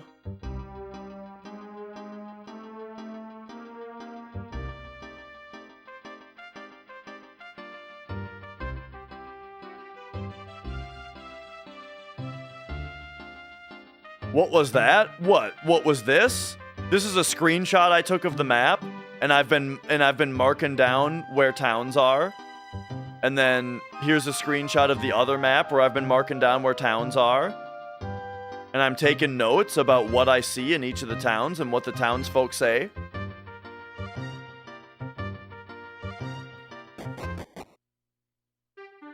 All right.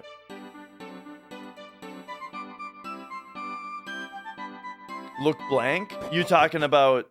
Yeah, because I screenshotted it at the start of the game, and it fills out as you play it. So I was saying that I probably, you know, at some point I'm going to need to re-screenshot it once it's all filled in. Many traveling actors used to come to this town. Particularly entertaining was one by the name of Panon. The children really liked him. But, as a traveling actor, he eventually left. Eventually left, right? Yeah. Alright, what do you got, buddy? Silver Tiara. Okay.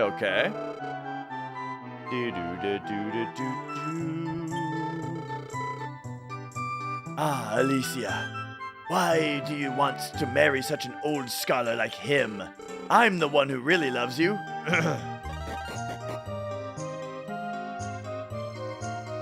Oh yeah, I feel like I saw them married. in the dream.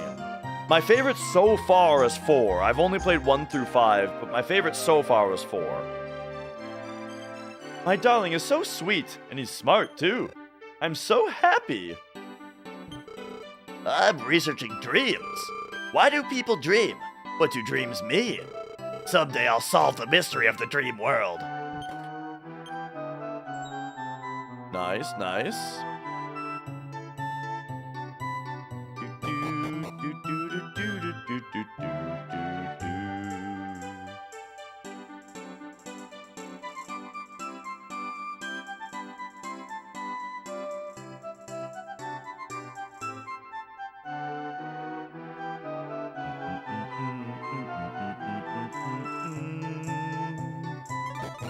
And yo, protagonist of reality. I feel sorry for Harris and Morgan. John was such a cute boy. If I could do anything to help fulfill the promise made to John, the badge of courage, you have to climb the wall of destiny to get it. Okay, hang on.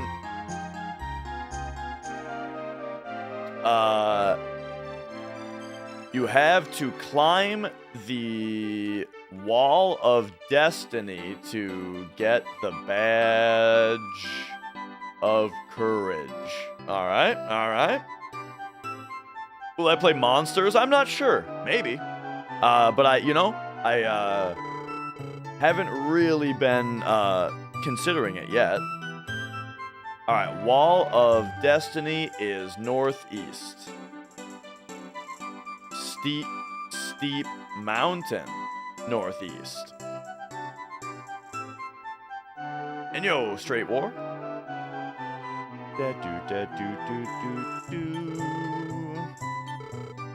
All right, weapon store.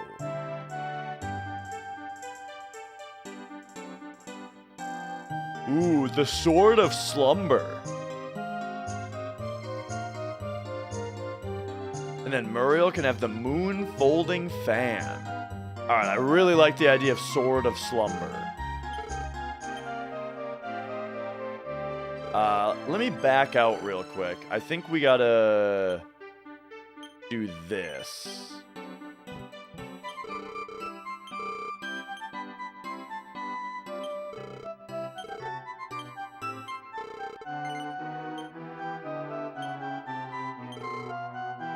Okay. And now, let's check his weapon, the battle axe, and see if anybody else can use this. Yeah, might as well give it to Famous Amos.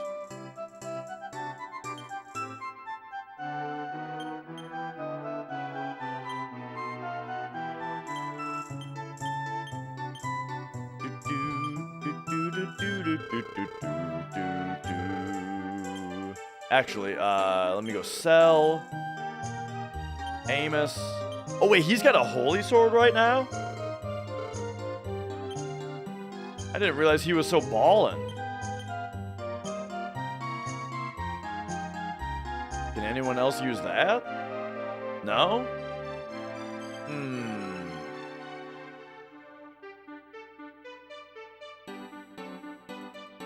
We already have another...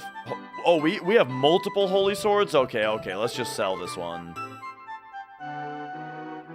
Tornico, the Last Hope? Oh, you know what? I've definitely heard of that one. Let me look up the cover art for it. Okay, maybe I've never heard of it. Never mind, I had that mixed up with something else in my head. I have never heard of this.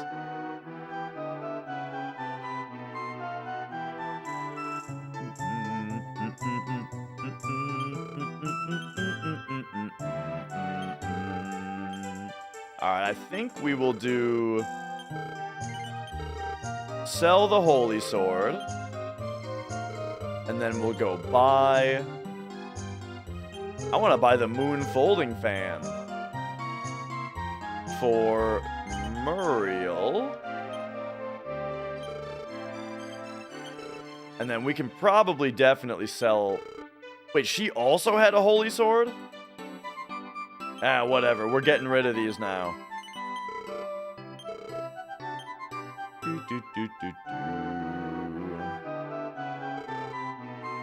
All right. All right.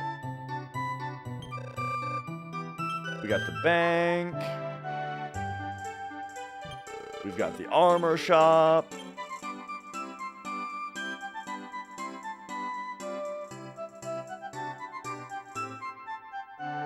We should probably take a silver mail.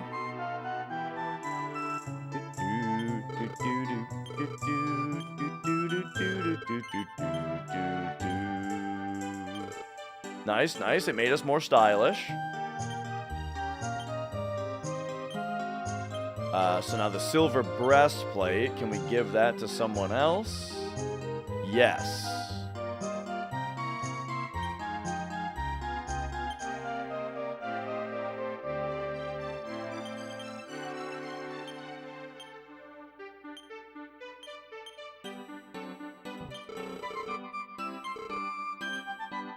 So now we can sell.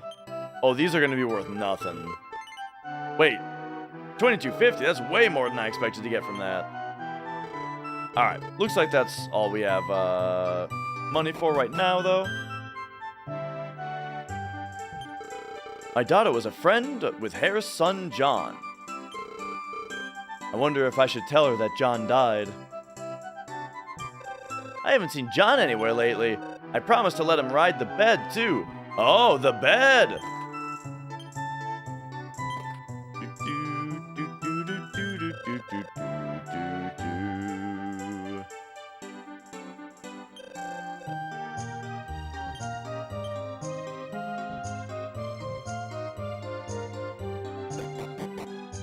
In the dream version of the town, they were talking about the flying bed. My son has finally found a bride, but now I'm upset. Maybe these flowers will help me find a girlfriend.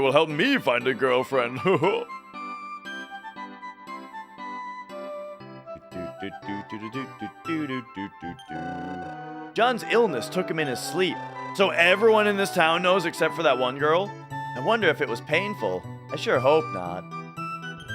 I've seen many wonderful and upsetting things living in this town, but this is the first time I've seen one so young die.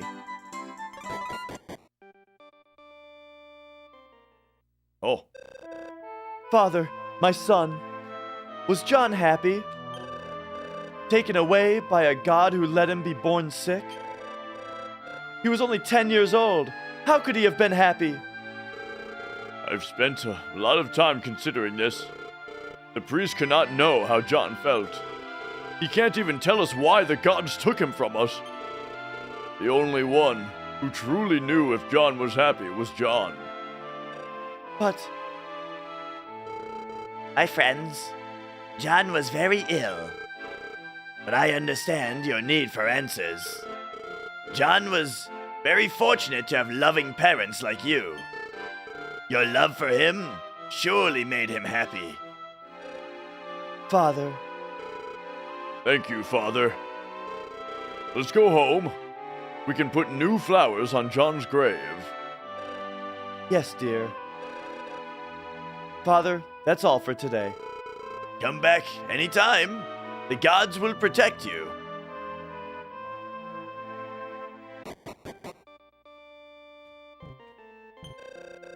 Harris and his wife pray for John every day. They made him a promise before he died. Maybe they'll feel better if they can keep that promise.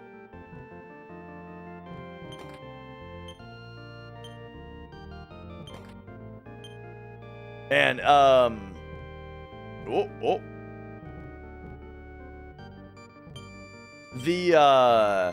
as I've gotten older, this type of, like, story setup has, meant a lot more to me. The idea of, like, parents, like a parent's child dying at 10, right? But now, when I'm gonna have my own kid in April, right, I'm sure it's gonna be even more so, have that even more so be the case, right? Because, like, when I'm a kid, it doesn't matter, It's just like it's just a story. It's just a story piece. I don't actually think about it emotionally at all, you know.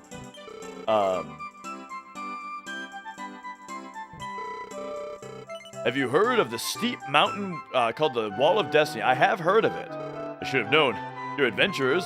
Well, are you gonna tell me about it if I say no? The swordsman once climbed to the top of that cliff, all the way to Courage Rock, but he never returned. All right.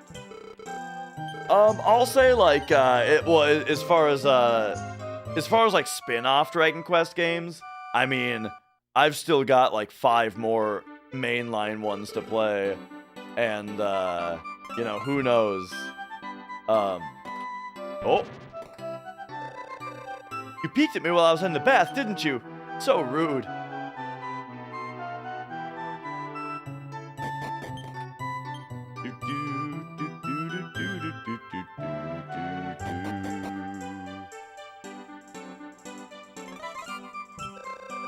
Hello, would you like a massage?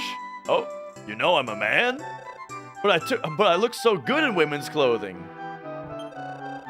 I'm a dancer from Rydot Castle. I'm on a journey to find the traveling actor Pano.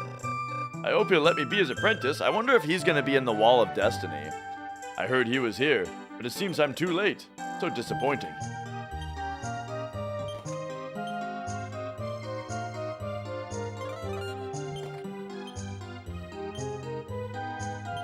Wayfarer clothes.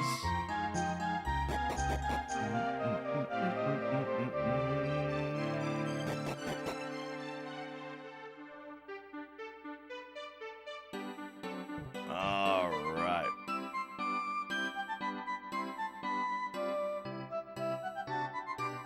Yeah, I mean, the overall truth is, unless I start streaming full time again, there's no way I'm gonna get through, you know, even the games that I currently plan on streaming on stream. What do you want? Does this look like an adventurous haven? Yeah, I do network engineering for my day job. Last week I took the week off work last week and just did the subathon to stream all week. Yeah, now I'm back to my normal schedule, which is, you know, 9 to 5 work, 8 to 4 technically, but you know, people just understand when you say 9 to 5. You know, regular 9 to 5 job, and then when and then I stream every other day, right? That's the current schedule. I stream every other day. So on a weekday, that's going to be in the evening, and on a weekend, it's usually going to be in the morning because I like to get up and stream. And yeah, John loved the days when Pennon would come home, and Pennon liked John too. He promised to bring John a badge of courage. We could make one from a piece of Courage Rock, but Pennon never returned, and John passed away. He waited so patiently, even if we could only bring it to his grave.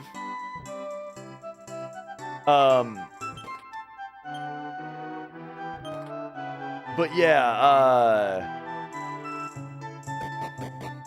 do my workmates know about the streaming? They know that I do, but I don't think they know what my stream is. Whoa, that's like a fancy looking door. All right, let's take a note of this. Oops, that's that. Fancy door. I'm gonna call this a captain's door. This looks like the captain's door.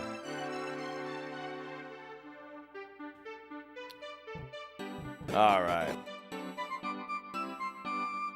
Bum bum bum bum bum bum. Streaming seems like a fun side thing, but wouldn't be able to give up the stability and benefits of the 8 to 4. Yeah, I think that you should only. I mean, I tried streaming full time for a couple years, but that was back when I only paid rent, you know? Now, I have a mortgage to pay, right? So things are a lot different, you know? So basically, with a mortgage to pay, it's like, I wouldn't go back, I wouldn't say full-time streaming would be a good idea unless I can pay off my house or like unless I'm making enough money to where I can see myself paying the house off soon. You know what I mean? And that's only what like the top streamers can do. You know what I mean? But all right, so we're going northeast. My favorite firewall vendor, you know, I've worked a lot with Fortigate or Fortinet. I like Fortinets a lot.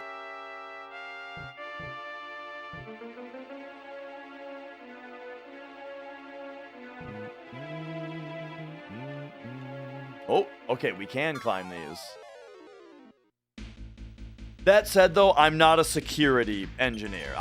I'm not the security guy, really. Like, I gotta work inside the firewall basically just to, like, make VPN changes for site-to-site VPNs. And at our current place, we're using, I think we're using Firepowers. I know what they look like. I'm not actually positive what the model is though, but I think they're like new. They're new and nice, and I'm pretty sure they're Firepowers. We're gonna go Antidote.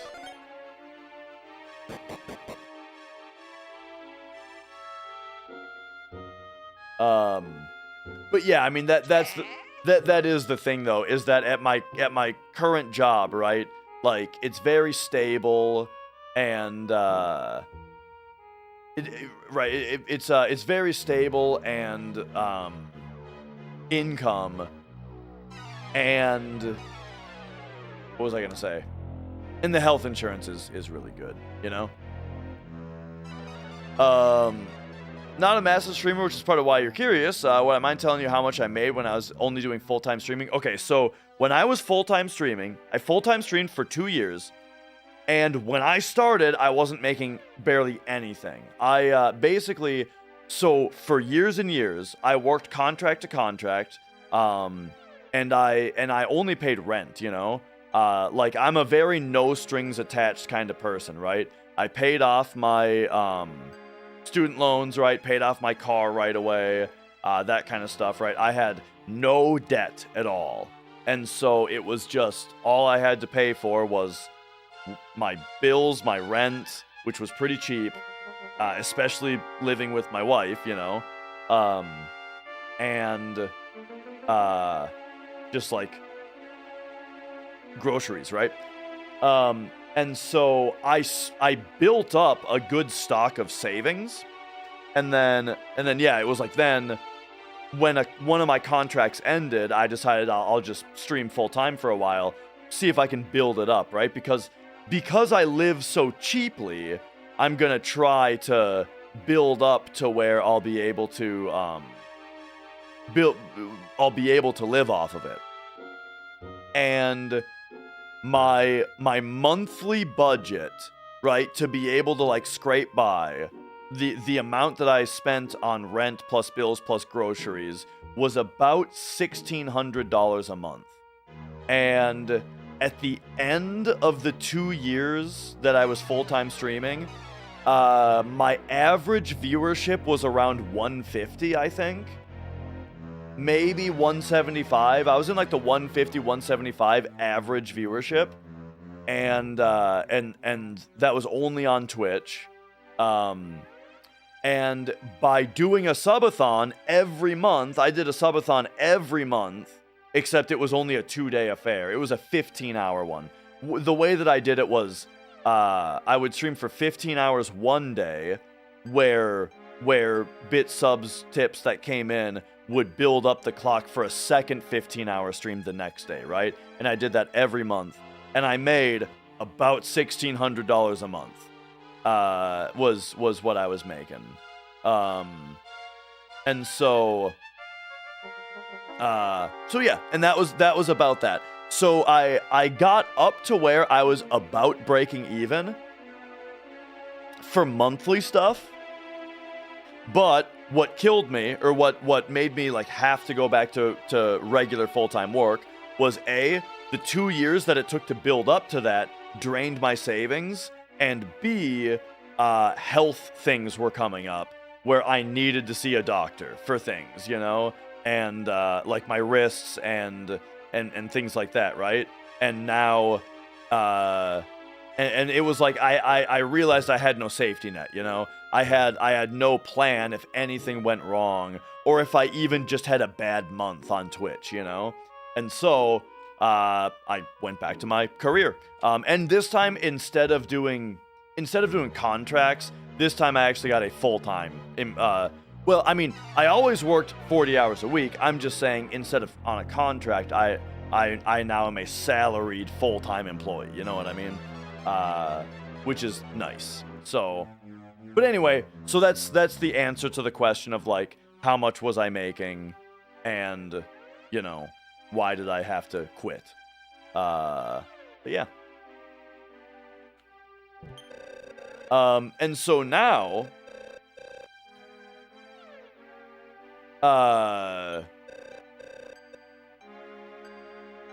now I've got a mortgage to pay, right? As well as like a kid on the way, you know? So I'm actually, I do plan on, that. Almighty God, protect these people on their journey. You surely won't make it far without the golden pickaxe. Find that first, and you might actually make it. Oh, okay, so we gotta find the golden pickaxe. But anyway, so that's like the story. What was I gonna say? Oh yeah, that now I'm really glad now though that like streaming is starting to be lucrative on top of my full-time work, because that's really gonna help on impacting the mortgage and keeping that down. You know what I mean?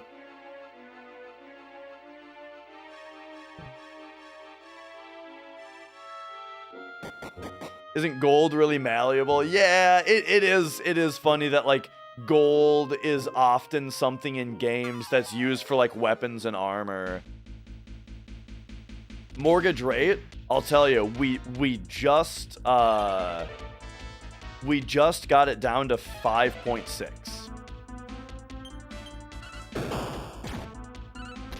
Bum bada bum. So yeah, I'm very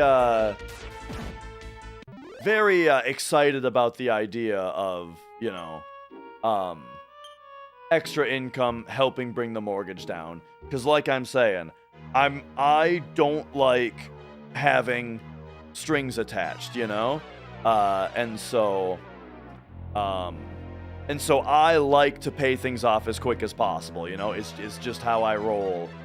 The funny thing is, though, this is the funny thing about it, though, and this kind of gets into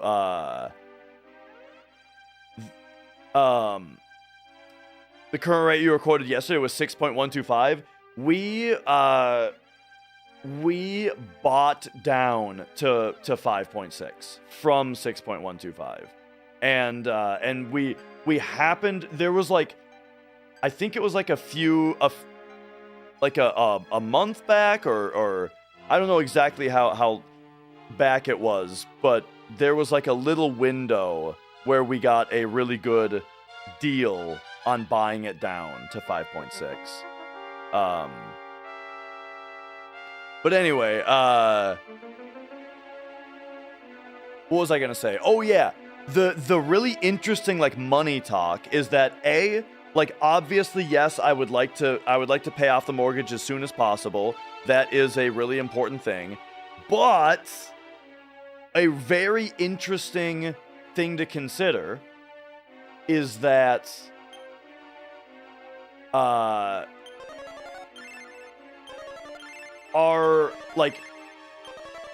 you can get investment accounts that accrue more than 5.6% annual interest.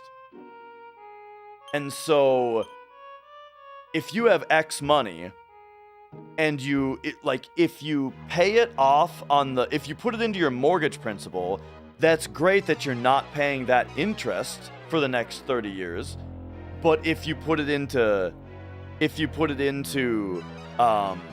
do you call it? If you put it into an investment that yields higher than 5.6%, then, you know, well, then that's more, right? Then you blah, blah, blah. You see what I'm saying? And so I think that that's very interesting, but I am more the type to just be like, fuck all that. I just want to pay the house off. You know what I mean? But that's the thing, though, is that it's like, what if? Like, okay, so if it takes, let's say it takes 20 years, or 15 years. Let's say it takes 15 years where if I jam money into the principal and I pay it off earlier and it takes that long, okay, cool. Let's just say that takes 15 years.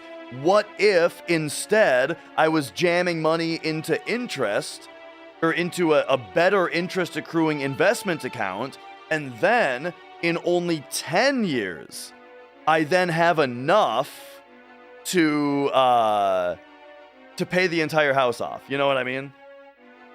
Then it only took 10 years. It's interesting. However, you're right that you have to pay taxes on the investment, and it might even just be a wash at that point. And so, or something goes wrong, or the investment account doesn't actually do as well as you think. Blah blah blah. You're right. I am not a gambling type person. I am much more a very straightforward kind of person that's just like, nope, I'm just going to earn money and I'm going to jam it into the principal until the house is paid off. You know what I mean?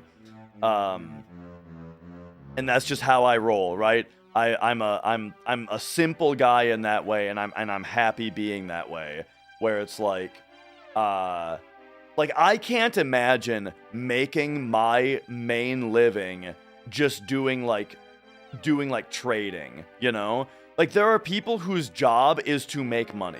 You know what I mean? As silly as that sounds, it's like literally my job is to move assets around and gain wealth or gain capital, right?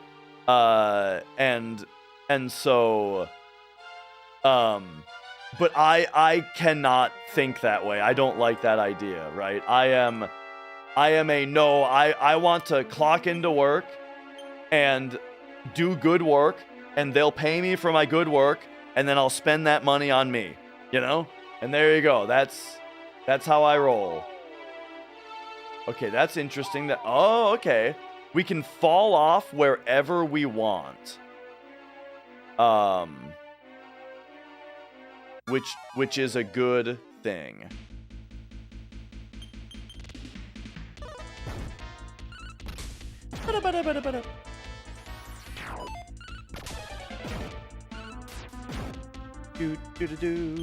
Homes are the most solid savings account a person can have in the US. You know what? That's a really good point too. That the house is only going to go up in value.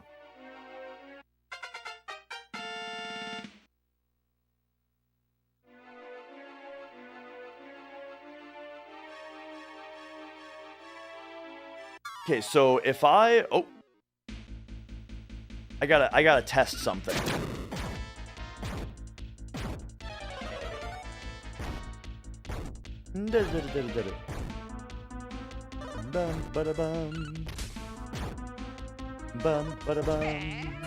And at one point, by the way, I appreciate the kind words earlier.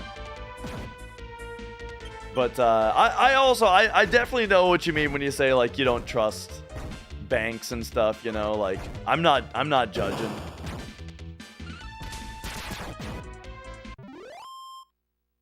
But that's kind of that, you know, that. What should we do here? Should we go? Okay, we do still have Barb here.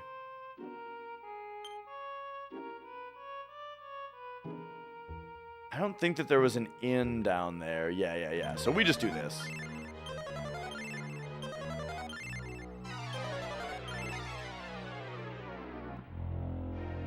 Okay. Oh, I was going to check. If I fall off this, yes, you can grab if you fall off. All right.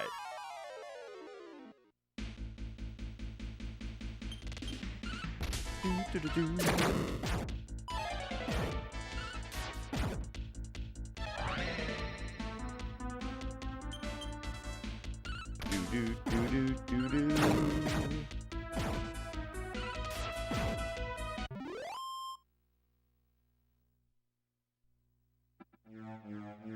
All right, all right.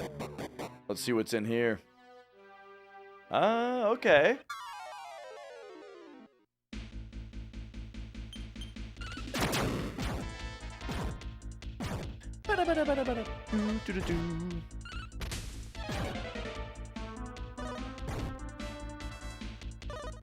Seeing my recent live posting, how do these live conversations affect YouTube algorithms? Because apparently they don't count as comments, but they do exist. You're talking about your live chat? I don't know. I assume that a more active chat, though, is seen by the algorithm as similar to, like, likes on a stream, you know what I mean? Or similar to comments, as in, like, it's something that is seen as, viewer engagement. And you know what viewer engagement means? That means that viewers are more likely to actually be watching the ads and not just sleeping with the stream on, which means you're worth more money.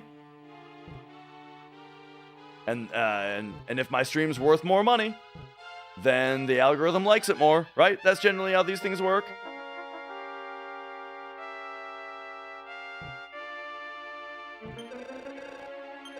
Okay, so she can revive, cure poison.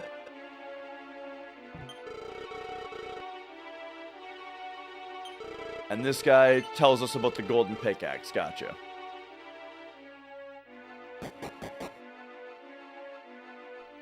YouTube chats also grant viewers XP, and those with highest XP get crowns. Yeah, I've seen that.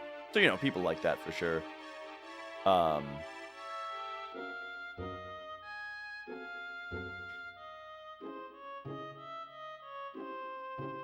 Okay.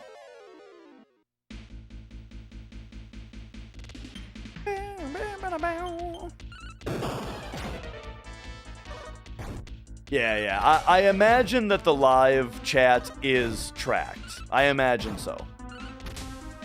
But you're right, though, that it's not tracked. It's not tracked in a way that has a, that like, you can immediately read the number, though. Like you can with comments that are on the video. I do really appreciate, though, that comments exist on YouTube streams, though, unlike Twitch, you know? It's really nice on YouTube where, like, after I finish a stream and then, like, I go to bed, when I wake up the next day, I actually have comments from people who watched the VOD, which I think is really nice, you know? On Twitch, I think, like, some people do watch the Twitch VOD, but you won't know that unless they, like, tell you that they did in a following stream or something, you know? Asen is the fighter is now a fight king.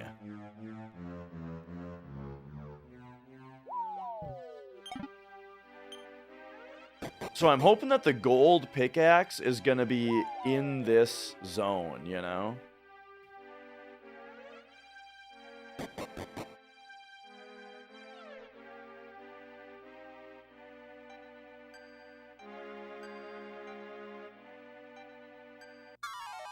I think I just fell off.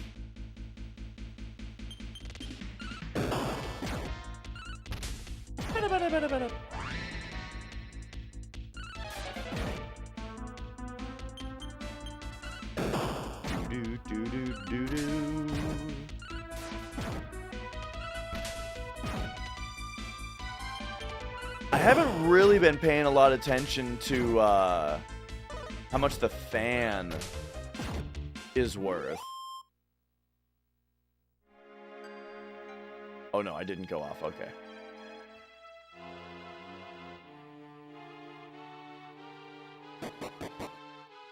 All right.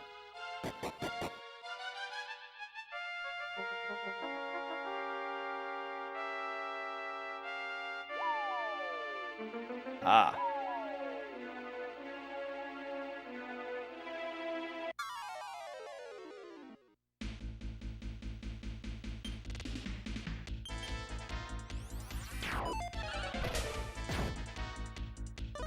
Of these guys, I'm not really sure who I should be prioritizing yet.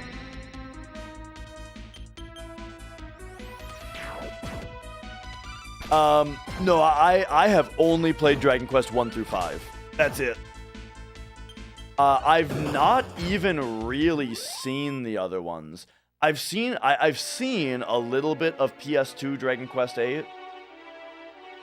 I saw Slime play it. And then I've seen a tiny bit of Dragon Quest 11 as well. Golden Pickaxe? Yeah. Alright, sweet. Now we have it.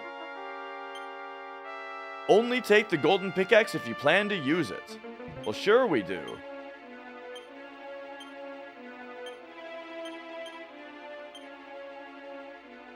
Alright, alright.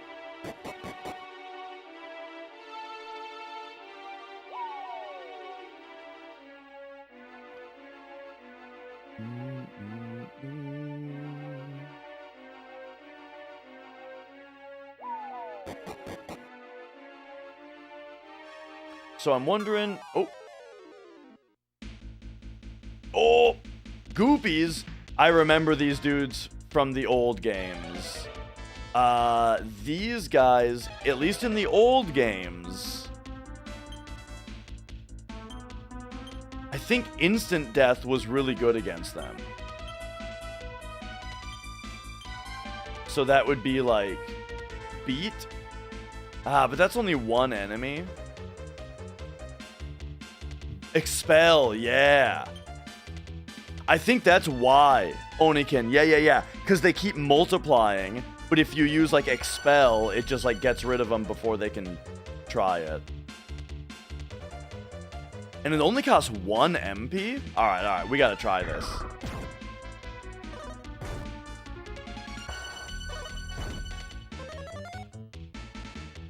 Okay, it's bad, I guess.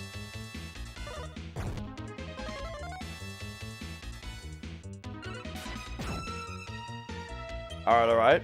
Well, that's looking bad. What if we do, like, something like hit me with...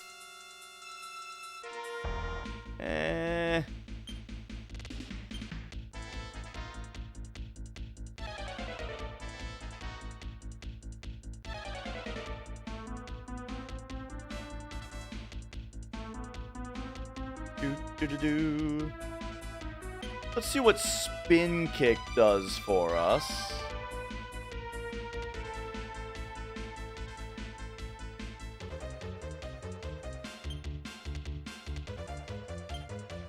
We'll check Infirmore. We'll check, maybe Bang would be good too. Or Defeat? Oh, yeah, Defeat. That's what we want. Alright, we'll check the other stuff too, though. We'll just see how all of this works. Spin Kick seems pretty good. Oh, there we go, though. Now they're summoning.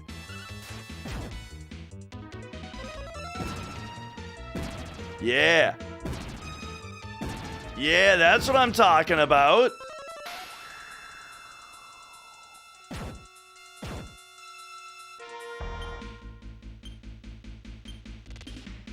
Alright, let's see if we can just kick their asses for the rest of the time.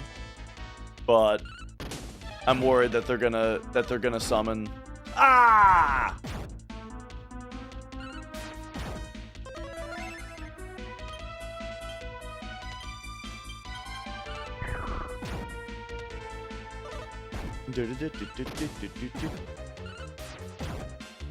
Okay, so they don't just summon Goopies.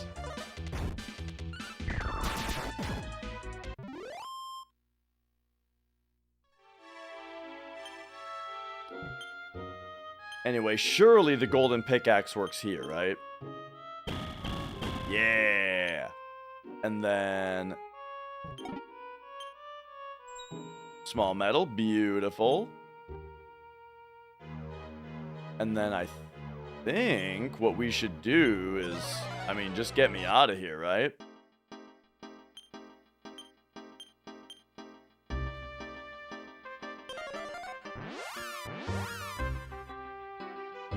Okay. Yeah, this whole series 1 point is just like, it is just classic awesome JRPG action, you know? One thing that's not super apparent just from watching a little bit is how like adventurous or open they are as well, you know? Where they're very like,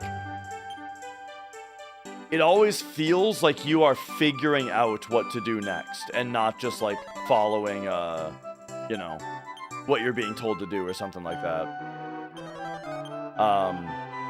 And it always feels like there's, you know, a lot of things that you can do at any time too. Well, that's been less the case with 5 and 6 so far. But like 2, 3, and 4 especially. 2 and 3 especially. And 4, yeah. Those ones have a point that's just like, well, here you go. And like, you can just go anywhere on the map, you know? And there's 20 things to do, and this many of them are this is 6. But yeah, when there's like 20 things to do, some of them advance the main plot, some of them are just really good items to prepare you for the end, you know, and yeah, it's great. I should save.